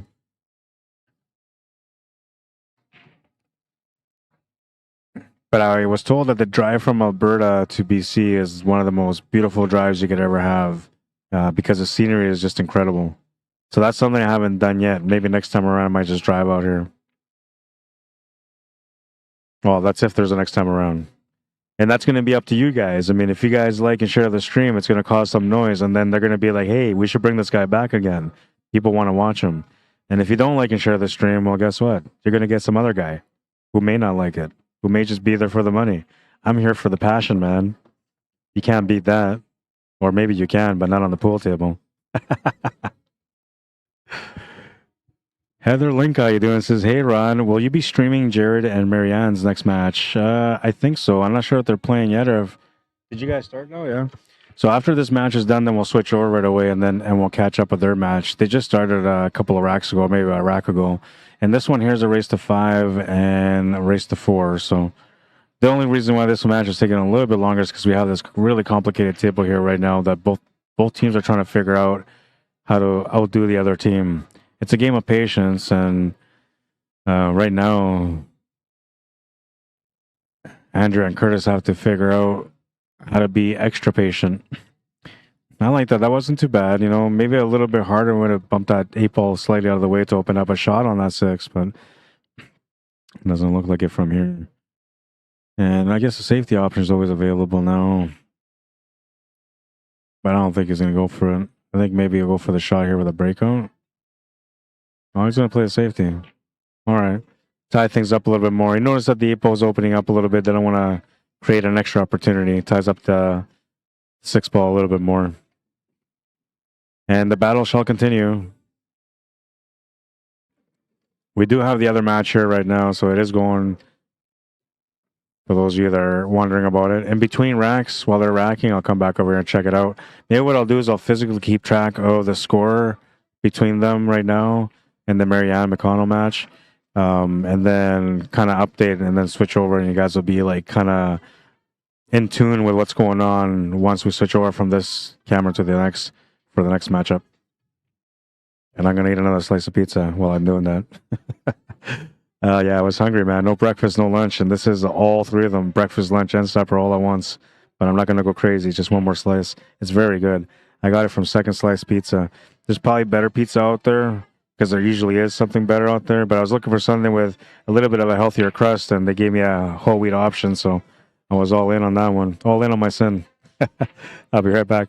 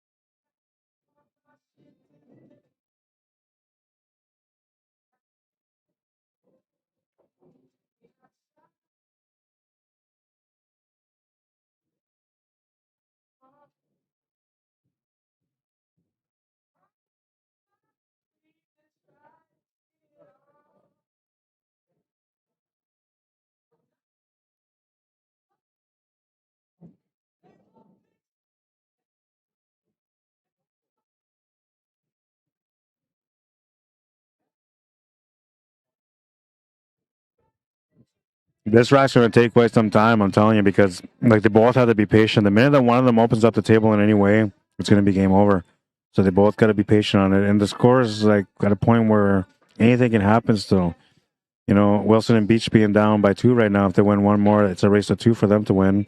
Or sorry, yeah, it is a race of 2 because Wang and Hao already have 3 wins. They need 2 as well. So a very crucial rack, and you got to be patient here. It could be the most important rack in this match. And it looks like it's going to be something that's going to play out for a few minutes at least.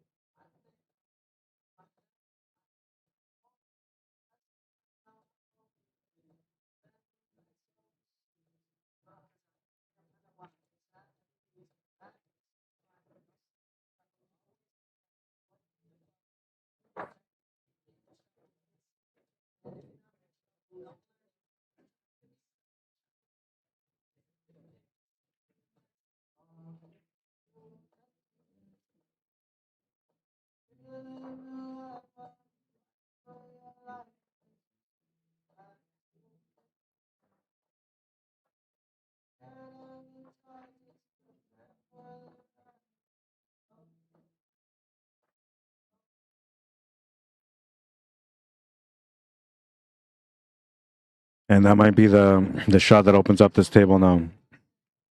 I don't think they have a shot still on 2 of the stripes, but they have a shot on the 9 ball, which can maybe create the breakout angle. Maybe.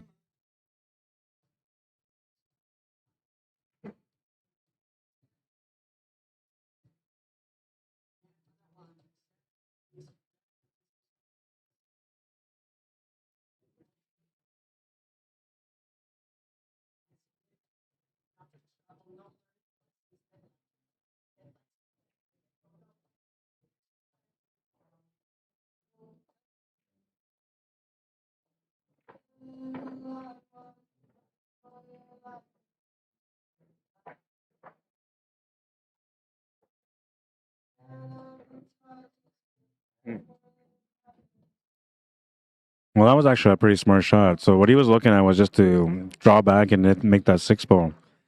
Now, what they've done by doing that is that he's left them a chance of maybe a cross bank or or maybe a jump shot. But if they don't make the shot, that leaves a wide open table for Wang and Hao to be able to get on the hill. So very smart shot. Very well thought out. All right, let's scroll back and check out some more of these comments. What's up, Chip Ann? How you doing? On Facebook. Hubert LeBlanc, welcome. Sorry, I'm eating food, so I kind of lost a letter there as I was talking. Keith Yowzer says, just ask Leah and Sean Carroll about the drive from Alberta to BC. Is it that beautiful or is it that crazy? David Flowers says, great match. Yeah, this is a great match for sure. Thanks for the stream. Greg says, Curtis is also a very well-known Victoria player. What's up, Dean McNaughton? Welcome to the stream. And Richard Smith says, check people out in mainland BC and Vancouver Island Fargo rating. Glenn Hopkins, Tyler Eady. I know Tyler Eady. I don't know him personally, but I know him. I watched him play. And yeah, great player. I always thought that guy was going to end up going somewhere like making a world championship out of his career. And maybe he still will. I'm assuming he's still playing. The last time I seen him play was, I think it was about 3 years ago. No, it was just after, was it after COVID or before COVID? Something like that. That was the last time I seen him play. Sean Carroll, Chris Carroll. Best I've seen is Glenn Hopkins. Cool. What's Glenn Hopkins' Fargo rate? One of you guys can look it up. I'll find out the score, Leah. I'll let you know right away. Fabian Iron Eagle, how you doing, brother? Leah Curl says, Keith Yowzer, we just got home from that drive about an hour ago, and he's right. It was beautiful. Yeah, no, I've been told like it's the most beautiful thing that you can experience. I've also been told that the drive all the way east to like Newfoundland and all that it's supposed to be beautiful as well. I don't know what happened in Manitoba, man, but Saskatchewan, Manitoba, it's all fields and haystacks. For us, it's all snow. Curtis Chaborak, how you doing? Matthew, welcome to the stream. Dry, tough field. Very tough field. Tanya Hoffman says, love it when matches I watch on the stream are on CompuSport. Can watch the brackets along with. Thanks again for the stream, Rod. Yeah, that's awesome. And I got to figure out, I'm going to go do that right now, how to attach matches to the brackets, because you can attach the live streams to it too. Not that I'm streaming independently, but I can at least put the link on there so people can tune in and watch it if they're following on CompuSport only. Leon Robert, Silly Boy, how you doing? Welcome to the stream. Glenn Hopkins, a 701. Cool. That's a pretty respectable number. Anything above 650 is a dangerous player. All right, so they're still doing a little bit of an interchange here. So I'm going to go find out what the score is on that other matchup, and I'll update you guys in a minute. Maybe two. And no, I'm not going to have any more pizza.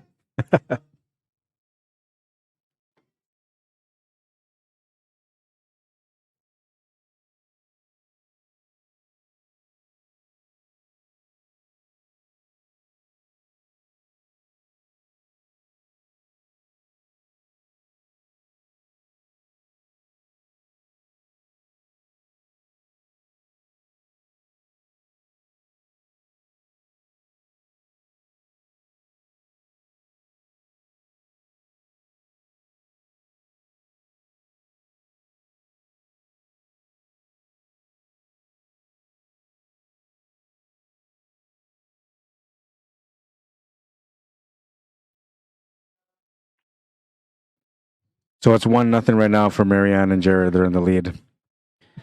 They have a bit of a tough rack right now. I'll show you guys here. They have a bit of a tough rack here right now too. So a little bit of slow play on that table as well. And not intentional, of course, it's situational. There's difference between situational slow play and intentional. Intentional usually comes from a methodical player that likes to take their time trying to work everything out before they shoot. Unintentional is a situation like this where you're trying to survive a situation. No, she was trying to go for another one of those shots and she got close, but she'll come up short. Ball in hand, and that could be the one that they need. Now they should be able to open up this table right up to get the finish. He's just going to place the ball and play position instead of trying to break anything out and instead of trying to change the table. Almost committed a foul there. Got pretty close. Had he touched that cue ball, it could have been a foul.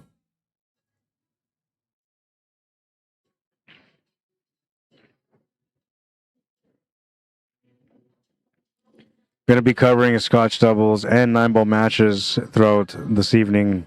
So you'll have a chance to tune in and watch all that stuff from now until probably around midnight. Looks like we have about, just under 5 hours left of some fun, full of action pool.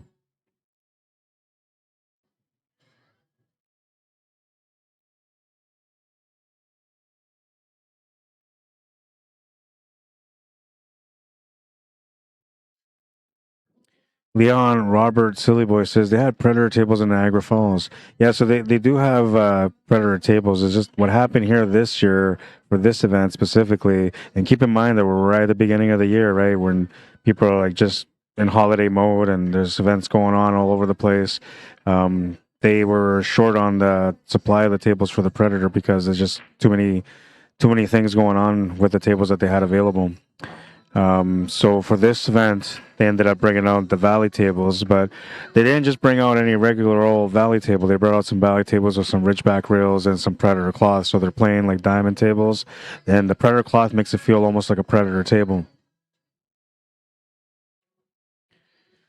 But the next event, it'll be Predator tables, because by then everything should be all ready to go as far as the Predator tables goes. Both teammates apologizing there to each other. One said sorry, and the other one said it's okay. And he's going to take on the 8-ball and miss the 8-ball. Oh, man. And a little bit of luck on the leave, though, because he didn't leave anything here on the 4-ball except for a tough shot with a draw, which I don't know. I think a intermediate or advanced player should be able to make this shot. So I'm going to assume that this is going to be a turnover for a loss here. Still a bit of a challenge. The one thing that helps him here is that he's got to draw back to avoid that side pocket. So that means he's going to have to hit it with some power, and that should help for the shot. All you really got to do is just make it and just get to the cushion. The 8-ball's in. But because you're trying to avoid that side pocket, he's going to hit it with a little bit more power, which should bring that cue ball towards that first diamond on the right side middle pocket, just above it. Doug Morgan, how you doing? Paul Latorno, welcome to the stream. What's up, Jace Landisho? Andrew Jaworski. There's a name I haven't seen in a while. Welcome to the stream, man.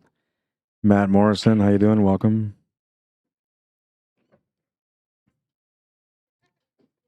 You're welcome, Heather. You're very welcome. And that was it. You just had to make the shot, and now we got a pretty simple 8-ball here to make it a 3-2 score or 2-3 score, whichever way you want to look at it. Shot is good. They're down by 1. I'm telling you, that was a battle. Let's switch over to the other table. It's still the same rack on this table. It's 1-0 for Maryann and Jared, and they're up at the table right now. And I think I lied about that pizza slice. I might have another one now. It's just so good, man. And I don't know, a second slice pizza. All I was doing was just trying to order something from somewhere that had whole wheat or multigrain that was close by. This is like 600 meters away from here. Which 600 meters could be far, but to me it sounds close. Less than a kilometer, I'm in. Anything over a kilometer, I'm sorry, I don't have a ride.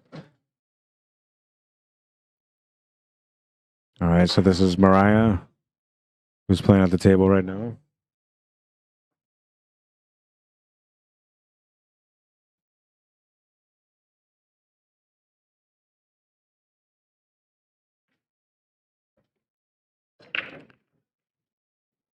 Both of these teams are undefeated right now in the Scotch doubles.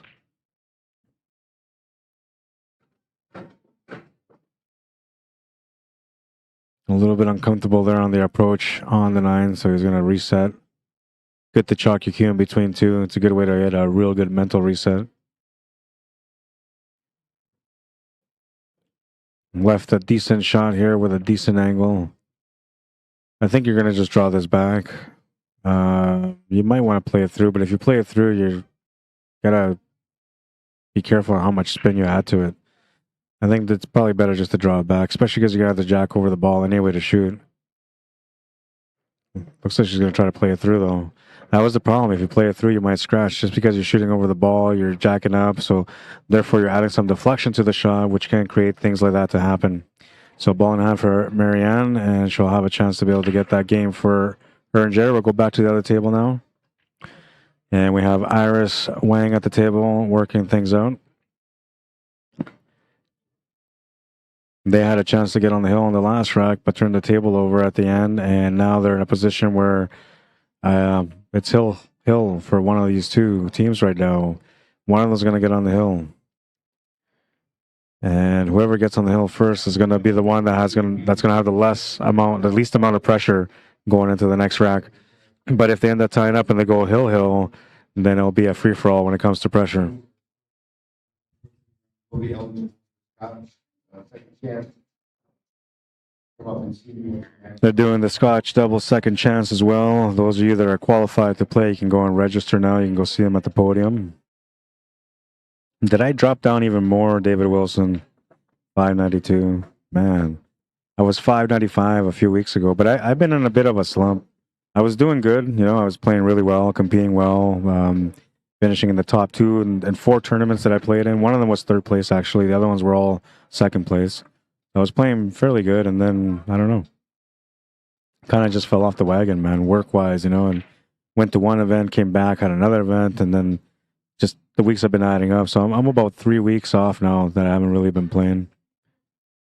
Not to make excuses, but yeah, it should be at least 595. I dropped down a little bit lower. I'll get it back up. My goal for last year was to get onto the 600 because, you know, and I feel like I'm easily a 600 level player. Knowledge-wise, I feel like I'm much more than that, but skill-wise and the way I play, consistency-wise, I feel like I'm about a 600 player.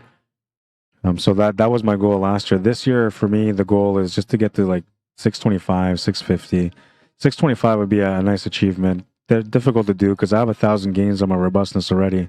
So that means that I basically have to go lights out for a couple of tournaments. And I don't know, there's a big tournament coming up in Winnipeg soon that I'm hoping to have a chance to be able to do well in that. But it's not going to be Fargo rated, but it'll go towards my CSR, I believe, which is CompuSport rating. There's been a lot of talk about that CSR too. Like, what happened was, I believe, was it Alberta? It was either Alberta or Saskatchewan, but there was an issue with one of the league operators from one of the leagues. I want to say it was maybe Walmack, so I don't know. I think that's Alberta, right? Like Edmonton, maybe. But they had an issue where I guess they decided they wanted to start using the CSR, right? And so, like, John Stitch out in the States, he started using it to be able to convert the CSR rating, the CompuSport rating, into a Fargo rate rating. Then from there, another person took that and they used the CSR rating only to be able to take people into play, to level out, to cap the field, right? The skill level. Then I started using the CSR as well, but using it to convert into Fargo, and then also using our league system, which is different than everyone else, and using that to be able to convert into a Fargo or a CSR. So now, I guess these league operators, they decided that it's time to start using the CSR as well. And what happened was that they started bumping people out. So if you were, like, say, a novice level player or an intermediate level player, and let's say you were comfortable there, you know, you figure you're there for a couple of years, no worries, you can make some money, you're good. Well, now they started using the CSR, and because of that, they started removing people from the lower divisions because their CSR was too high. And so that's kind of caused a little bit of a situation in that community, because now people are like, well, what the heck, man? Like, how can you do that? It's the middle of the season, right? And I get it. Like, so if you're going to get bumped up, you should not get bumped up in the middle of the season. I agree with that, because it's like you're destroying a team. You're taking a team apart, which they signed up together. So you should never do that. But I do see the point of them, you know, adjusting the CSRs to have a little bit more of a fair field in every division. It's not a bad thing, you know. And right now, the players that are thinking like, hey, man, I don't agree with this because, like, I like playing at the lower level. It seems like it's wrong because you feel like you're getting bumped up and now you're going to have a tough time competing. But that's going to happen to all the divisions. So at the end, it's all going to balance out. Guys that were in intermediate that weren't supposed to be intermediate will go to the advanced. And, you know, guys that were advanced that, you know, weren't supposed to be advanced and they're more like masters, they'll go into the masters. So in the long run, like, it's going to balance out. All that's going to happen is it's going to be like moving some of the people that just really shouldn't be in those divisions, because obviously they're way better than that, right? So I kind of get what they're doing. Kudos to them for trying to make a difference in the league and trying to create more of a fair league. They did get, kind of pooped on by the pool players because, that's the players that got affected with their rankings. But I think that the fact that they're willing to go a little bit further to try to create something a little bit more fair in their own community, hats off to them for that. But don't do it till the end of the season. Let people come in next year, fresh start, new rankings. Then they can build teams that will support their skill level, so that the transition is not as painful. You know what I mean? That way it's a little bit smoother. They can just easily coast into another division because they have a stacked team, and now they can grow and become better players.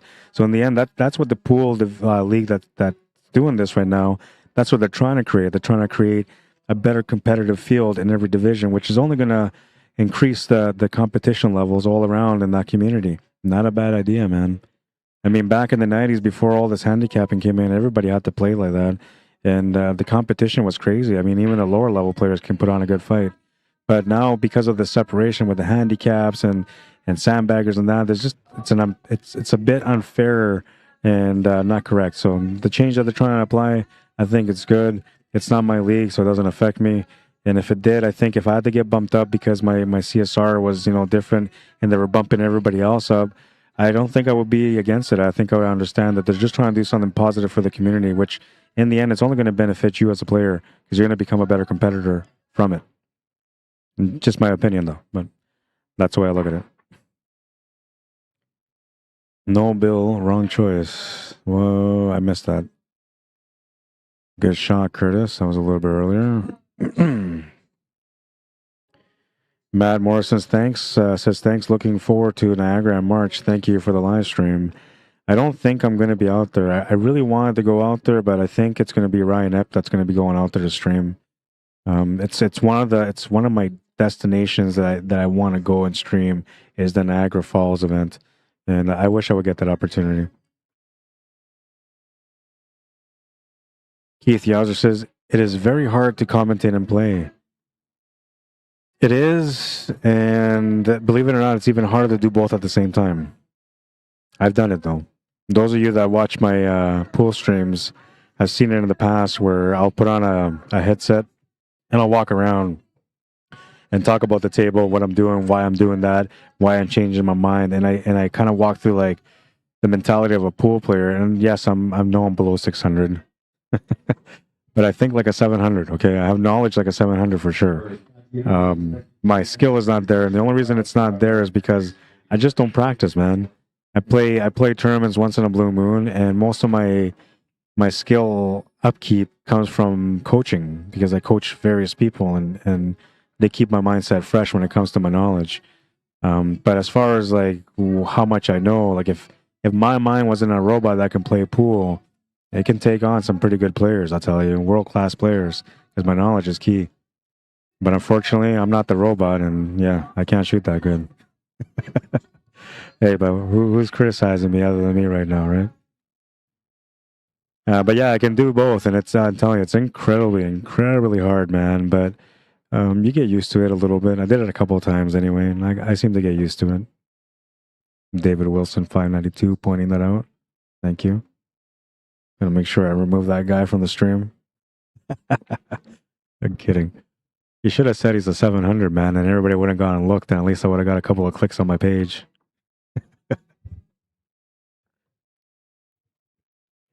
Well, the battle is on this one. It is a situation where the team that wins this rack will get on the hill first, and both teams have 2 balls each plus the 8 ball, and we're at the finish line of this rack.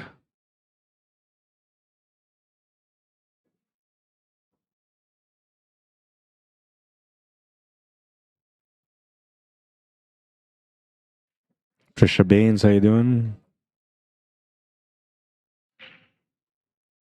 Deepak Hemani, welcome to the stream. Alan Karandang, he was playing a little bit earlier, won his match against Terrence James with a score of 5-4. They went to the hill. That was my first hill matchup on the stream.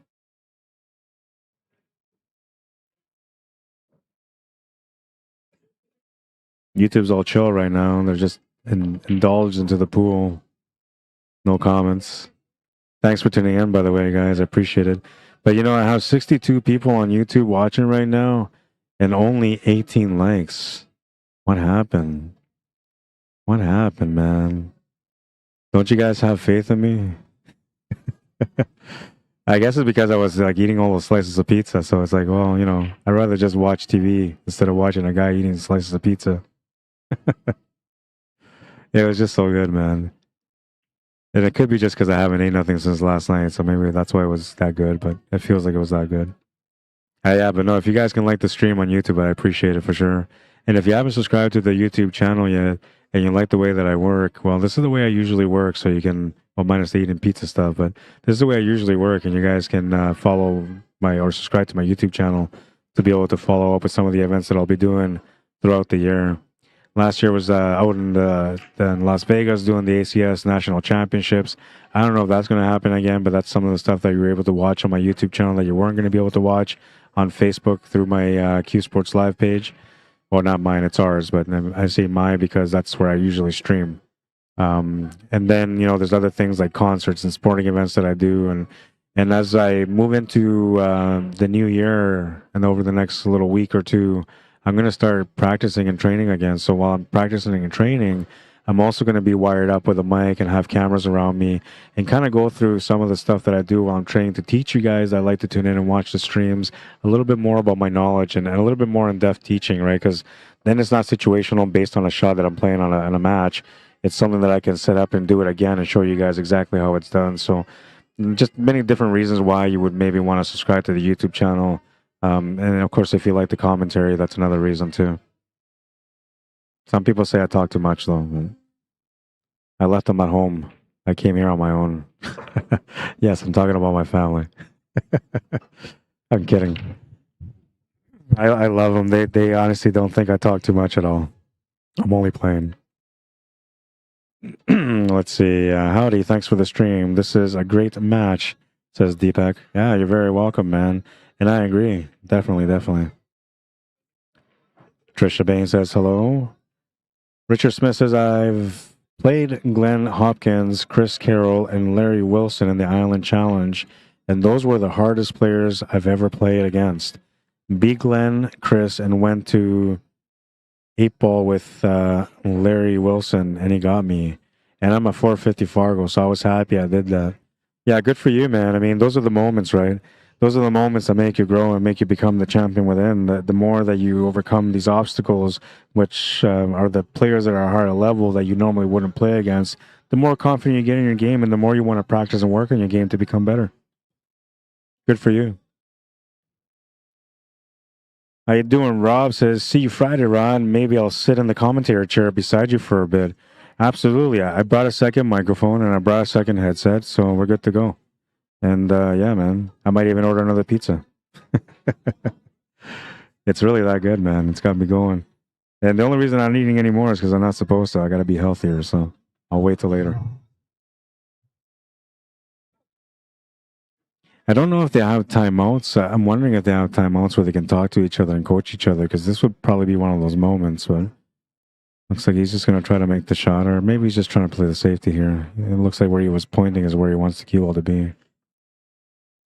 Just a little bit of a roll up. Touch of rights or lefts will do it.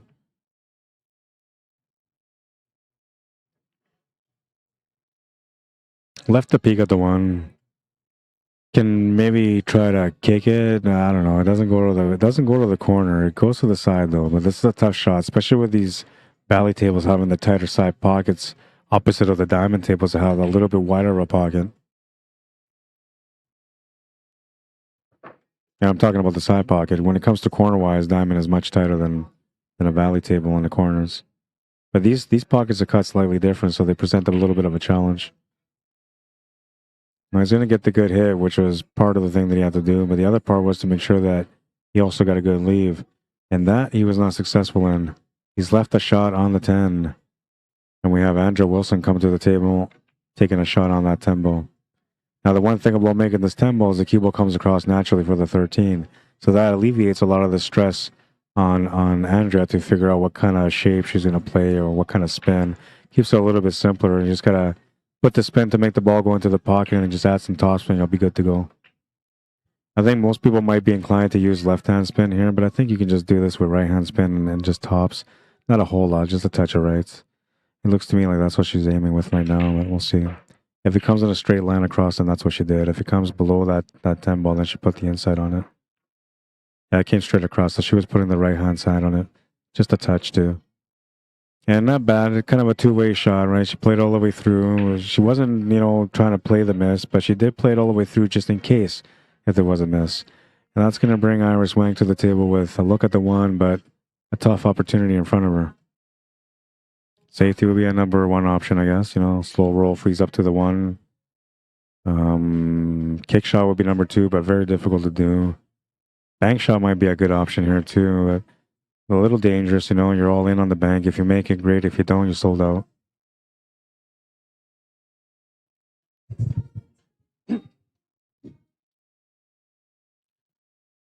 Peter Wood said, always enjoy your matches, Rod. Thank you. I appreciate that. I don't know. I don't know if I consider myself a fancy player because, I don't know, maybe I am a fancy player. But I don't see myself as a fancy player. I see myself as more of a methodical player that just makes the right choices when he's at the table. And usually if I don't see the right choice, I'll play a safety. So I kind of slow down the game a little bit. But that's because, I don't know, years ago I changed my mindset and I said, I'm not just going to play pool anymore. I'm going to start winning. And so then that's what it was. I just, from that point on, I said to myself, no matter what, if it's practice, if it's tournament, if it's league, if I'm playing against my newborn baby, I'm running him out. I'm playing to win.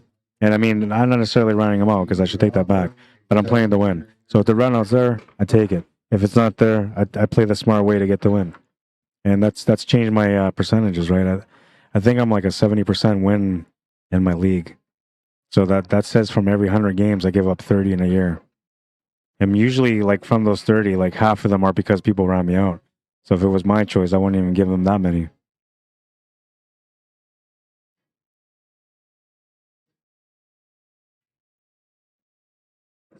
Sean Carroll says, Richard Smith, you have to be in the same division as is to be able to do that. Just saying.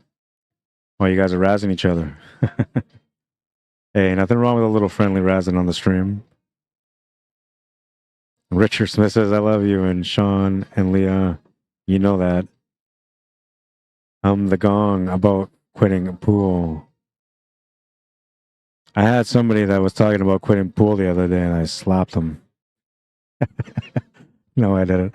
But I wanted to. I was like, what's wrong with you, man? It's the most beautiful game in the world. How can you give up on this?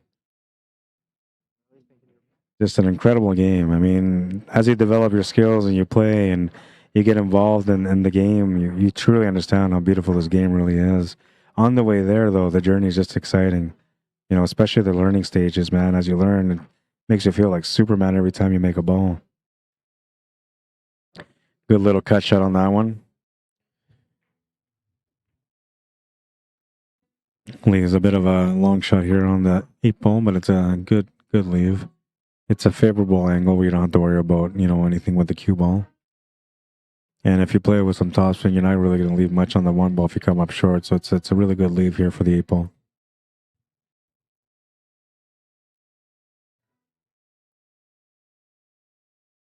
What's up, Jules Mortensen? Welcome to the stream. Daniel Wilson, Mr. Derek Moore. What's happening, guys? Shot is good. They're on the hill.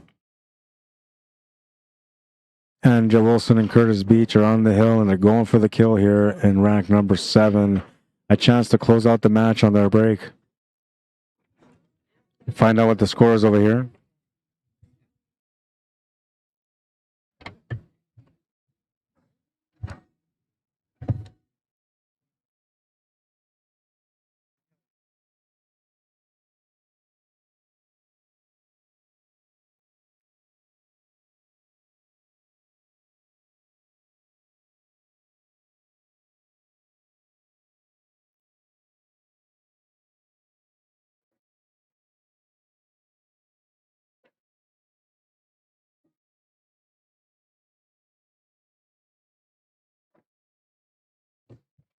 All right, so the score in the Maryann Jared match against Mariah and Bill is 2-1 for Maryann and Jared. And well, we're in a bit of a wait on this table, so let's switch over there and watch this one for now. It's 2-1 right now, and we have Bill at the table. Not sure what he's shooting at. He's taking a couple of looks at different things. Might be solids, might be stripes. It looks to me like he's solids, though. Just instinctively, it looks like he's solids, but no, he's shooting the stripes. He was just looking at the options of what he can do with them. Great shot to the corner.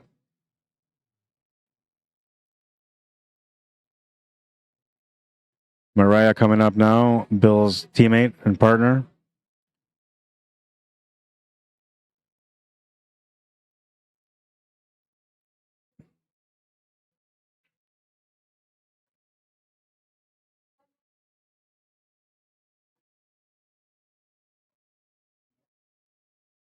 I've had my cues out all day today. I've only played a few times, so as soon as the time opens up for me to have a little breather in between these matches, I'm going to go and hit the table.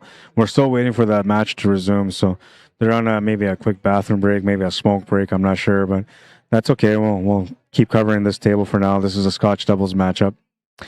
Maybe I'll bring down the scoreboard. Unless you guys are all following and it's okay. If I bring down the scoreboard, it'll look like this. And it looks a little plain. I'll bring it back.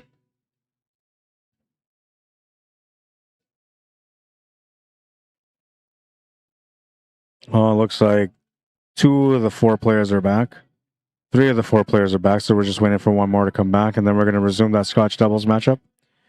In the meantime, while I was talking, this table's opened up quite a bit.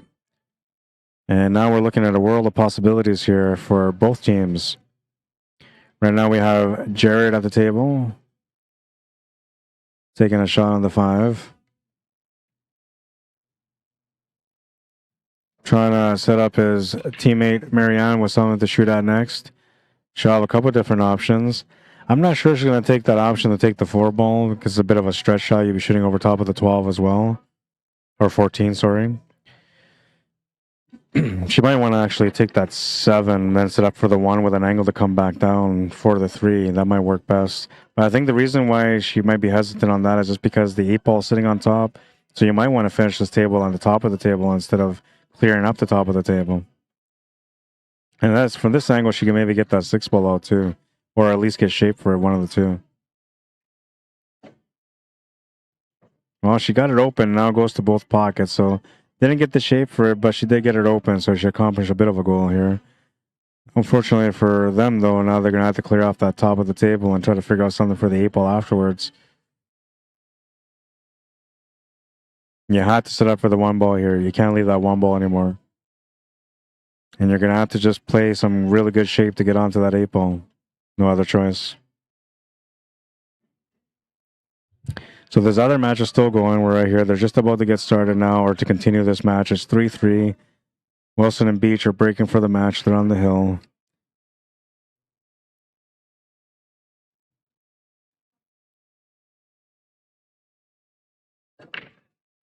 Smash and break. She's going to make a couple of balls. We'll go back to this table to watch the finish on this rack because this was an interesting one. It was an interesting puzzle that still needs to be solved. And I'm just going to watch to see how he plays the shape for the 1 or how he plays shape off the 7 ball. And then from there, depending on what happens, I might stay on or I might switch back to the other match because that's the one that we're watching right now. And that's what the scoreboard belongs to, is the one on the right, not this table. But this is an interesting scenario, so I want to see how he deals with it.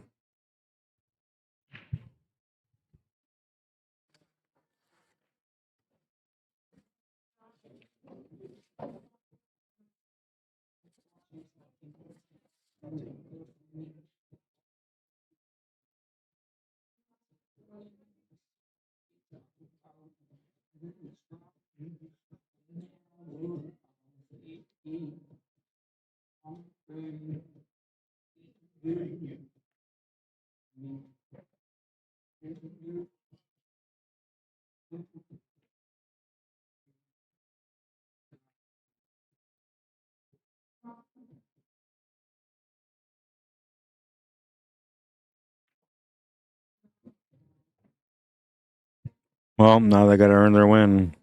2 shots away from getting onto the 8 ball, and they have to set up a shot on the 8 ball.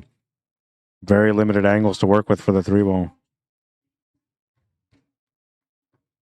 Unless you're kind of stun off the bottom rail and back up to the left side of this 13 ball. And then you might not be so bad.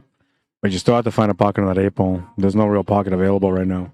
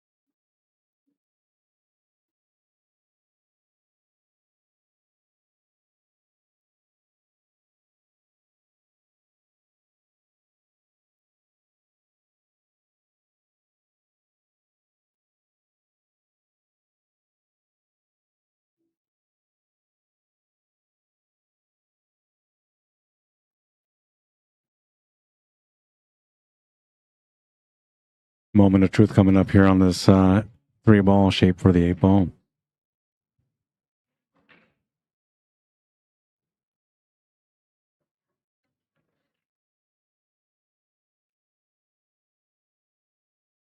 I see what she was trying to do. She was just trying to get up perfectly to have a little bit of a shot on that 8 ball to the side pocket. But now I think he's going to have to bank this. And I don't know if he's going to be able to reverse bank this to the side pocket, left side middle.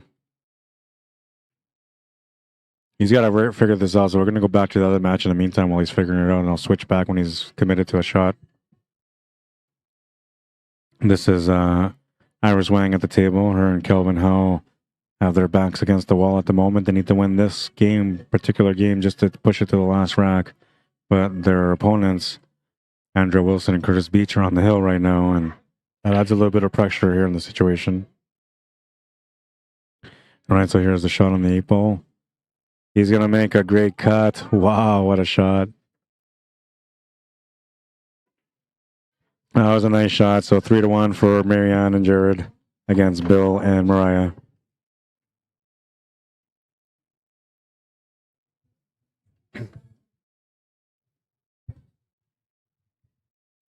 Iris is going to miss that shot. Definitely feeling a little bit of the pressure there, but maybe, it kind of worked out okay. Bit of a mess on this table, and they're going to have to work this one out. Let's take a look at that little cut that you just made, Jared. Nice little cut. It was going to be a difficult shot, but he made it look easy.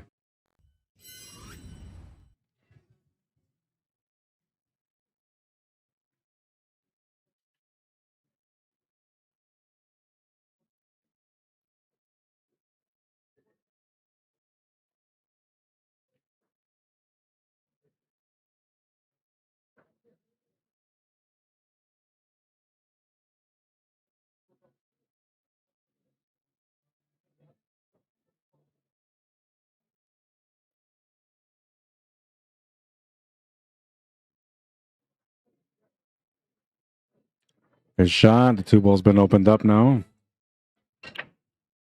That was the problem ball. It's now out in the open.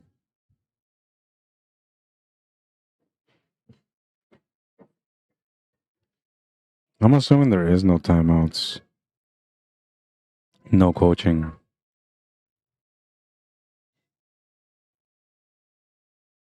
I wonder if that's for like all divisions or if it's just for the higher divisions, because this is an AB Scotch doubles, right? So they're the higher division teams. Maybe that's the rule for the higher division.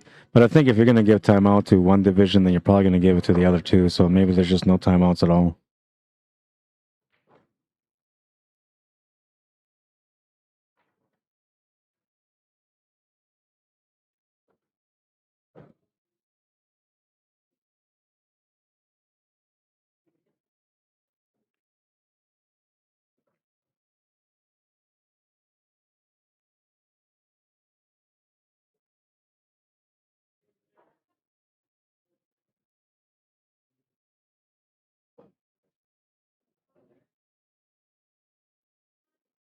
Now, if they have the shot on the three, they're going to be sitting all right here. But if they don't, this is going to be a tough out still. If they don't, that means that she has to make this two ball come across the table to get back over to the left so she can make, or so her teammate Curtis can make the table or the three ball to the bottom left corner. Sorry, I'm stumbling on my words here.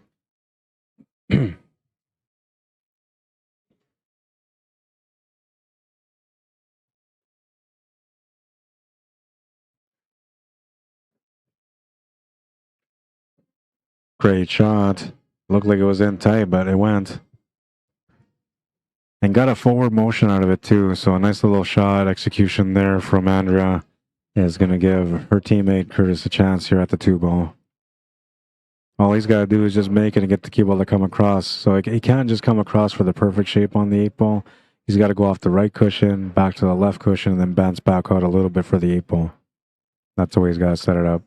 I mean, you could always try to draw it too. So there's another option, making the shot to the bottom right corner with a draw. So you run the cue ball into that 12 and 9 that's sitting on the top right corner. That would give you the easy 8 to the side. Much easier that way as far as shape. But the shot is a lot harder. Much simpler just to play it with topspin and come across here. And if you play with a little bit of right hand spin, you might even run into that 12 ball and give the shot to the side anyway.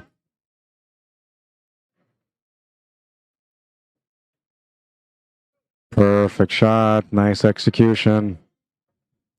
And yeah, I ran into the 12 ball like I predicted.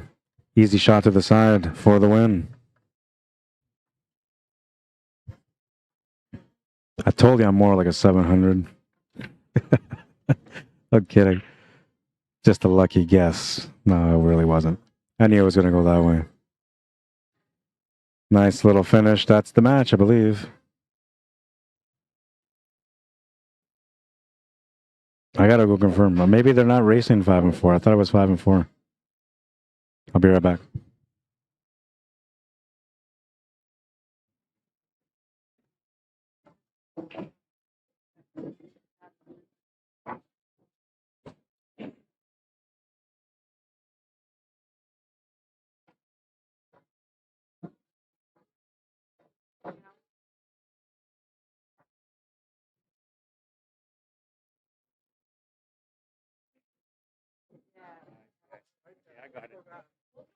I got it. That's why I sit in the booth here only. They don't let me out of the cage. All right, so I was wrong. It's the other way around. It is Hill. Wang and How, I should have known this, but I guess I misunderstood because I asked Andrea a little bit earlier and she said 5 and 4, and I thought I heard that it was 5 and 4, like they were going to 4 and that Wang and How were going to 5, but it's actually the other way around. So Wilson and Beach, and now this all makes sense because you guys talking about like their Vegas Master, good players, right? And so that would make sense because I was thinking like, well, if she's that good, like how bad is this Curtis guy if they got a spot on a game? But now it all makes sense.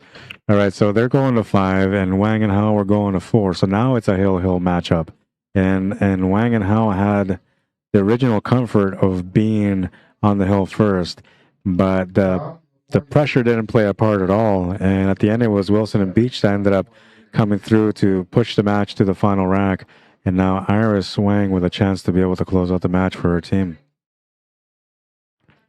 Well, she's just taking the first shot because it's alternating shots, but she's at the table. She's got a chance to get things in motion here for her team. And, well, a lot of different options here to work with. Choices are a bunch here. Solid door stripes.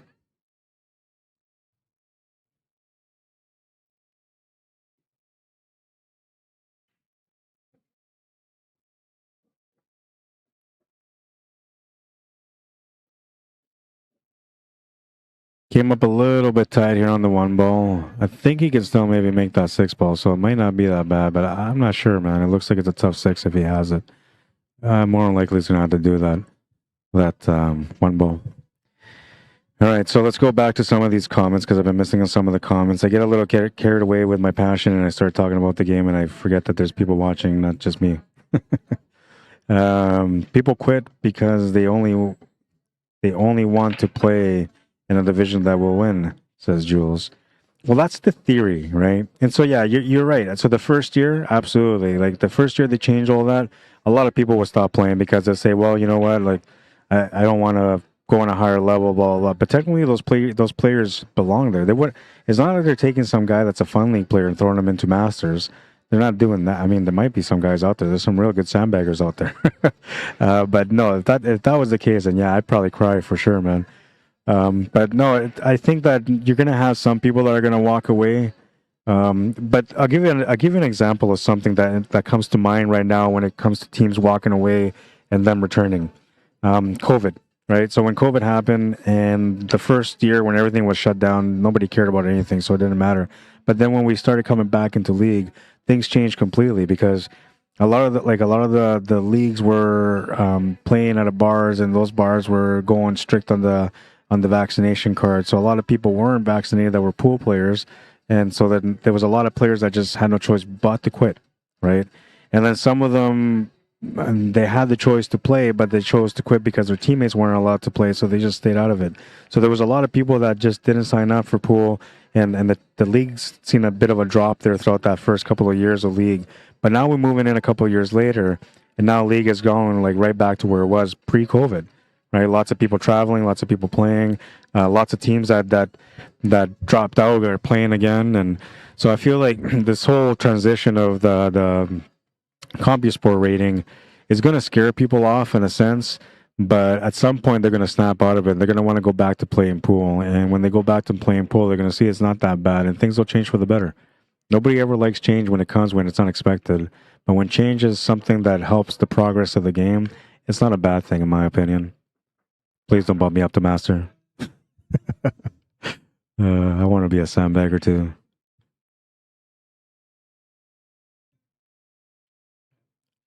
Ratha and So, welcome to the stream. Laura Leaper Hargens, welcome to the stream. Poponam, how you doing? Richard Smith says Sean Carroll is one of the best I've ever played. He's a hard beat. What's up, Mr. Jason Drake? Welcome to the stream. Sean Carroll says Richard Smith, just giving you the gears, buddy. Like Rod said, friendly razzing. Well, and if you're not razzing somebody in pool, man, you're not a pool player. You got to razz somebody, man. Especially your friends and teammates. Greg Amos says, joking, he's an awesome player and great guy. And then Leah Carroll says, wow, Jared, yeah, that was a nice little cut for sure. Sean Carroll says back to Greg, thanks, buddy, means a lot. Right back at you, man. Peter Ward says, how far are they in the bracket? So I believe the 9-ball mixed is already sitting at the semifinal. I thought it was the final, but Tom LaFournier, who's sitting in that position, believes that it's still a semifinal coming up. And that's coming up at 7 o'clock, which is right now. They're about to get started on those matches too. Then for this one, it's only the second round B side for this match that we're watching. And it would be the third round on the A side for the MARYANN match, which right now they're about to make the 8-ball here to get up 4-1.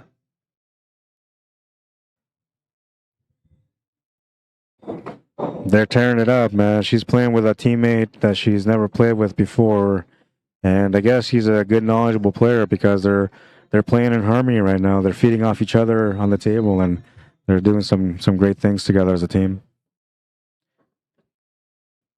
And Greg Amos says, well done, Curtis and Angela. Well, I was wrong. They're still playing, so we'll take that back.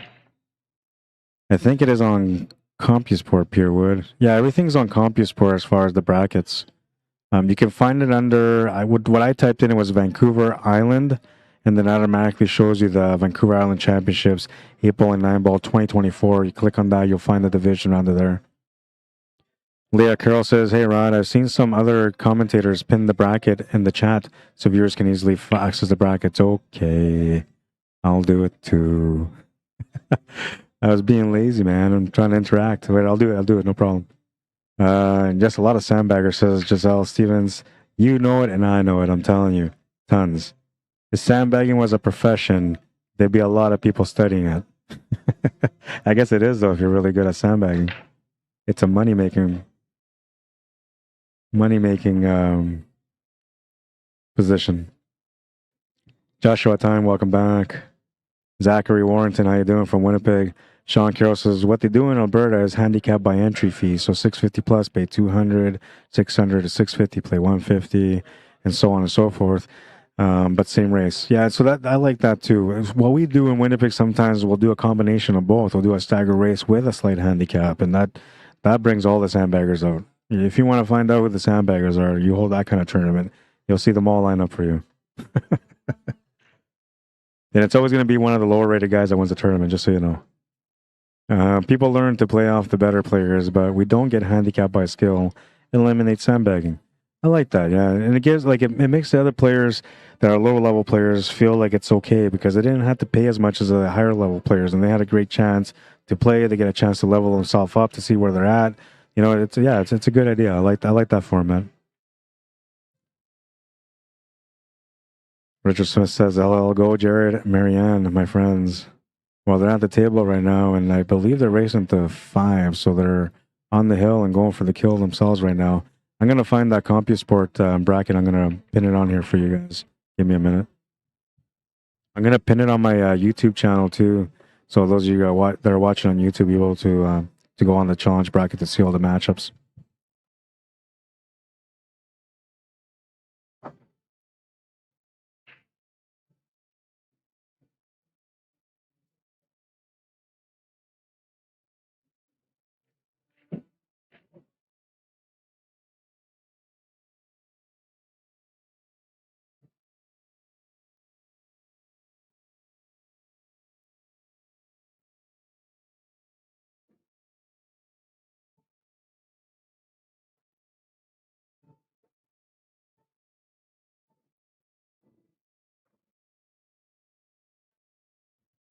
David Wilson beat me to it, but I posted at the same time. It was a split-second race, and he got there first. Damn, I owe you a beer, man.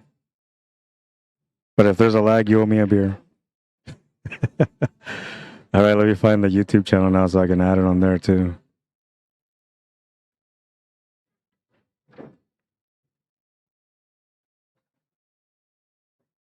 I like to joke around a lot. I don't know if you guys got that yet, but I'm a kind-hearted soul that just loves pool, man. And I believe that life is all about enjoying the moments and being there with the moment, every moment. So I love life, man. I enjoy every moment that I get. Okay, so that was what I wanted to find. I didn't share that. I wanted to go on here and then share the link. Bam! There it is. I beat David Wilson on YouTube. Now you owe me a beer. We're even.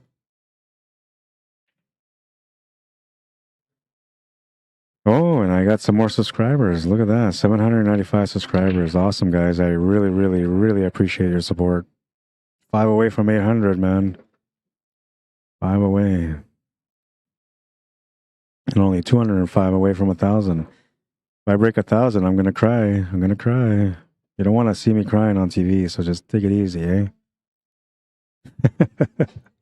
All right. I'm back.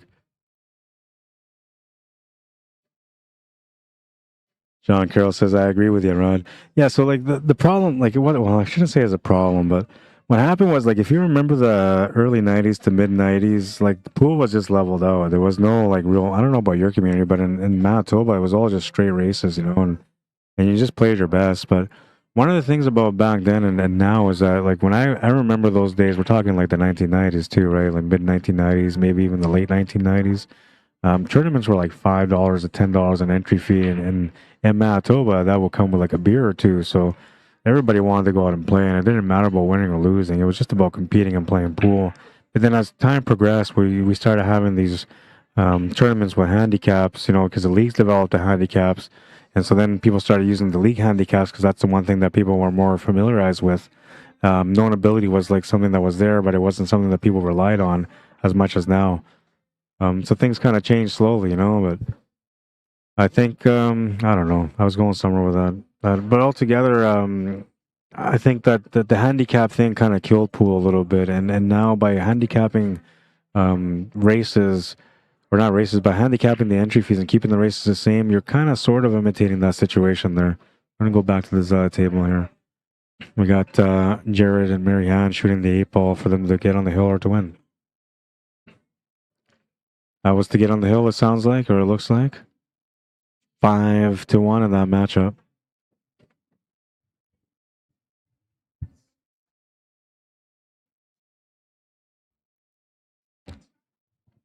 I'll have to double check to make sure that I have that right score, but from what I understand, it's 5-1 right now. Yeah, and I don't know if we can ever undo the damage of handicapping.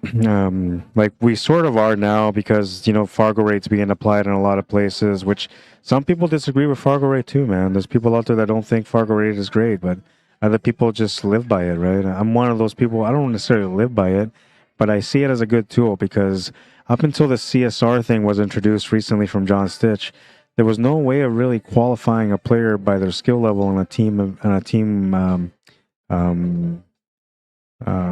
ranking, right? And that's the way it used to be. So like if you're, let's say you were an average player, right, and you got on a team that was above average, and then you went and played in the playoffs with them, and they just carried you to a win, well, you get bumped up too.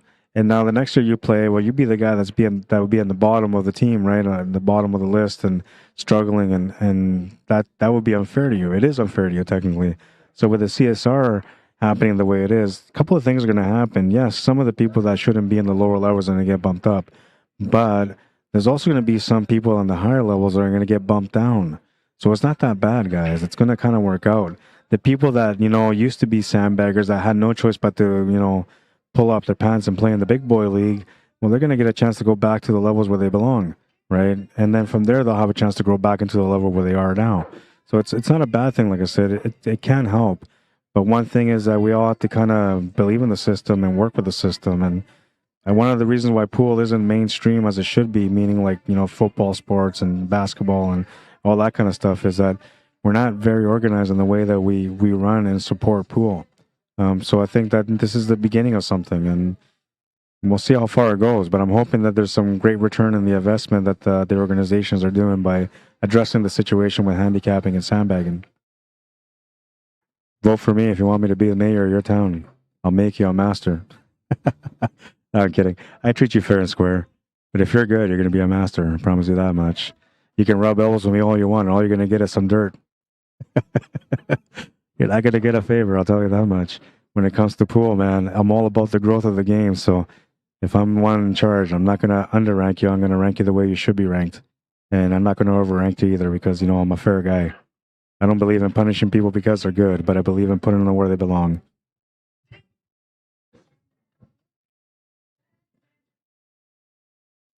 Mike Collins, how you doing? Earl McIver, Rick Hutchin, welcome to the stream, guys. Let's check up on YouTube. All right. Let's see. Oh, we got lots of comments over here. Cue ball control sign time says, do you have PTZ with you and how many cameras? Unfortunately, I only have one PTZ. So, it's a bit of a challenge, but I work with it well where I work. It's just here in this setup, I'm very limited because the sensor is in front of me, and in some places the sensor won't be a problem when it's in front of me, but here it's not letting me work it. So I got to walk around and, literally go, and it's almost like I have to go around and change the camera angle by hand. That's what it feels like. But I only have the one for now. I am planning to get another one, and I just ordered another camera, which is going to be a special little camera that I'm going to use too. And You guys are gonna like that quality, man. But I bought that one mainly for like my outdoor events. I have some winter events that are outdoors, like snow drag racing and stuff. And so I bought something that will support that kind of work. But I'm also gonna use it for pool, and that's gonna be my filler until I get my other PTZ, because that's the goal, is getting 1 or 2 more PTZs by the end of the year, so I can provide some better angles for all the viewers, and we can enjoy the streams a lot better. It's tough though. It's not easy, man. It takes a lot of money to save and to be able to buy it. And if I was a single guy with no kids, then I can probably do it a lot faster. But I'm a family man with children, and well, they're hungry, so I gotta feed them. I don't know why they didn't create kids that just eat nothing and just grow. That'd be cool. Save me money, man.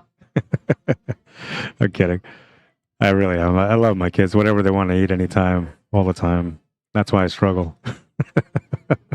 I'm only joking because my kids are probably watching right now, and my daughter's saying, "Hey," because she knows I'm playful like that. Kevin Errol says, "Run the baby out." Doug Who says, "Isn't it tied now in a race to 5?" No, it's a race to 5 and a race to 4. So it is tied because it's hill now, but it wasn't at the time earlier. Arlene Mann says, "Always learn from your commentary, Rod. Thanks."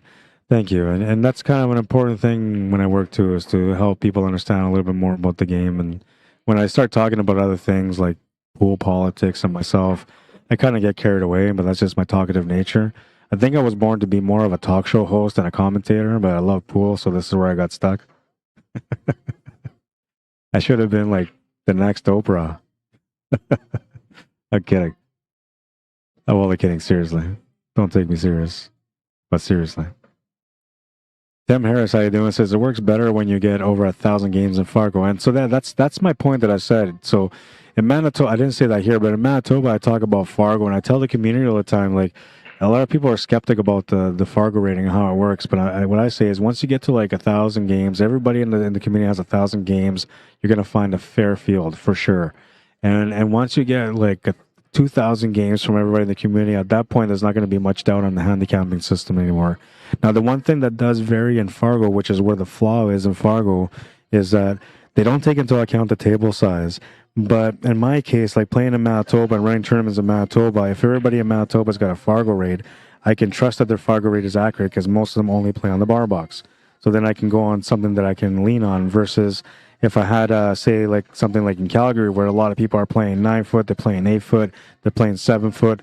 Now the data is a little bit less accurate because bar box player can play great on a bar box, but they may not be able to play as great on a 9 foot, and vice versa, right? So I think that's where the flaw comes in with Fargo. But other than that, like if you get enough games in the system, it's going to give you a fairly decent reading on what kind of skill level player you're dealing with in that tournament.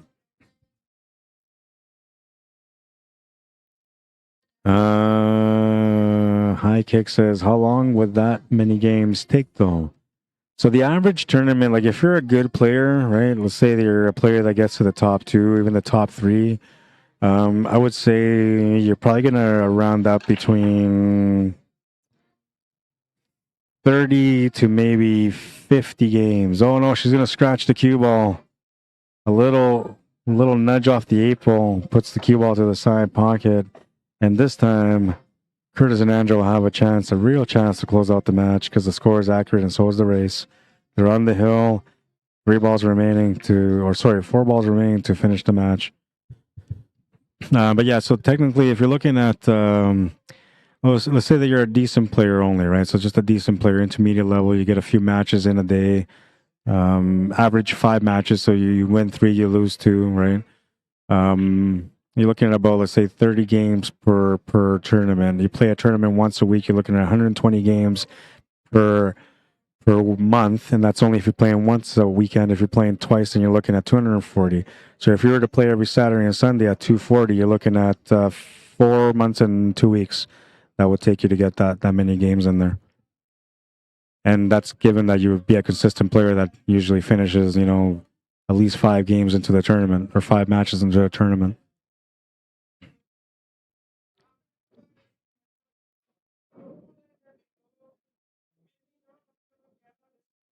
High Kick says, when it comes to rating, I have no idea where I'd be.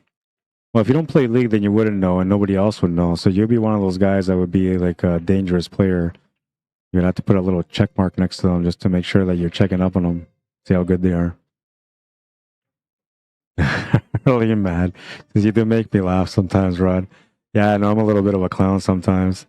My kids got my sense of humor too. So if my daughter ends up taking over the job that I do with pool and stuff, then you're gonna get somebody even funnier in the future.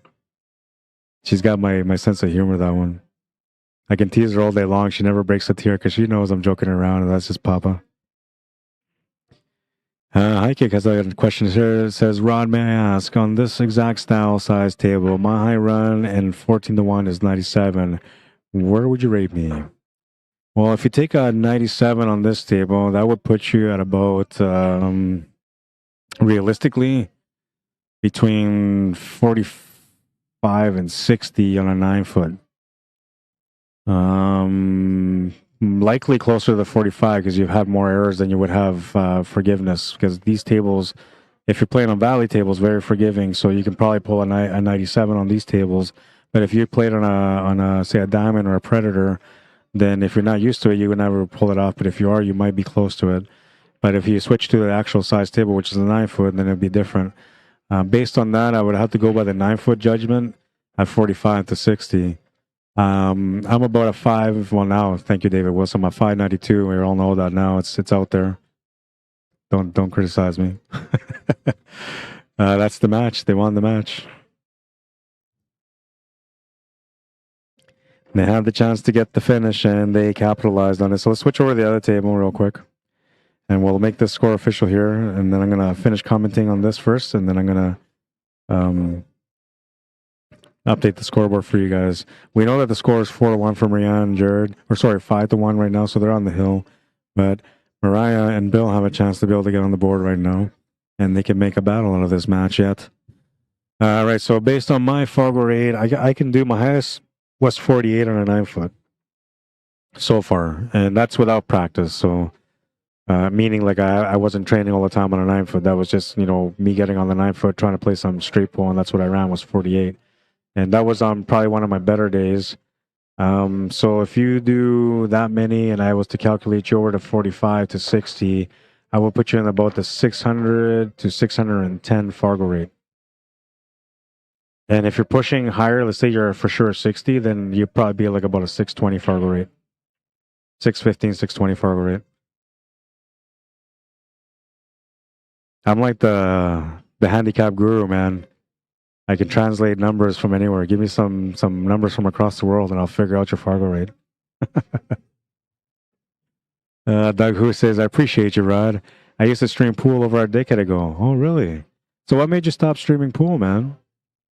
I'm at that point sometimes too. Sometimes I think to myself, like, you know, maybe I'm gonna stop streaming pool. Maybe I'm just gonna focus on other things. And I got a little guy at home. He's just turned 14 months yesterday, so.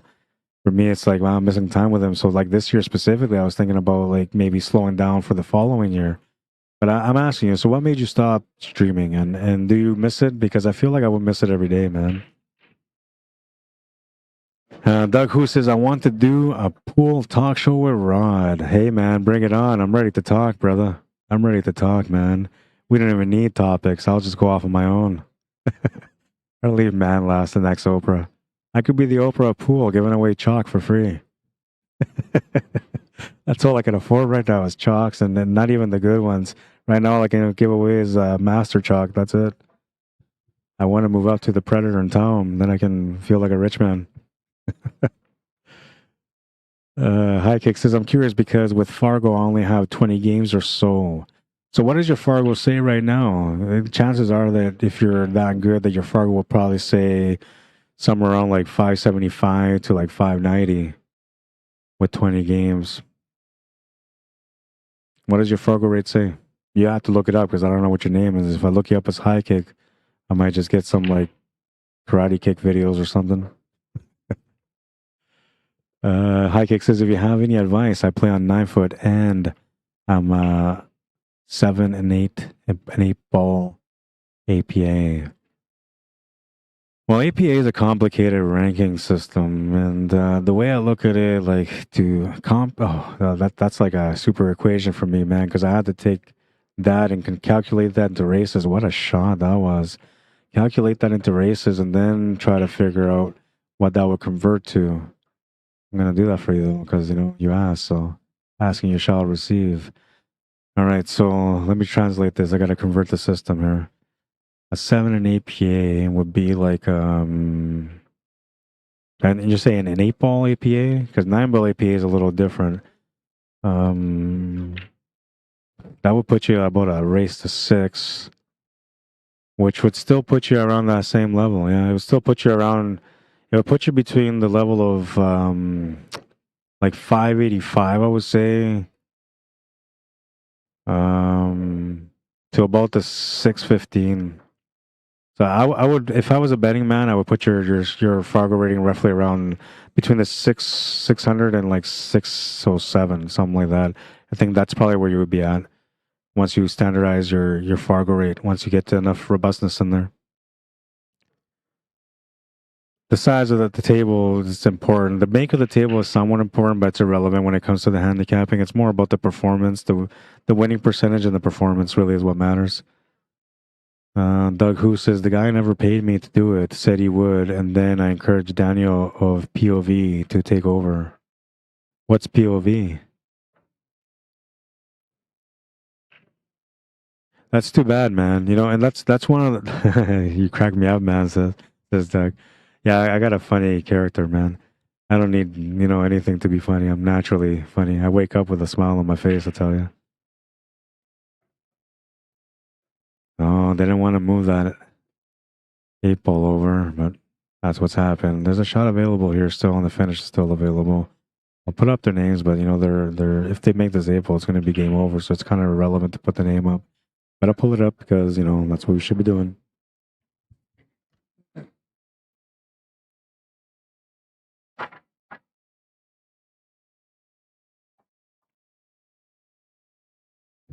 Yeah, and he's going to make a beautiful cut on that ball. Wow, what a shot! Nice little finish. Nice little finish. That's going to be the match, 6-3, and I don't have another match going on right now. We have 2 players on a table further up. What do I do? What do I do? Give me a second. I got to sort this out. I'll finish putting this up. I put MARYANN there 6 and Wang Hao 3, and that's not the right score. And I think it was only a 1 point for the other team. Let me finish writing the scoreboard because I'm, you know, a bit of a perfectionist, or maybe I got a case of OCD. My wife says I'm a perfectionist. I say it's OCD, but we can never agree. Jared, just to make it official, you know, because while I walk away to go find out what's the next match. And this was Mariah and Bill.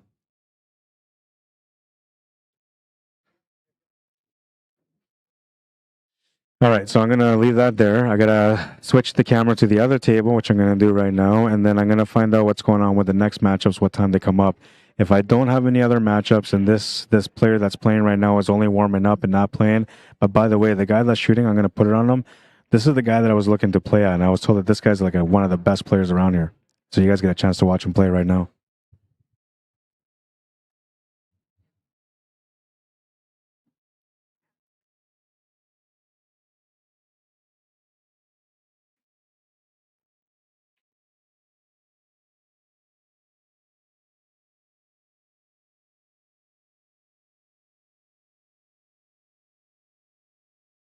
All right, so you guys tell me who this guy is. You're gonna see him. He's wearing a toque and he's got a beard. He's walking around the table right now. In the comments on either YouTube or on Facebook, tell me who this guy is because I think they said his name was Brian. I can't remember what his last name is, but this guy here. Apparently, this guy's an amazing player, man. And if they're in the middle of a matchup, which I'm gonna go find out right now if they are, then we're gonna cover this match for a little bit until we get a next one. Because I already had something to eat, man. So I don't gotta go anywhere anymore. I just gotta chill and enjoy the show. Well, that was a nice little shot. Kind of worked out good, but the 6 ball is not really available.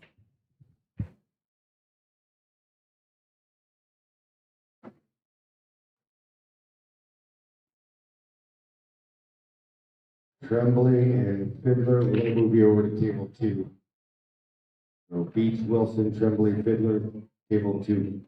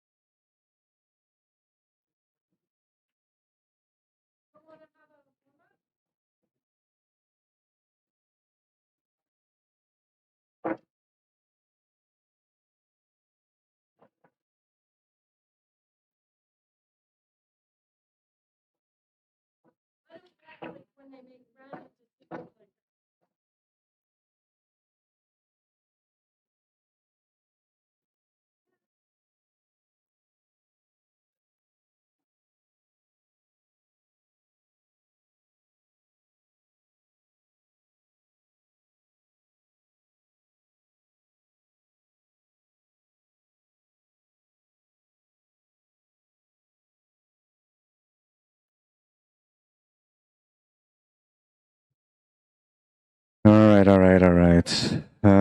Kevin Wacklin, okay. So is he as good as they say, or is that overrated stuff? You know, I believe he's as good as they say, man. They're at 3-3 right now, race to 6 and race to 5. He's playing against Jeremiah Hampton. And then we have another Scotch doubles matchup that's just about to start here.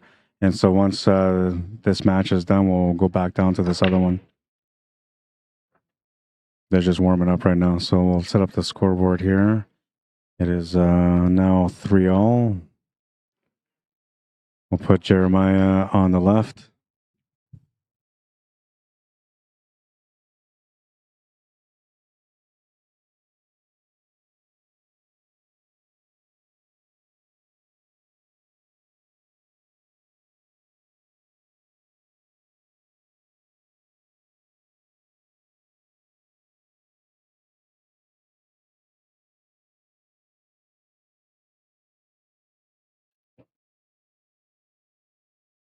Is it Wacklin or Wakelin?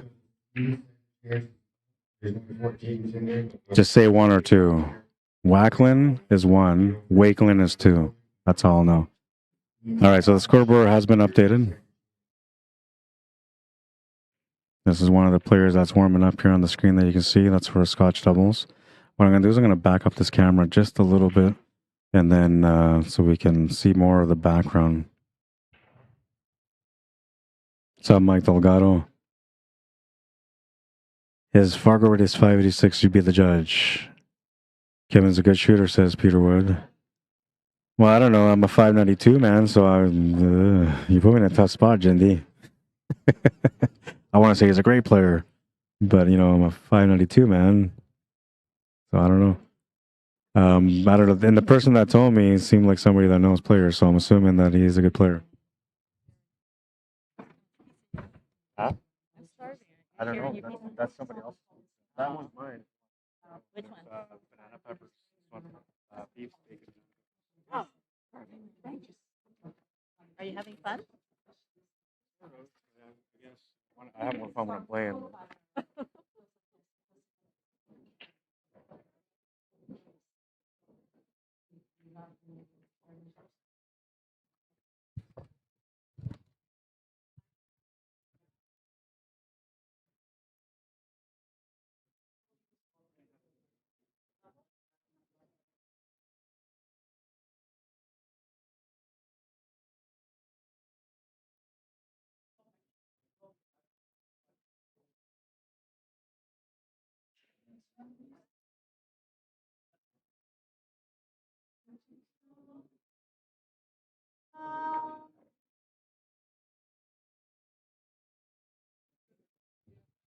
All right, the other match is going right now. They're about to get started. I didn't see who won that game. Oh, it was Jeremiah. Okay. So Jeremiah is up 4-3 right now. And I'm missing up on some comments here, so I'm going to catch up on those in the meantime. And I'm the only reason I'm leaving it on this this 9-ball match right now is because these guys look like there are some pretty good players, so I want to check them out. I like to get to know the people that I lose money to. All right, let's go. Where was I?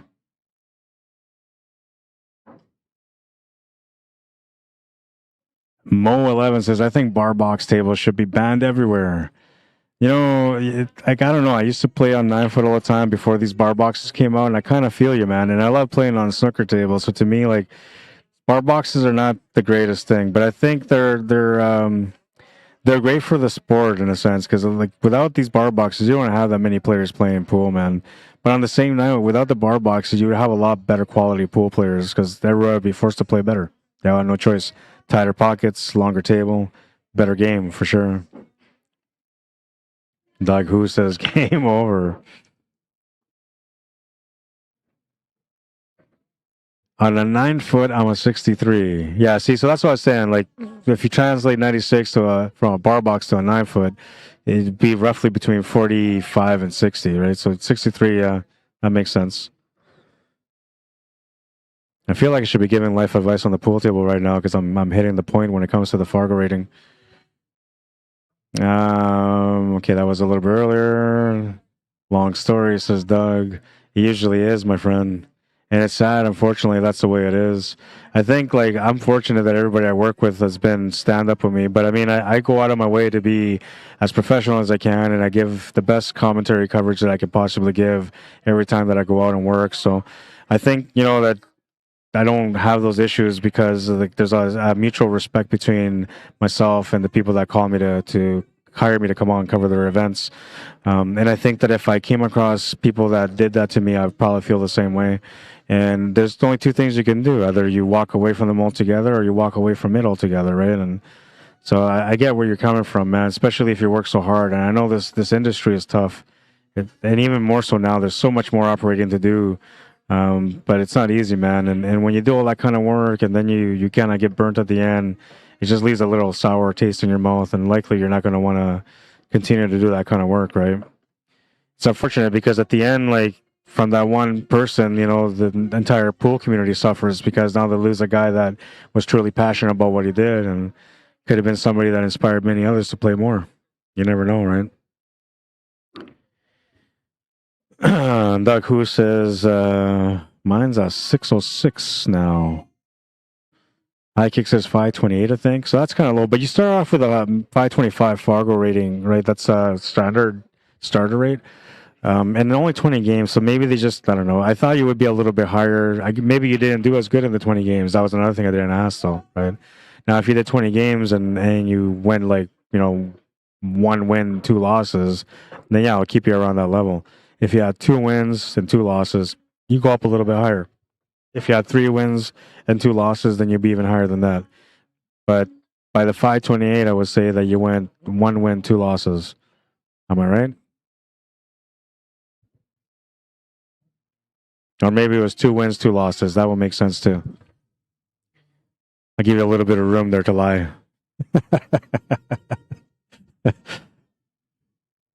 My advice is quit APA, says Mo. High Kick says, thank you, friend. Our friend is 585. Oh, Ty. Oh, it says, Ty, our friend is 585 and a 6 in APA. Others I saw online have similar high runs like mine, but range from 630 to 670. But on AZ Billiards, what is that? No, I'm okay. No, I usually don't eat junk food. Like this It's is not junk food. This is chickpeas. yeah, but I mean This is anything. junk food. I know that is, but I didn't have breakfast. I didn't have lunch. I didn't have supper. This is my breakfast, lunch, and supper all Let's together. have a protein bar if you want. Yeah, no, I'm okay right now. Yeah? I think if anything, after I might order something else, maybe like a If salad or we something. won one of our 2 earlier matches, we would be on Oh yeah, I know you were saying that. I know. Appreciate it. I'm glad you enjoyed the pizza. It's so delicious. so delicious. It's 600 meters away, and this pizza with 4 toppings costed me like $23. He took me for lunch to this place that had Montreal smoked meat, and I'm a Montrealer, so I was like, I don't care what you got. Just give me a medium, as big as can be. It was $22. In Montreal, I would get the sandwich and fries and everything for like $12. And here, Here they it got the was best ones there out was there. not even fries and like a pickle. It was just some ripple chips, and my mouth was just like ripped with all the salt. $22, and you had to give like a $2 tip. I was told that everywhere around this area is all like that. Like no matter where you go, you're looking at 20. But that's why like I went to look around, and this one just worked out great. Like I said, $22, large pizza, Better big pizza slices, than most of the shit I've had in Victoria. 4 toppings, and Gluten free. sorry, it's 5 toppings because I got 4 toppings plus extra cheese. $23. The extra cheese made a difference. Yeah. Almost decent pizza. I don't know where they got theirs from. I don't know. Go back to the Yeah, yeah. Thank you. Sorry, a little bit distracted here, talking on the side. Yeah, so a lot of that stuff would have to do. Okay, hang on, I gotta finish. So, but on AZ Billiards, read that 100 balls is 650. Others claim 700. You know, and that's verbal, man. That's word of mouth stuff. So I think that you have to go by the actual rating. The best thing you can do, maybe to find out where you're at, Fargo rated, if you want to compare through straight pool, is to look up the straight pool players in the United States, because there's a lot of 14-1 players out there, high level players too. Find out what they're rated at and their Fargo rating, and that will give you a really good idea where you stand through your straight pool. I think like one of the things you can do also is like if you're gonna try to figure out through 8-ball or 9-ball is to figure out how many consecutive runouts you can do, like breaking runs. And I'm not talking about like, well, this one time I broke 5 racks in a row and I ran them out. I'm talking about consistently. So like, are you a consistent 2, 3, 4, 5, 6 table run out? Or, you know, is it like I can run 3 tables, then I might get short and then run another 2 or 3? You know, because that kind of tells you a little bit about the caliber of player as well. Appreciate the input. 20 years ago, people complained because of how I played, but I wasn't who rated me. Yeah, and that's the way it is. Trust me, I deal with that all the time, man. And you know, a lot of times, like the pool directors, the pool tournament directors had to deal with that too, because people are like, well, how the hell is this guy at 4? You know, like he smoked me 4-1 with 3 runouts, right? But like we just go by what we're told to do. Like the ratings that they create, Fargo and now CSR and everything else, we use that as a way to guide us to rank people. And if we get it wrong, it's really not our fault. It's technically the people that let them play in those leagues that don't rank them properly in the first place, right? And then there's people out there that professionally sandbag too. Like they just win enough games to make the money and then lose, and then their Fargo stays nice and low, you know? Or they lose to the right people and win against the right people, and then their Fargo doesn't get affected as much.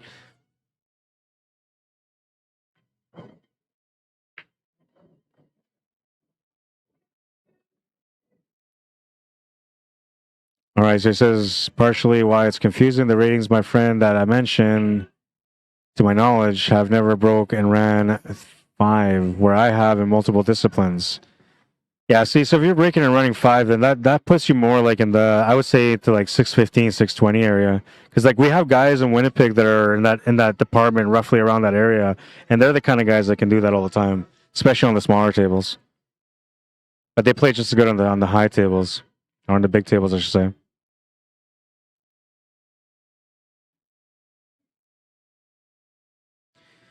Well, and the overrating might happen at the beginning, high kick, but the more you play, the more it's going to stabilize, man. So it's like at first it's going to go off like crazy, and then it's going to start stabilizing.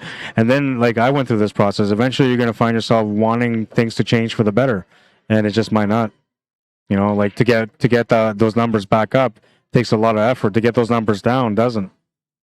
You know, and only because like the computer, the algorithm knows how you're playing. If you're manipulating the system, it kind of has an idea, so it rates you accordingly according to your performance. Cue ball control sometimes says, at what Fargo level would you start winning against the ghost 8 ball on a 7-foot diamond? Ooh, that's a tough one. Give me a second. I think that match is done now.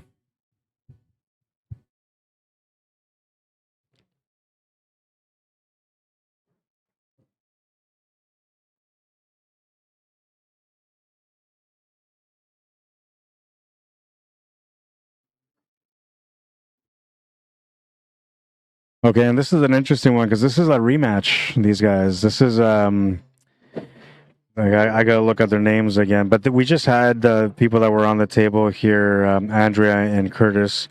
But they played earlier, and they were playing against Tremblay and Fiddler, and that's who they're playing against right now. Maggie Fiddler, and I'm not sure who Tremblay is, what his first name is, but that's who they're having a rematch with. They met up on the A side, and now they're meeting up on the B side.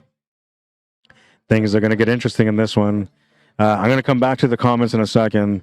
I just have to update the scoreboard because I feel like I'm slacking on my job, and only because I'm really enjoying the topic that's coming up here when it comes to Fargo rating and handicaps. It's something that I find super interesting. And I think the take that everybody has on it, I think, is also interesting, both from the player perspective, the organizer's perspective, and of course from the streamer side too. Because the streamers tend to see some of the stuff that the organizers and the players don't see as much. We pay a little bit more attention to what's going on the tables and the players. And so sometimes we see things that are like, oh, that guy shouldn't be that. That guy shouldn't be this. That guy should be that, right? And we kind of know it because we see their performance. Give me a second here, or a minute. I'm going to type in these names.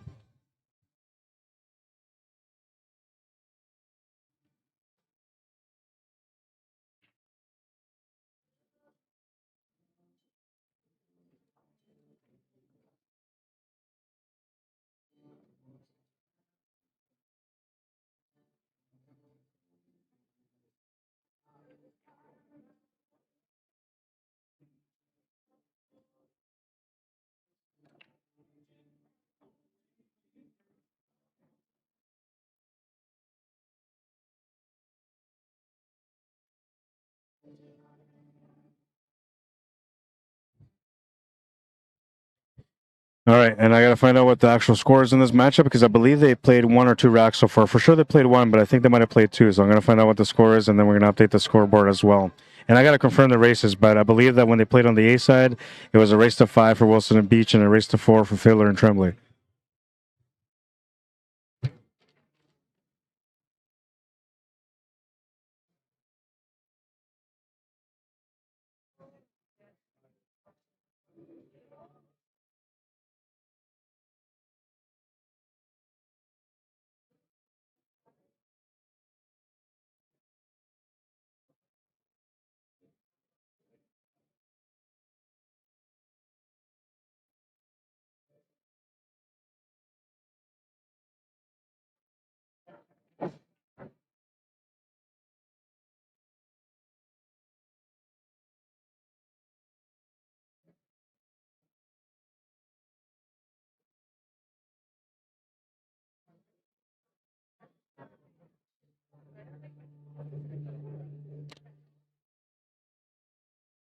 All right.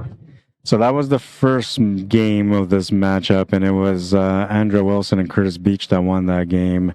And so, yeah, these guys played a little bit earlier. It was, I think, like the opening round of the A side or something like that when they played. And then Wilson and Beach defeated Filler and Tremblay, sending them to the B side. And here they are coming back through the B side for a chance at a rematch. And will they be the ones that get even, or will it be the only team that they couldn't defeat in the Scotch doubles event today? 1-0 is the current score. All right, comments. Let's go back up. I gotta take some Facebook ones too, because I don't want to ignore you guys here on Facebook. I see lots of comments going on. I've seen somebody say they're going to put 20 on me, so there's some interesting conversations going on Facebook here. There's a little bit of faith. And you know what I say about faith? I never get any. All right. Let's see. Jim DeBain says, Rod, are you going to be at the Westerns for VNEA? I heard that eSports is supposedly covering that. I'm not sure what happened with Q Sports Live, why they ended up losing out that deal, but it is what it is. So no, I probably won't be there. I was thinking about going there to play, but I have a lot of events that are coming up in February, so there's a good chance that I'm not going to be available for that weekend anyway, or that week. But maybe next year I'm going to go out and play, and if I do end up going next year, I'll reach out to them and see about hiring them, or seeing if they can hire me, I should say. Queeth Yowzer says, great shot, Curtis. His Fargo rate is 586. You'd be the judge. That was a little bit earlier. Trisha Bain says, I'll put 20 on you, Rod. Sup, Harold Mitai says, hello, Rod. You both have action, says Jindy Baines. Let's do it. Big tables need big rooms, says Peter Wood. Yeah, that's one of the reasons why these smaller tables came into play, honestly. It was like just an idea that just blew up, you know? And what happened was, so all it takes is two places that are popular. One of them has 8 foot and 9 foot. The other one switches to bar box. Then suddenly that one has like way more players going there. They're making way more money. So the other guy says, you know what? We're losing out money. Let's get rid of these big tables. Let's bring in the small tables too. We can get more customers. They take care of the tables. We don't have to pay for anything. Let's just do it. And so that's what happened. That's how the leagues kind of expanded to the level that they expanded. The biggest sale for them, I think, is the fact that the owner of the pool hall or the lounge that they put the tables in doesn't have to worry about fixing the table. That all gets taken care of. So now you have something you don't have to worry about that you're making money on. The only thing is that when you're doing that, like the league takes a good percentage from, or the coin op operators take a big percentage of the plugs that come in. So I think it's like a 60-40 split for the most part. Now that's something that you would actually have all to yourself if you were to go out there and just buy the table, right? But now if you're buying these tables back in the day were only worth, like you can buy one of these tables for like $500, right? But now the value on these tables gone up to around $3,000 per table. So it makes it a little bit tougher for you just to go out and buy tables. And more than likely, you're going to lean more on the people that distribute these coin-op tables to bring in those tables for you. Because to you, in your mind, it's cheaper than just going out there and buying 10 of these tables for a total of $30,000. And you're right. But in the long run, you would get that money back because you would have more clientele. You'd be renting by the hour, building up capital from those tables. In the long run, I think you will make your $30,000 back within that first year of investing. But that all depends on how good and popular your venue is. And then, whether or not the people actually like playing on the Valley tables or not. Because you have some areas like Calgary, for example, where you don't see a lot of people playing on Valley tables. You see almost everybody playing on diamonds or 4x8s or 4.5x9s. And the Valley table is very seldom you see people playing it. But on league night, everybody plays on the bar box, right, on a Valley table.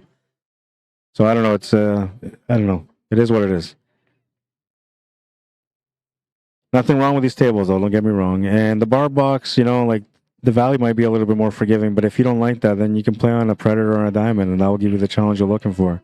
And you could always tighten up the pockets a little bit more, and that will push you around even more so than playing on a Valley table.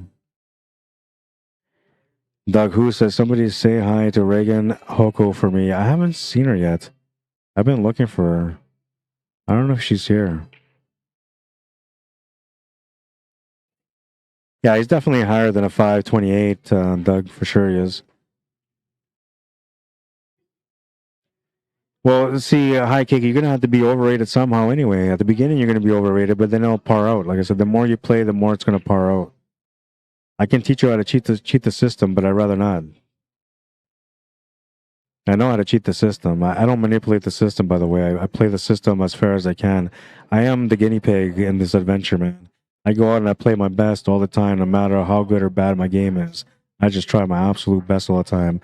So when you look at my Fargo rate with a 592, it's a true Fargo rating. It's a true Fargo rating. And it will be 600, you'll see.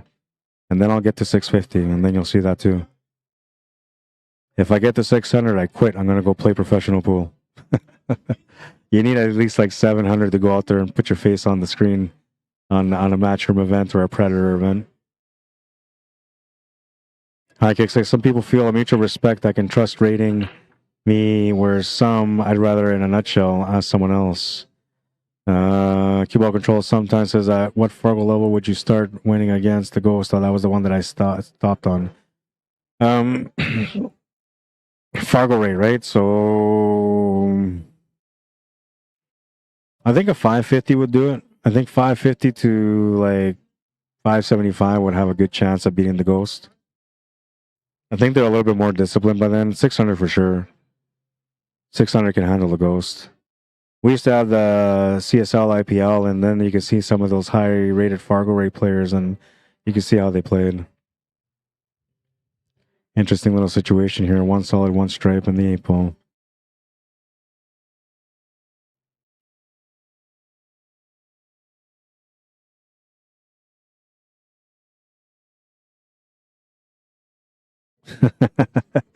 I'm reading some more of the comments on YouTube. High Kick says, my friend, for example, doesn't run... your friend sounds a lot like you right now, by the way.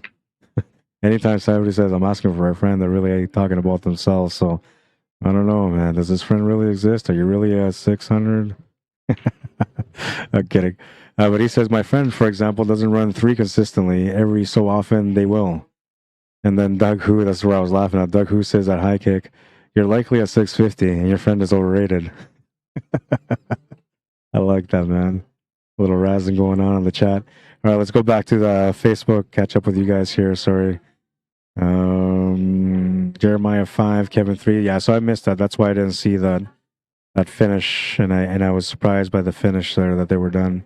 What's up, Joseph Spence? Leah Carroll says Peter Wood. No, Kevin just won, so it's 4-4. Well, it looked like Jeremiah won that match anyway at the end, or maybe it was Kevin that won. I'm not sure. I didn't see the finish. How you doing, Joy Horn? What is on your head, Reagan?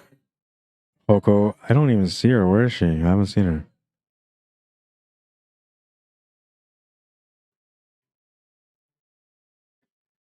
Maggie, Serge, thank you. I had their names. I went to go ask Serge for his name, so I got his name now.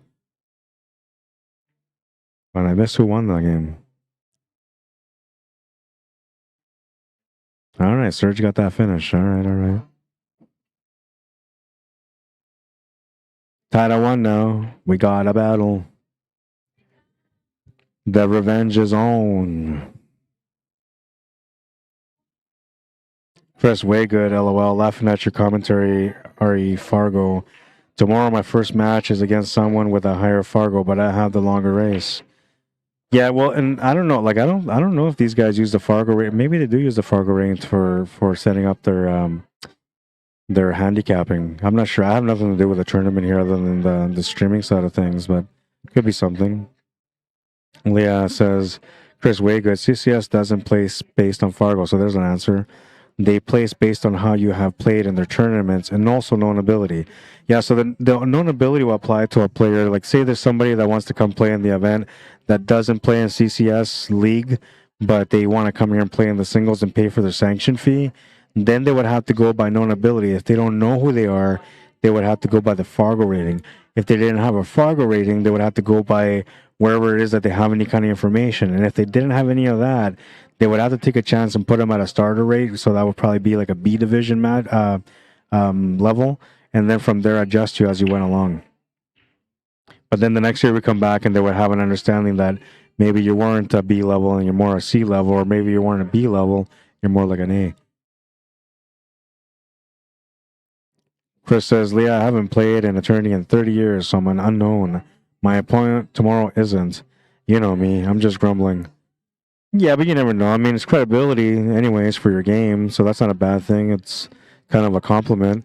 And then now if you come up short, well, you know why, is right? You have your reason right there why you would come up short, but I don't know, man. Something tells me that you're going to be the guy that comes in rolling around and, you know, throwing people out to the B side. We'll see. Maybe you'll get on the stream.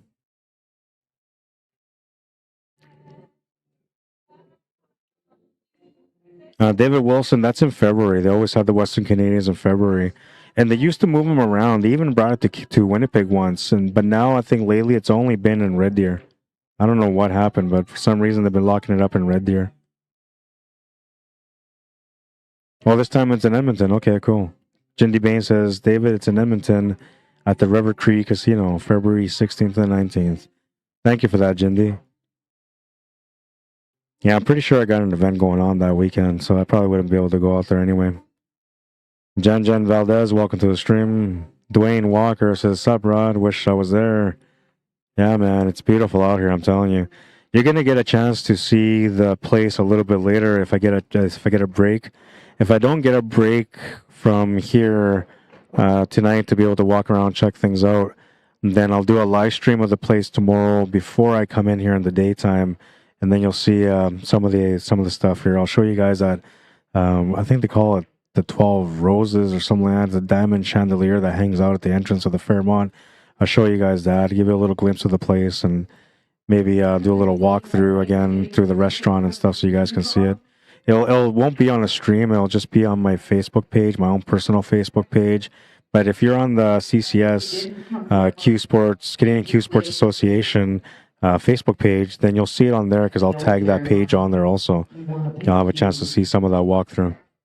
It's not fake, is it? You'll see it, and it's an incredible setting in here. It makes me want to come back every year, I tell you.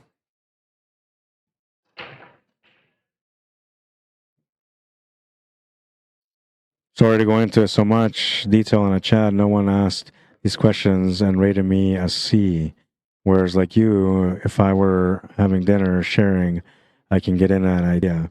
Yeah, and you know, another thing with me is that like, unlike a lot of organizations, I my whole work is based on watching players and trying to understand whether or not they're properly rated in that. And I run tournaments and events too, so I'm constantly looking for that stuff. So I'm a very well educated guy when it comes to rating people, and I can pretty much rate somebody based on numbers, and I can also rate somebody on the level based on performance from what I see. I can pick up on things, you know, like fundamentals and advanced fundamentals and mentality and pattern play, and all these things will tell me what level of a player I'm dealing with at the table. Survival skills, man, I tell you. Much less players play 14-1. You are correct, says Doug Who, and that's right. It's unfortunate too, man, because if everybody played 14-1, they'd be amazing 8-ball players and really, really good 9-ball players and 10-ball players.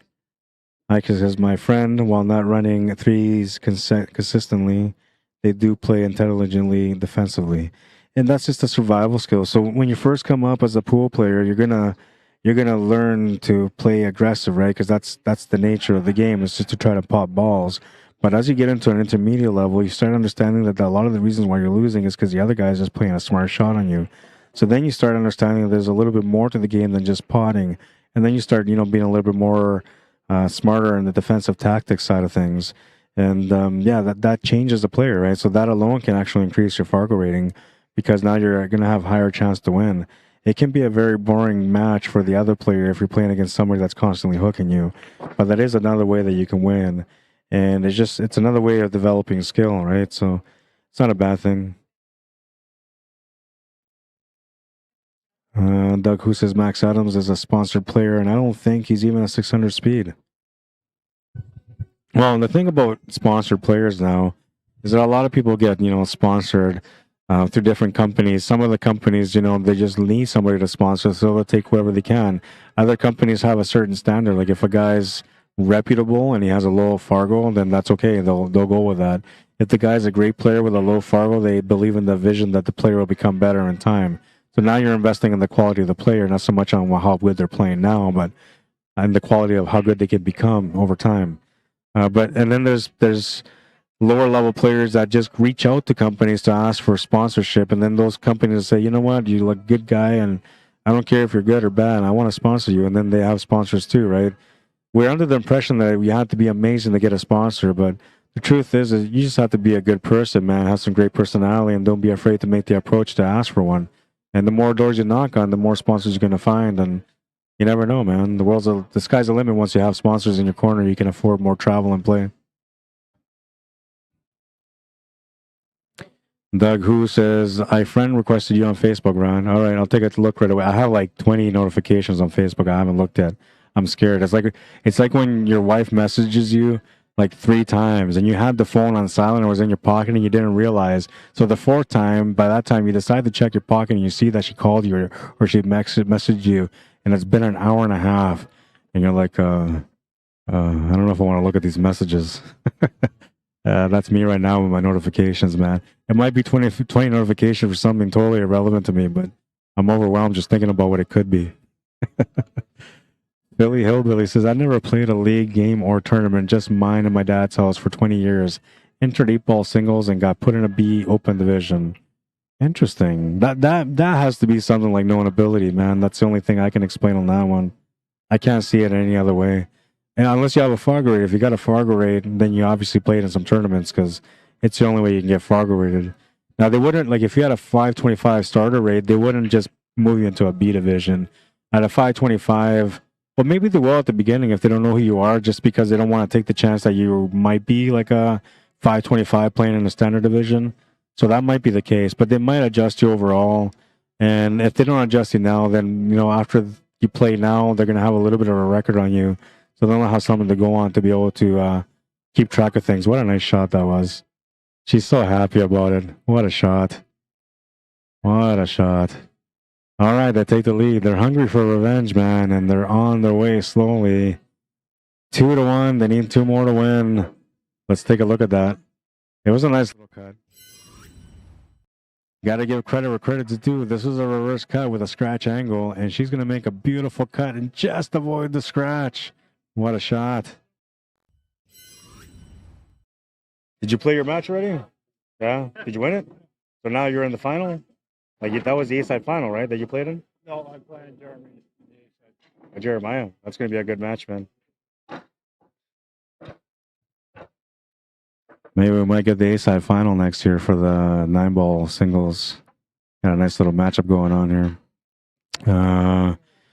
All right, so where was I? The highlight, I just did that. Going back to the comments. I almost finished catching up with YouTube. It took a little while.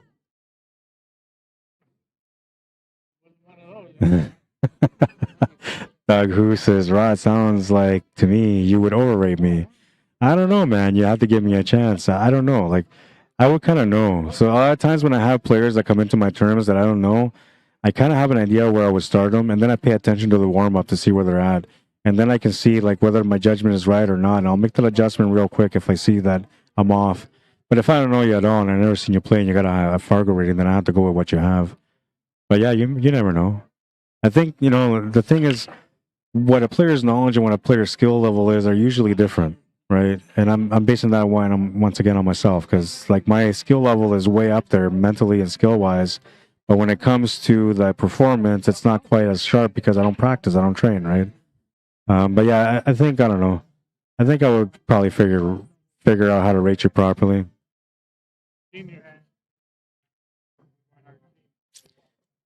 Philly says, just hoping I can compete.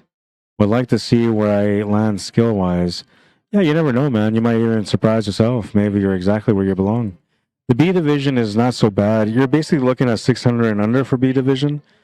And 600 and up becomes A, and then I'm thinking 650, 660 or something like that probably become the A+.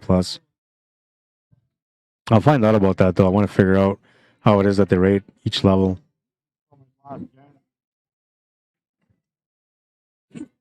High Kick says, when I was maybe 10 years old, played aggressive, some defense, stopped playing for a few years, started again, more defense, offense, and since playing 14-1, extremely aggressive. I'm surprised by that, man, because 14-1 is not an aggressive game. It's a skillful game, right? I mean, you can play aggressive, sure. If you have, the old school 5-inch pockets in the corners, then yeah, absolutely, you can play way aggressive with it. But if you're playing on a diamond or on a predator or something with tight pockets, you're likely not going to be as aggressive on the table for 14-1. If you're playing on a bar box, absolutely. But anything big table, you have to be more precautious because you make one mistake out of position and you have to come up with a trick shot. You don't make it, it's an end of a run. And I don't know about you, man, but if I run like 50 plus balls, I don't want to miss anymore. I want to make sure that I go all the way. And if I miss it, it better be because, it was some really, really bad roll. But it will never be on my own skill. So I don't know, being aggressive can pay off. But I think 14-1, if you want to get far, you have to be balanced. Cue ball's going to scratch in the side pocket. And that's a little bit to do with the cut of the sides. And also there's a lip in the side pocket that lets the ball go down. Jared, what? They made an announcement. I missed out on it. All right, I'll let you guys have your conversation here. Blah, blah, blah, blah. These guys are talking to each other. Doug Hu and High Kick. And I'm going to go back to the Facebook. Looks like everybody's being neglected over there. They're all switching over to YouTube to chat. Don't worry, I'm here too, guys. All right, let's see. Peter Witt says, I'd say 750 plus for a pro, and it's roughly around that. Like, we have a guy in Winnipeg, his name is, or not in Winnipeg, he's from Evanflow, Manitoba, but he comes and plays in the tournaments in Winnipeg, and he's one of our top players. He's at 744 Fargo rate, and that guy's as close as you get to a pro level, man. And so, yeah, I think that you're probably accurate, 740 plus would probably be right. 750 plus guaranteed, you should be a pro. I mean, like, the top players in the world are just over 800, right? So 750 isn't that far off. Dwayne Walker says, safe travels. Thank you. Jake Van Beek, welcome to the stream. Deb Williams says, Serge Tremblay. I have that name. Thank you.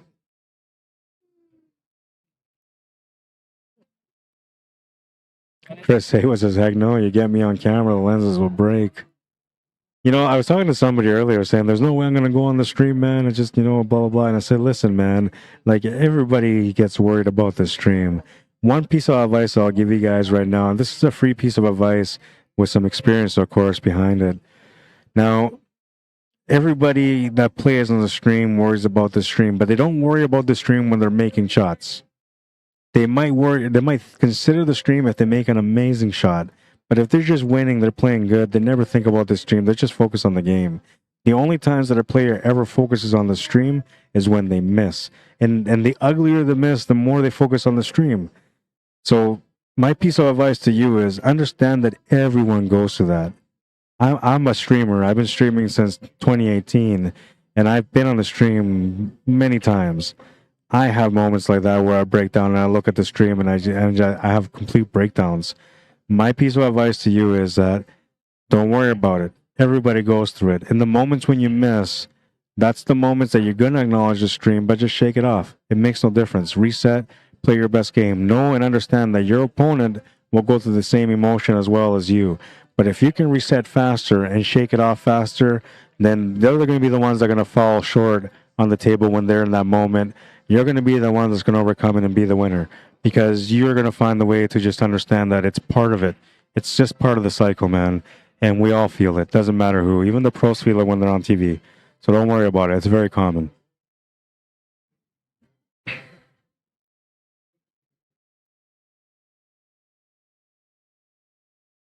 Andre Revere, how you doing? El Capitan, welcome to the stream.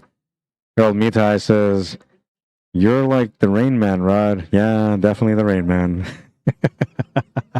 I haven't watched that movie, man, but I know what the reference. That's an older movie. I don't want to say you're old, Harold, but that's an older movie, man. You remember it though. And yeah, maybe I kind of walk around like just Fargo rate. I see somebody stroke, 528. I see somebody do a crazy shot, 625.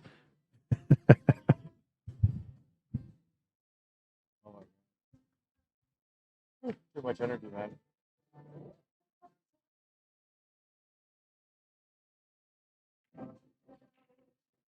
get a chance to take a look at the stream setup? Did change the instant replay, adding a CCS logo to it, and then the screen here, like I matched it up to the logo, right? I did little Oh, things. okay. Have you ever had the Falcon logo or Raid logo?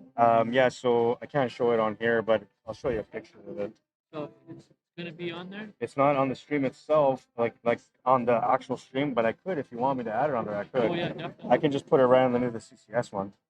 Definitely, that's part of what they pay for.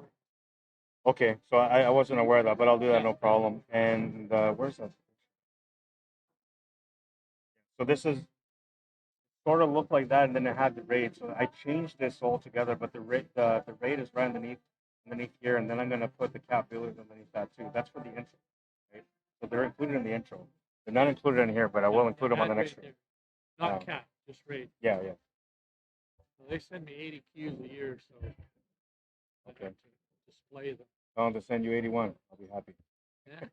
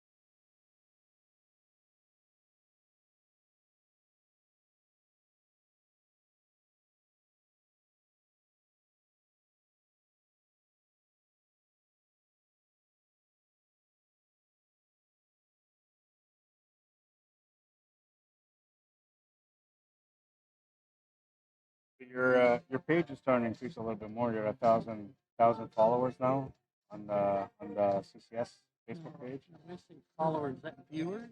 No, that's people that follow the page. So anytime you stream or post anything on that page, Okay, then they they're all aware. That's right, 1,000 people.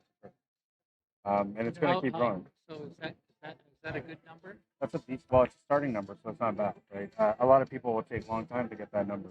Yeah. Yeah. But like Q Sports Live, I think they have like almost 50,000, but they started like 7 years ago.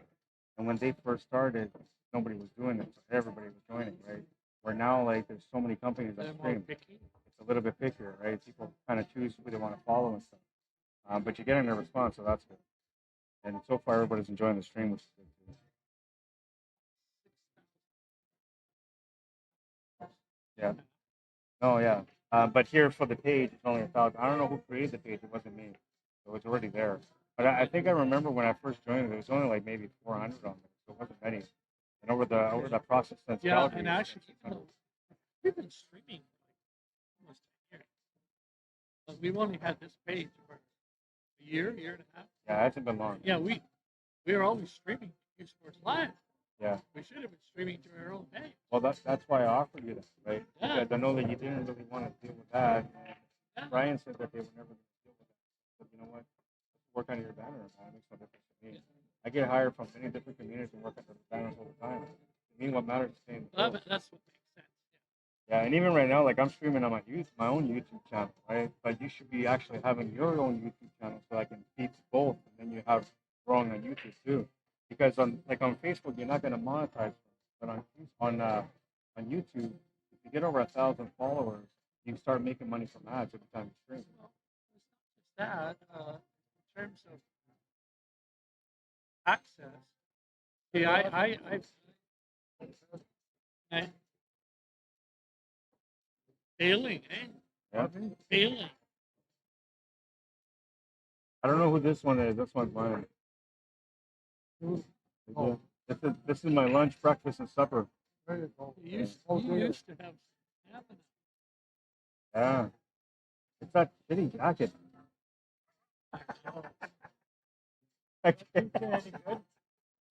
I'm not even a Bomber fan, but I just have to take a stab at it. Don't knock it. What happened to Winnipeg? Yeah, I know. I don't know what happened, man. They were so like, Winnipeg, those are Calgary, what like French he's like the shit in the sandwich, right? I'm surprised the Frenchman got you guys. yeah. No, they let that. I knew they were gonna lose. Hey, if there was a shit sandwich, Oh, guess who wow. the shit would be? Yeah, it's pretty good, man. That was a little I- rude. I I, hope paid, that didn't come across. No, a lot of I don't think so. $23, 4 topping plus extra cheese. Cheap. And it's 600 meters away. Yeah, I know where it is. Right They across. delivered, I just right? didn't know. No. I was fortunate that SASHA and STEPHANE went for a walk and they offered to get me food. If they didn't get me this pizza, I wouldn't have anything to eat. Because the only way I can go eat is go to something from over there. And then the walk over there alone is all my time I have. And I tried looking through Uber and I couldn't find anything through Uber, so that's why they went and got me something. Tomorrow I might do the same, just order an extra large so I have for the full day. Might even sell slices, man. Everybody's coming around looking for slices.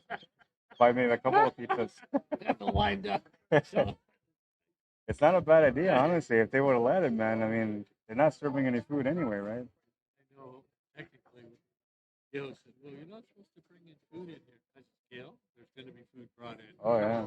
It's either food or beer. It's your choice. Both. It's going to be both. It's both being brought.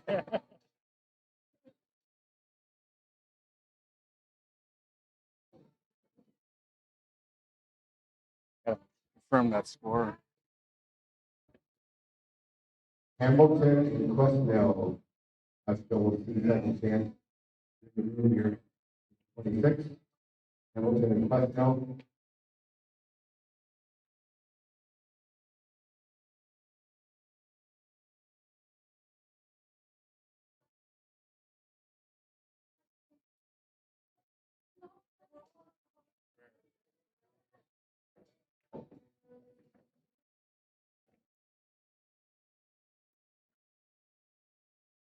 Andrea Wilson had a crazy two-wheel pick shot on a wall earlier.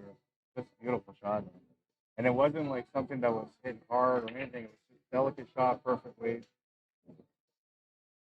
Nice player, really nice player. Telling me she's like a biggest master, used to be a national champion.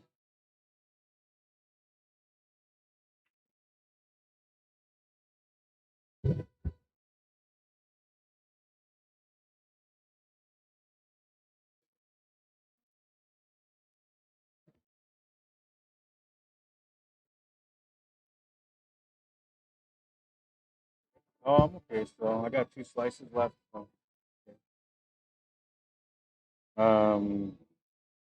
Yeah, and even got a little bit smarter, right? So I started like writing down people's names, stuff like that. So I keep track of everything while it's going on the side. So that way when I switch over, I have control of what's going on. Try to be a little bit more organized, that's all. 2-2. Wilson and Beach are going to tie up the match. Race to 2 for Fiddler and Tremblay if they want to get revenge. Race to 3 for Wilson and Beach if they want to be the only team that they couldn't overcome. And it wasn't bad. Like there was at one point there was like 60 people on here, and then there was like 70 people on the other one. So it's building up. It's only day 1, right? So it's gonna build up even more as it progresses. And for me, like I get better as the days go on. I get better because I start sinking in with the event. Like right now at the beginning, I had no idea what was going on, what the races were. Like a little lost, but now I feel more comfortable. And even the intro, like when I first started the intro, and now like I'm actually saying the words properly, right? But at the beginning, what happened was my camera was lagging, so then it was throwing me off, and I was in shock. So I was thinking, oh my god, right? Yeah.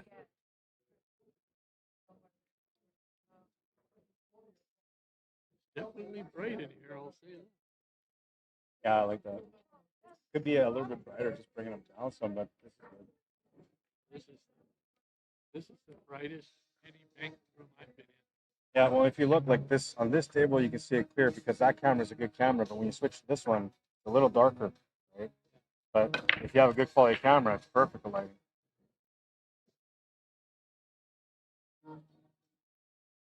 Oh, man. What's going on after this? After the tracks? After the match? Pretty much all 9 ball. That 8-side final, you gonna see it to me? Pretty much all 9 ball. And So for tonight or today, just Scotch doubles and the 9-ball. There's no other thing starting up. And then tomorrow it's 8-ball singles. Starting qualifying. Okay. And what about anything else? Just 8-ball singles? 8-ball singles. 8-ball singles qualifying for B and C in the morning. They switch over to the final in the afternoon. And the senior singles will start. I think last starts tomorrow as well. No, they start at 9 or 10:30. And I tried to get my order camera, man. Like I'm paying payments on it, like a little over $1,000. I was trying to get it before I came on the strip, but it's not getting there till next week. But that camera is like the latest model, like beautiful sharp picture. It's not a PTZ though; it's just a standardized camera, but it's one of the best ones out there right now. Sorry.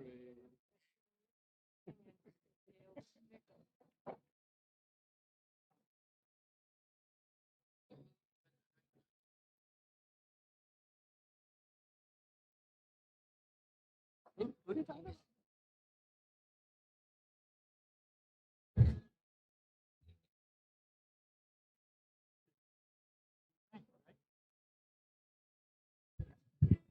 All right, I was getting distracted here on the side, but we're back. Talking to the organizer here, Ted Harms. Ted Harms. Joking around a little bit about a few things, but I'm back and we're going to focus on this matchup here. The score is currently 2-2. We're getting within that point here where the racks are going to become a little bit more crucial, and so are the wins. And I was just talking to Shannon Benson, who's part of the team that's running the events and working out the matches. And I asked him what's coming up next. We have some 9-ball matches coming up for, looks like the rest of the night. It's all big matches coming up. I think the first one we're going to have is going to be the A-side final. Then we're going to go to the B-side. Likely it's going to be like a B-side semi, then a B-side final, and the championship match. So we're going to have a lot of great matches coming up for you guys here. Singles coming up in the next couple of matches anyway. And I'm assuming that we're probably going to get the coverage of the finals, the A-side final, the B-side final, maybe the championship match for the Scotch doubles. But don't take my word on it because I'm not the one in charge of which matches get put on here. But I'm going to try to see what we can fit in there. And if by any chance there's a time crossover where, like, say the A final and the B final, or A final and A semifinal are playing at the same time, then, you know, it is what it is. We're obviously going to take the A side final at that point. And you might miss out on the semifinals on the B side, but we'll see how it all plays out. As far as I know, as far as I believe I know, we're going to have the A side final for the 9-ball division coming up next. Now, this is going to be a nice little matchup. It's been a great matchup so far. Scores tied at 2.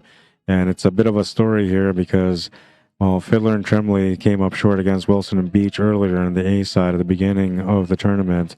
And they've come through the ranks on the B side to get back into a rematch here against them. And they're looking for a little bit of revenge. A chance at doing so is in front of them, but they got to get to work.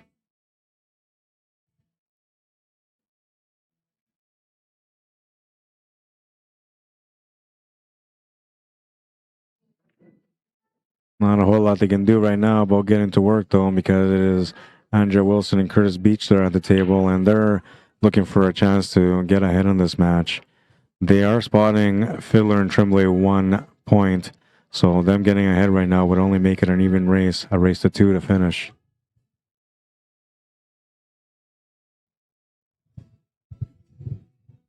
Forgot my my microphone stand thing. So I've been having to hold the mic, and then I'm switching hands because the 4-round gets. But then walking all the way to the room and walking all the way back hurts my legs, so I just gotta survive. When I leave that room, I don't go back until I have to go to sleep. Well, listen, right. Borrow that one. Have one there, yeah. Well, they have one, but They're not don't using it? need it. Okay, I'll. They're only on the half, and are they on the? Yeah, that's right. Yeah, they're not. And I just need it for today for a little bit. I'm getting like the shin splints here on both of my legs from walking around the cement. I'll go over there. You gonna go get Yeah. it?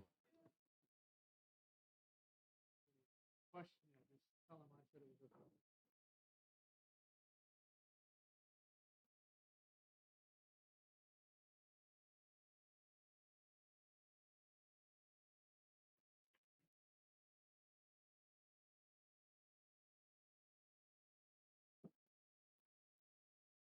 Carl and Jeremiah will put you guys on table 1. Tom LaForney Jeremiah Hampton going table 1.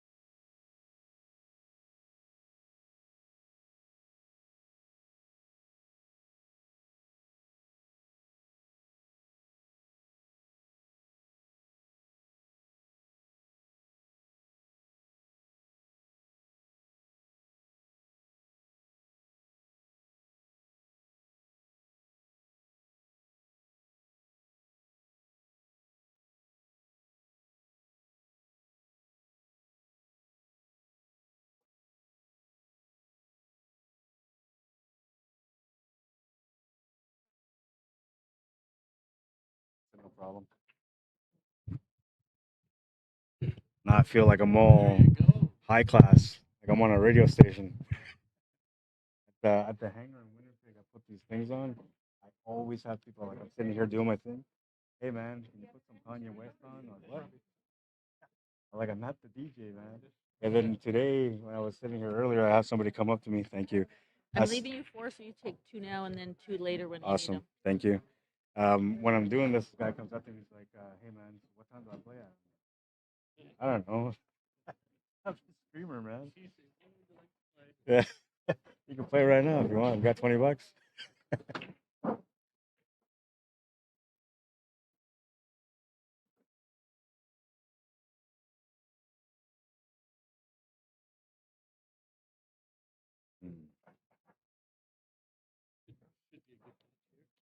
Yeah, they already called it. It's gonna be a fast match. No, I caught a little bit of him over there, but not much. Yeah, but he's accurate. Yeah. He shot that exact same thing ever. Doesn't take long. Extremely confident and almost never misses. Yeah, that's good. Well, and on He's actually entertaining. against him, like what he just got eye surgery recently, so he was like a good player, but he would miss because of his eyes. And now, like he's got good vision, so like he's playing really strong in Winnipeg lately, the last few months anyway.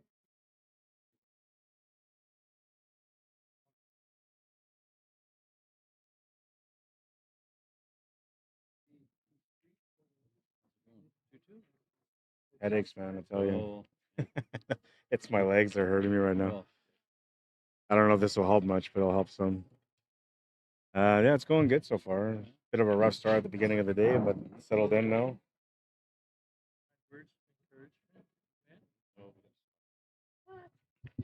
All right, so I got a microphone stand, a borrowed one, so I feel like a radio DJ now.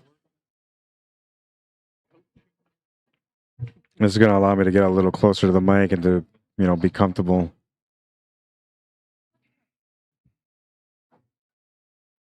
And so we have this match going on right now, and then there's this match going on that just started now. This is the A-side final, 9 balls. It just started. It's Jeremiah Hampton against Tom Lafournier from Winnipeg. And, well, I don't have favorites, but, I am from Winnipeg, but I'm not going to have favorites here either. We're going to come back and watch that match as soon as we can. But we're on this one, so we're going to continue on this one for now. But we're going to miss a really good match on the other table because that's the A-side final. So both those players are undefeated so far. You know, we could never get in. Hotel California, you can get in, but you can never get out. Steve Tickner, how you doing? Tara Senchar, welcome to the stream. Michael Vidler, welcome to the stream. Sylvain Valieres, welcome to the stream. I probably got that wrong. Alan Wang, how you doing? I have to guarantee the bar. It's not cheap. Nice shot there from Andrea Wilson. That's going to put him up 1. And now we are at the crucial part of the match. It is 3-2, meaning whoever wins this game is going to get on the hill first. Who do you think is going to get on the hill first? And with the way this match has been playing so far, who do you think is going to win the match? Will Fiddler and Tremblay get their revenge? Or will Wilson and Beach just be too tough to handle on a Wednesday night?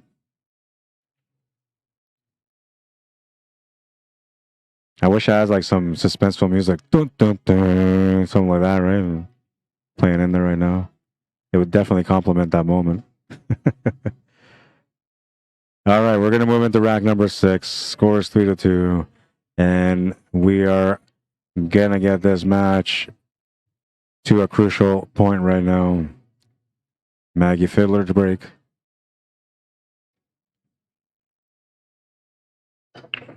Looking for some action. 2 balls going to get spit out, but she's going to make the 10 ball, I believe it was, in the top left corner. And they're going to have a chance at stripes for sure. They can, no, I don't think they can do anything. Well, they might be able to do something with solids, but the stripes look like the best right now anyway. And they got a nice little setup here to get started. Can draw right down towards that 8 ball, get set up for that 11 or that 12 ball.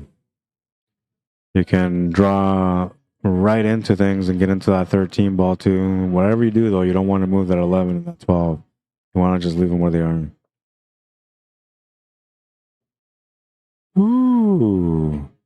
A little tight situation there. Got close to the side pocket, but avoids the scratch. This is going to give his teammate Maggie a chance to be able to follow up here. Choice of the 9 or the 13, both available. You have to figure out what will give you a follow-up shot and a finish. Now, this 9 ball, it looks like it's innocent and harmless, but it's actually in a tight spot, and you have a great shot at it right now. The only thing that would stop me from making that shot is because you'd be shooting over top of the 5, which I think that's the reason why she's looking to take the shot that she's taking on. It just makes a little bit more sense. She's more comfortable, more relaxed. And now, I don't know if she gave him anything here on the 11. It doesn't look like it. I don't know if he's got anything on the 14. He's got to wait for Tom Lafournier to shoot before he can take a look at that. Tom's just about to shoot here with this table, so you guys can see him shoot. Looks like he's going to try to control that area because he's got another shot there, but he's going to wait for Serge to take his shot. And it looks like he's got the 14. He's taking an aim at it anyway, so it must be available. It was. A little bit unfortunate there to run into the 3 ball because that's going to tighten up things with the cue ball. Don't know if they can do much here. And the back cut is out of the question now. Just won't be there. And the only thing that can maybe help here will be the 9 ball. But I don't believe it goes past the 1 ball. And there's no bank available because of the 1 ball as well. Only way you can maybe make this 9 ball is, well, I don't know. I don't think you can. I really don't think you can. Yeah, there's no out. So the back cut is the only option she really kind of has. And this is a really, really tough back cut. But if she can make it, it'll be a good moment for her team. Looks like she missed the back cut, but she did hit her ball by hitting the 11 ball. And doesn't turn the table over with a ball in hand. And they've also tied up the 1, which creates a little bit of a problem here for Andrea Wilson and Curtis Beach. But they're going to get to work and they're going to try to figure it out. There's definitely a lot of possibilities out there. Lots of room to be able to create some possibilities for that 5 and 1. Hi, Noella. How you doing? All right. Let's see what the comments are here from this match. Who believes who's going to win? Steve says, doing good, my friend. Right on, man. Alan says, hi. How you doing, Alan? Are you playing in this tournament, Alan? Steve says, Wilson and Beach for the win. Well, they won the A-side matchup against these guys, so if they do it again, that would be the only team that Fiddler and Tremblay couldn't overcome. Peter says, I'm prejudiced. Beach and Wilson for the win. James says, unreal shot by Curtis. Noel, yes, it is. All you gotta do is go onto the YouTube post for this stream, and on there you're gonna find the link. And I think, oh, I didn't put it on here. I'll put it on here for you guys too. I think I did earlier, but I just didn't. I didn't pin it.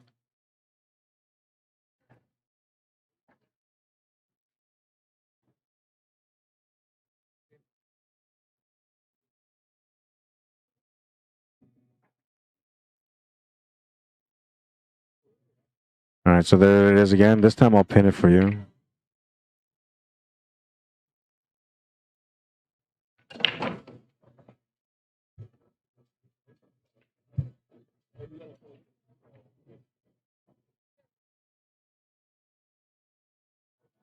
I left YouTube for a little while there too because these guys were having a little conversation amongst themselves. So I'm gonna go back and see what is going on over here. And yeah, we're still having some conversations over here. Doug says Wilson Beach.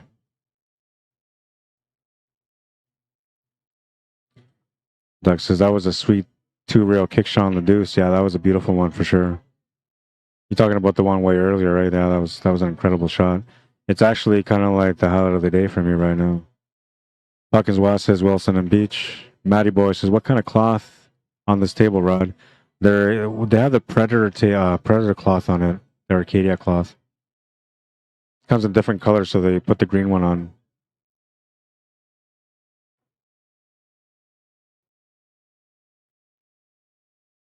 OBS, Doug. Pro Level AVG says hello from San Antonio, Texas. Welcome to the stream, Pro Level. AVG standing for average.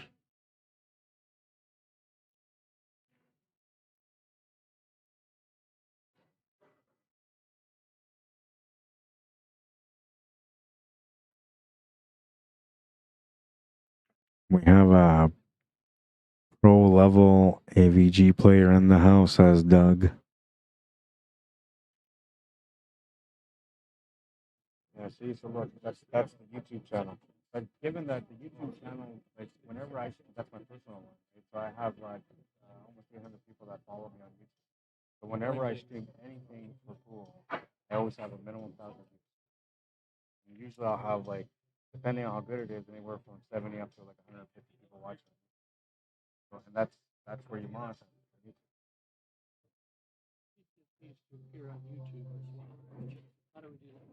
have to create it. You just have to create the channel, and then you have to ask for 24-hour permission to stream, and then that's all you gotta do. I can do that. Yeah. If you want to give me an email that I can work with, it has to be like a Google account, like a Google email, a Gmail or something. Like I did it on mine, so yeah, I can do that. Yeah. I'll do that. And then that way you can drive people that way. It's hard. It's hard at first though, right? Yeah. And the quality is way better because a lot of people watch on their big screen TV. So then, like when you watch the Facebook on big screen, it's no good. Yeah. Yeah. Yeah. And I think like YouTube justifies the quality of the cameras too. It enhances it. Oh yeah. Yeah. Yeah, that's good. You know, if you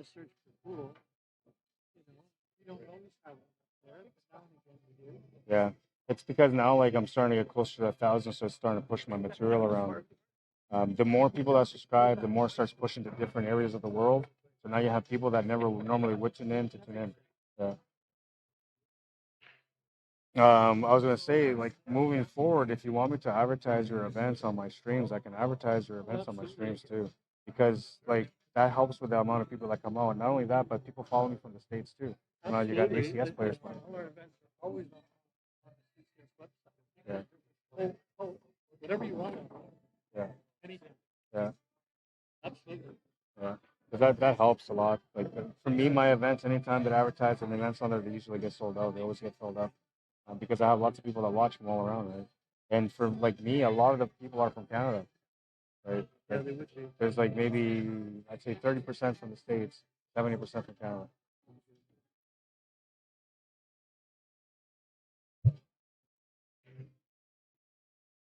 for like Mr. Pool and Manitoba. Yeah.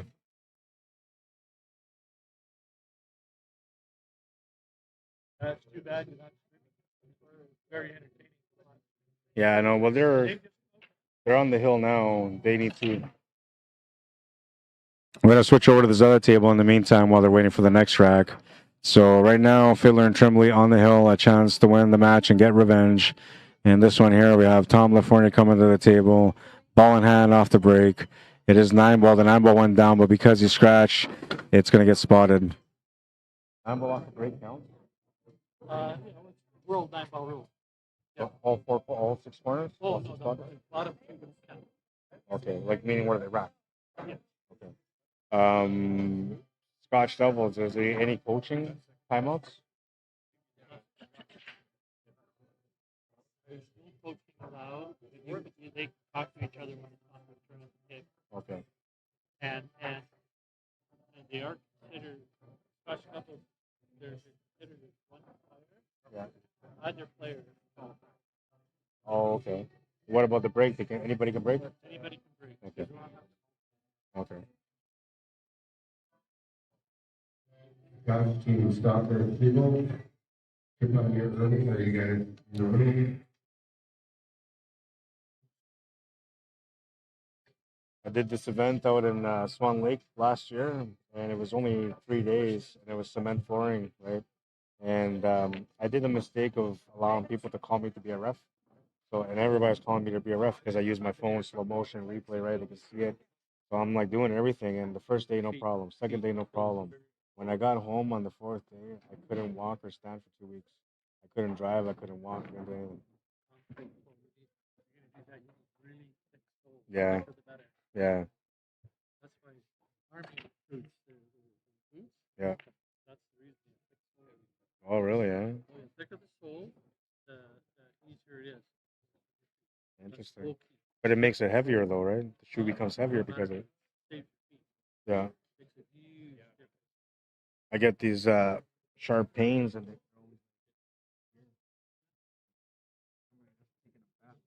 that's what it feels like. Yeah, that's what it is, really. Because I had shin splints 3 times before, and that's what started this whole neuropathy thing. That's the original pain, and every now and then it comes back to remind me.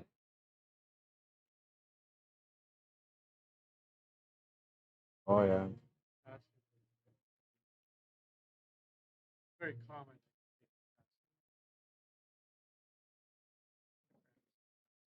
I was eating bananas, but then they're too sweet for diabetics, so I stopped eating them. And then having a half a banana seemed like I'm always wasting fruit, so I just stopped taking them. But my legs were doing the best when I was eating bananas. Yeah. The other thing I'm going to do now that somebody was telling me is cayenne pepper. Mix it in with a little bit of hot water, like a shot glass, and then you put it underneath the tongue, and supposedly it opens up everything in your arteries and veins, and it allows the blood to flow through better. Well, if you look at like medicinal creams for leg pains, for neuropathy, most of them have cayenne as the number 1 ingredient. Right? So all they're doing is just putting it directly into your tongue. I'm gonna try it, so I'm gonna see it. This guy swears by it. Yeah. All right, moving back here. So these guys are continuing the rack now. And it looks like Serge and Maggie will have a chance to be able to close out the match if they can work out this table.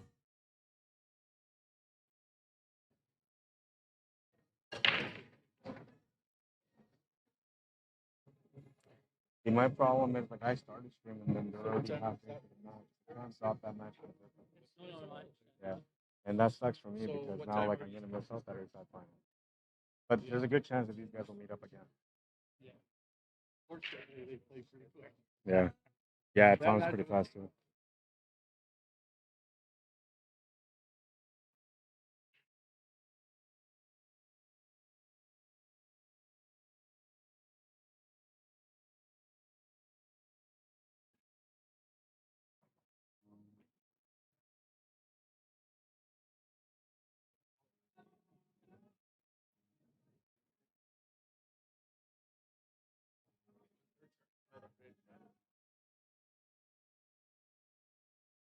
Here you go.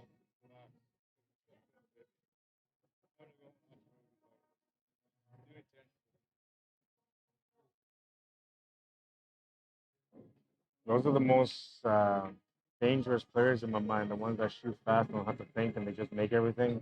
It's like you can't comprehend that style of pool, right? It's tough to watch, and it's intimidating to play against. So, but the only way you shut those guys down is by slowing down your game. Then they lose their rhythm. They try to shoot too fast.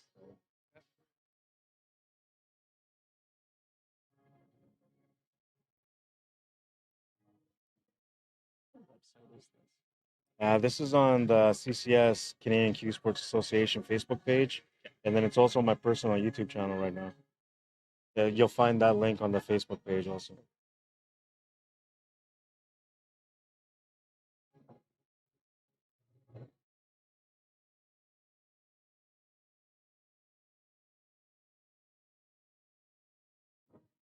Like watching Mike Tyson fight Mike Tyson. Like watching Mike Tyson fight Mike Tyson.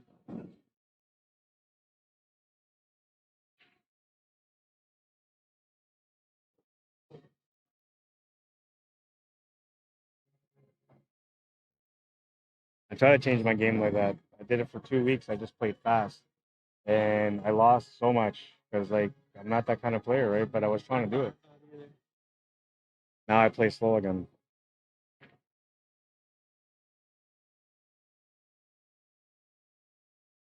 There's a few impressive players here though that I've seen from like the B division, A division. A few of them stand out. How's the battle? Last. Lost. I Nope. was playing at 9 a.m. and lost wins. So now you're out? Yeah. Why? What are you doing now? Going to the room? No, I was hanging out. I was gonna bring the pizza down there. Oh, okay. Just want to sit down and sit and play pool. Yeah, as soon as I get a chance, we'll shoot. Yeah. And now that you're not in it no more, we go outside too after.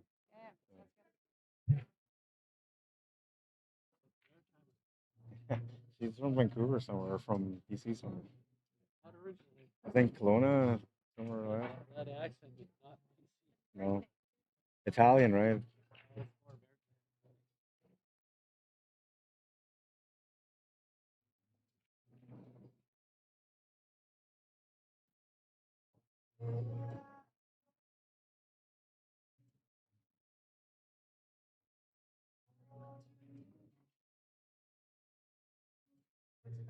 I forgot to turn on the live on air sign. I always turn on the live on air sign because when players are playing and they face a shot this way, they see the live on air and it shakes them up.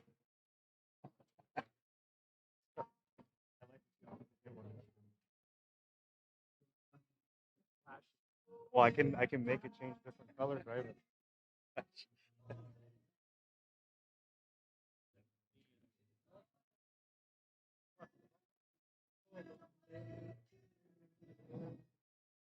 It was the greatest thing that I came up with. Out of all the products that I've done, that I created, that's when my wife did it for me. I bought that board at a yard sale for $20. And then, like, I bought it for somebody in a restaurant. I was going to give it to them so they could make, like, a menu sign. And they chose that they didn't want it. And it sat around for, like, 6 months. I was like, hey, if you're not going to use it, I'll take it for my kids. And then I took it, and my wife says, why don't you do, like, live on air on there? I'll do it with vinyl. I was like, okay, do it. And then she did it. I was like, oh, it's amazing. It just works great. But you can buy these live on air signs. They're tiny. They look really nice, but they're super expensive. It's still not worth it, you know? This one just catches your attention from afar. Yeah. And then like it creates a sense of professionalism when like strangers come into the building. Like, oh, they got live on air. What's going on there? Right? Yeah. Yeah. Everybody knows it's on air. Yeah, that's why I always bring it, man.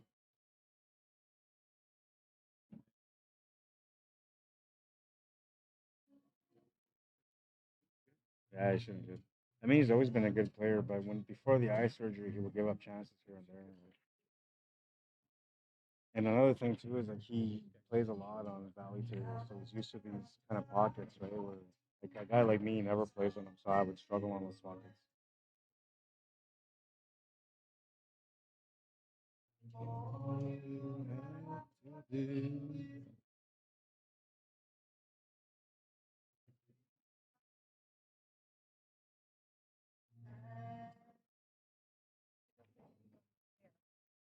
One of the things that changed about prom too is that before, like, for him all the time. But now when he misses, and he just and he walks away and then he comes back and he's right good again. Right? I used to love playing against him because as soon as he missed, I would run him out and that would sting him for like 3 racks, at least 3 racks. Yeah. Yeah, yeah. Well, and he had a stroke a while ago too, right? So to recover from that, playing still good.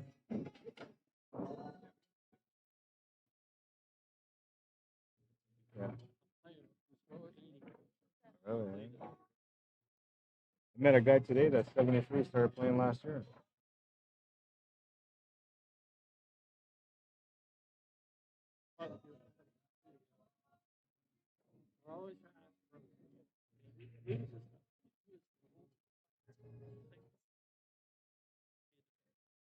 Oh, cool. That's nice. Because, I mean, they're not going to go around winning championships forever. They just want to live in the moment. Yeah. Yeah. Yeah, this guy that I met today, he's like, yeah, I'm 73. Yeah.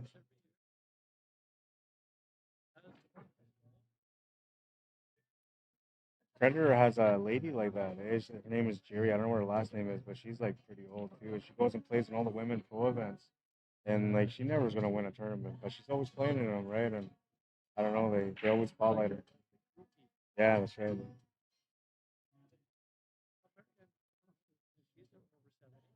Yeah, yeah, but she's a dangerous player. Yeah, yeah. That lady's gonna live to die as a champion all her life. Could be one of those players that tonight he's still playing.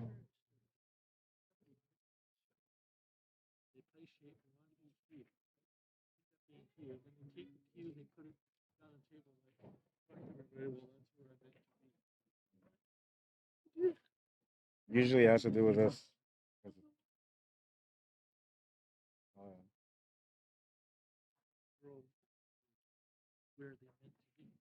I think it's a combination of that, but also like talking to the ball, like you're supposed to be here, right? It's like talking to yourself, sort of.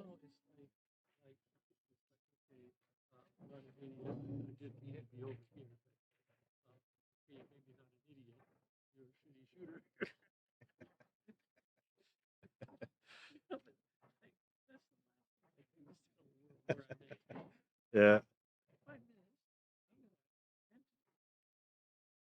funny.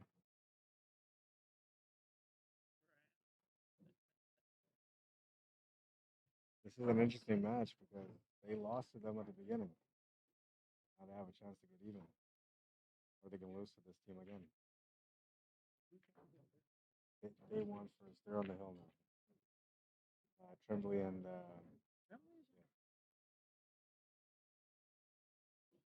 or maybe I have it backwards.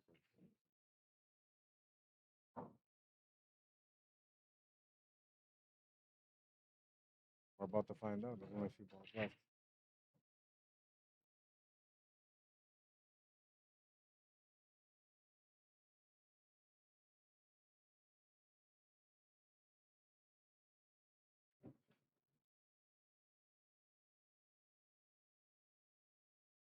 Hey, he just sees things, man. Like fishing was horrible, and he just made a beautiful bag to get back into the game.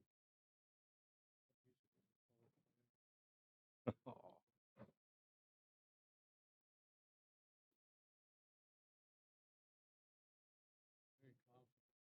Yeah.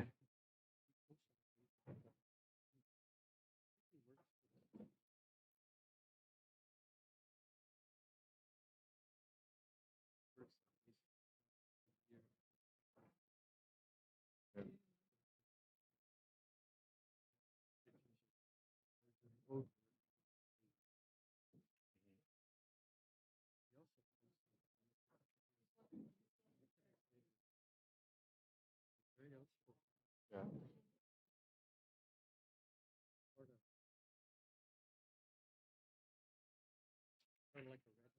Yeah.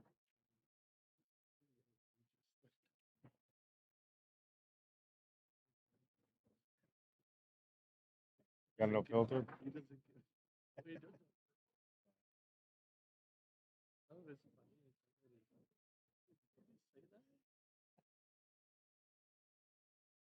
funny. And I shared the oldest poster. They get your attention.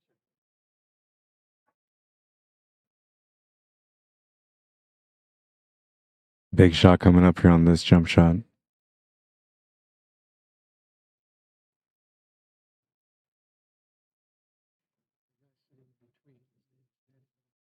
Yeah, I met him in Calgary. Say something. Hello. A little bit. Hello.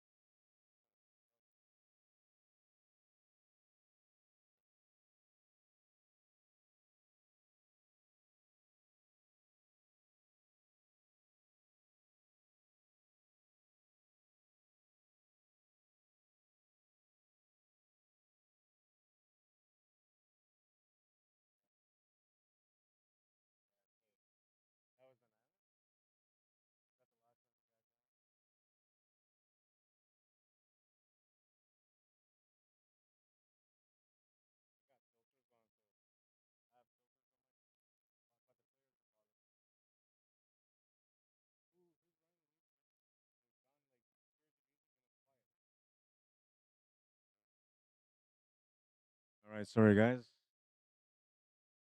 Just talking here to one of the organizers, and I got caught up in conversation with them. So this is a hill matchup now, and Federer and Tremblay have a chance to be able to get the revenge after all.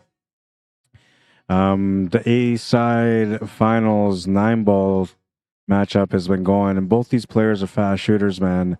They're likely close to the end of the match already, so we're probably gonna end up missing that A side final. But the only reason I didn't switch over is because we were already like halfway into this match at that point, and I felt like it would have been rude to jump from this stream to the other one just because the other one was the A side final, so I didn't want to do that to them. And that's the reason why it worked out the way it did. But I have a feeling that no matter what happens here in this A-side final, that these two players are destined for another rematch because they're both fast-paced players playing very accurately. Both are playing like they're meant to win this event. So I have a good feeling that if anything, whoever loses on that A-side final is going to end up being the person that comes back from the B-side.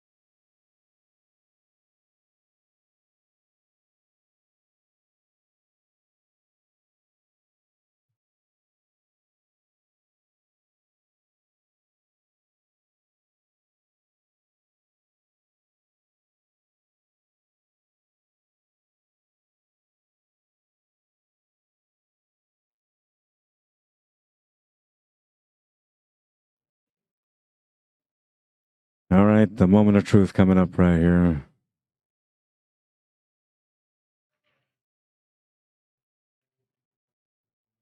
Oh, they're going to get their revenge after all. Revenge is sweet.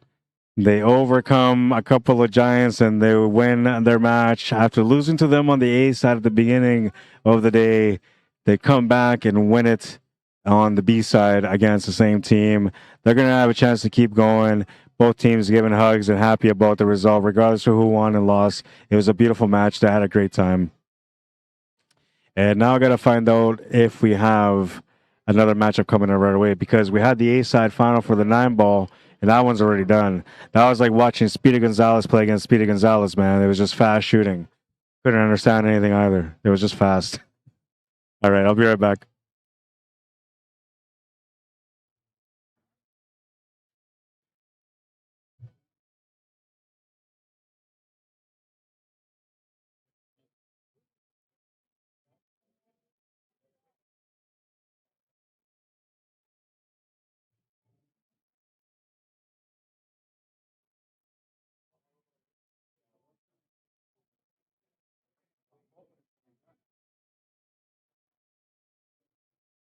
Jeff was good.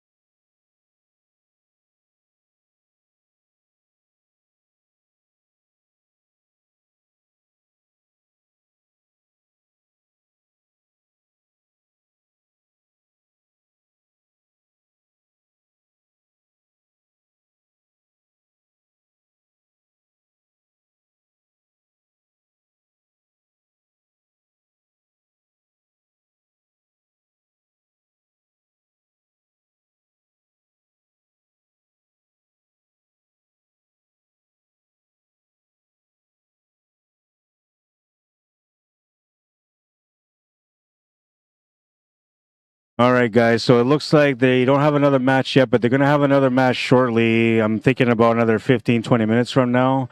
There was another match, but one of the people that was playing didn't feel comfortable being on the stream, so they're not going to put that match on there. So we're going to come back with another stream shortly. This is going to give me a chance to take a little break.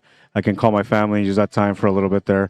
And yeah, we'll be back with another stream shortly. And let's go back and take a look at that last highlight to see what the last highlight was before I go.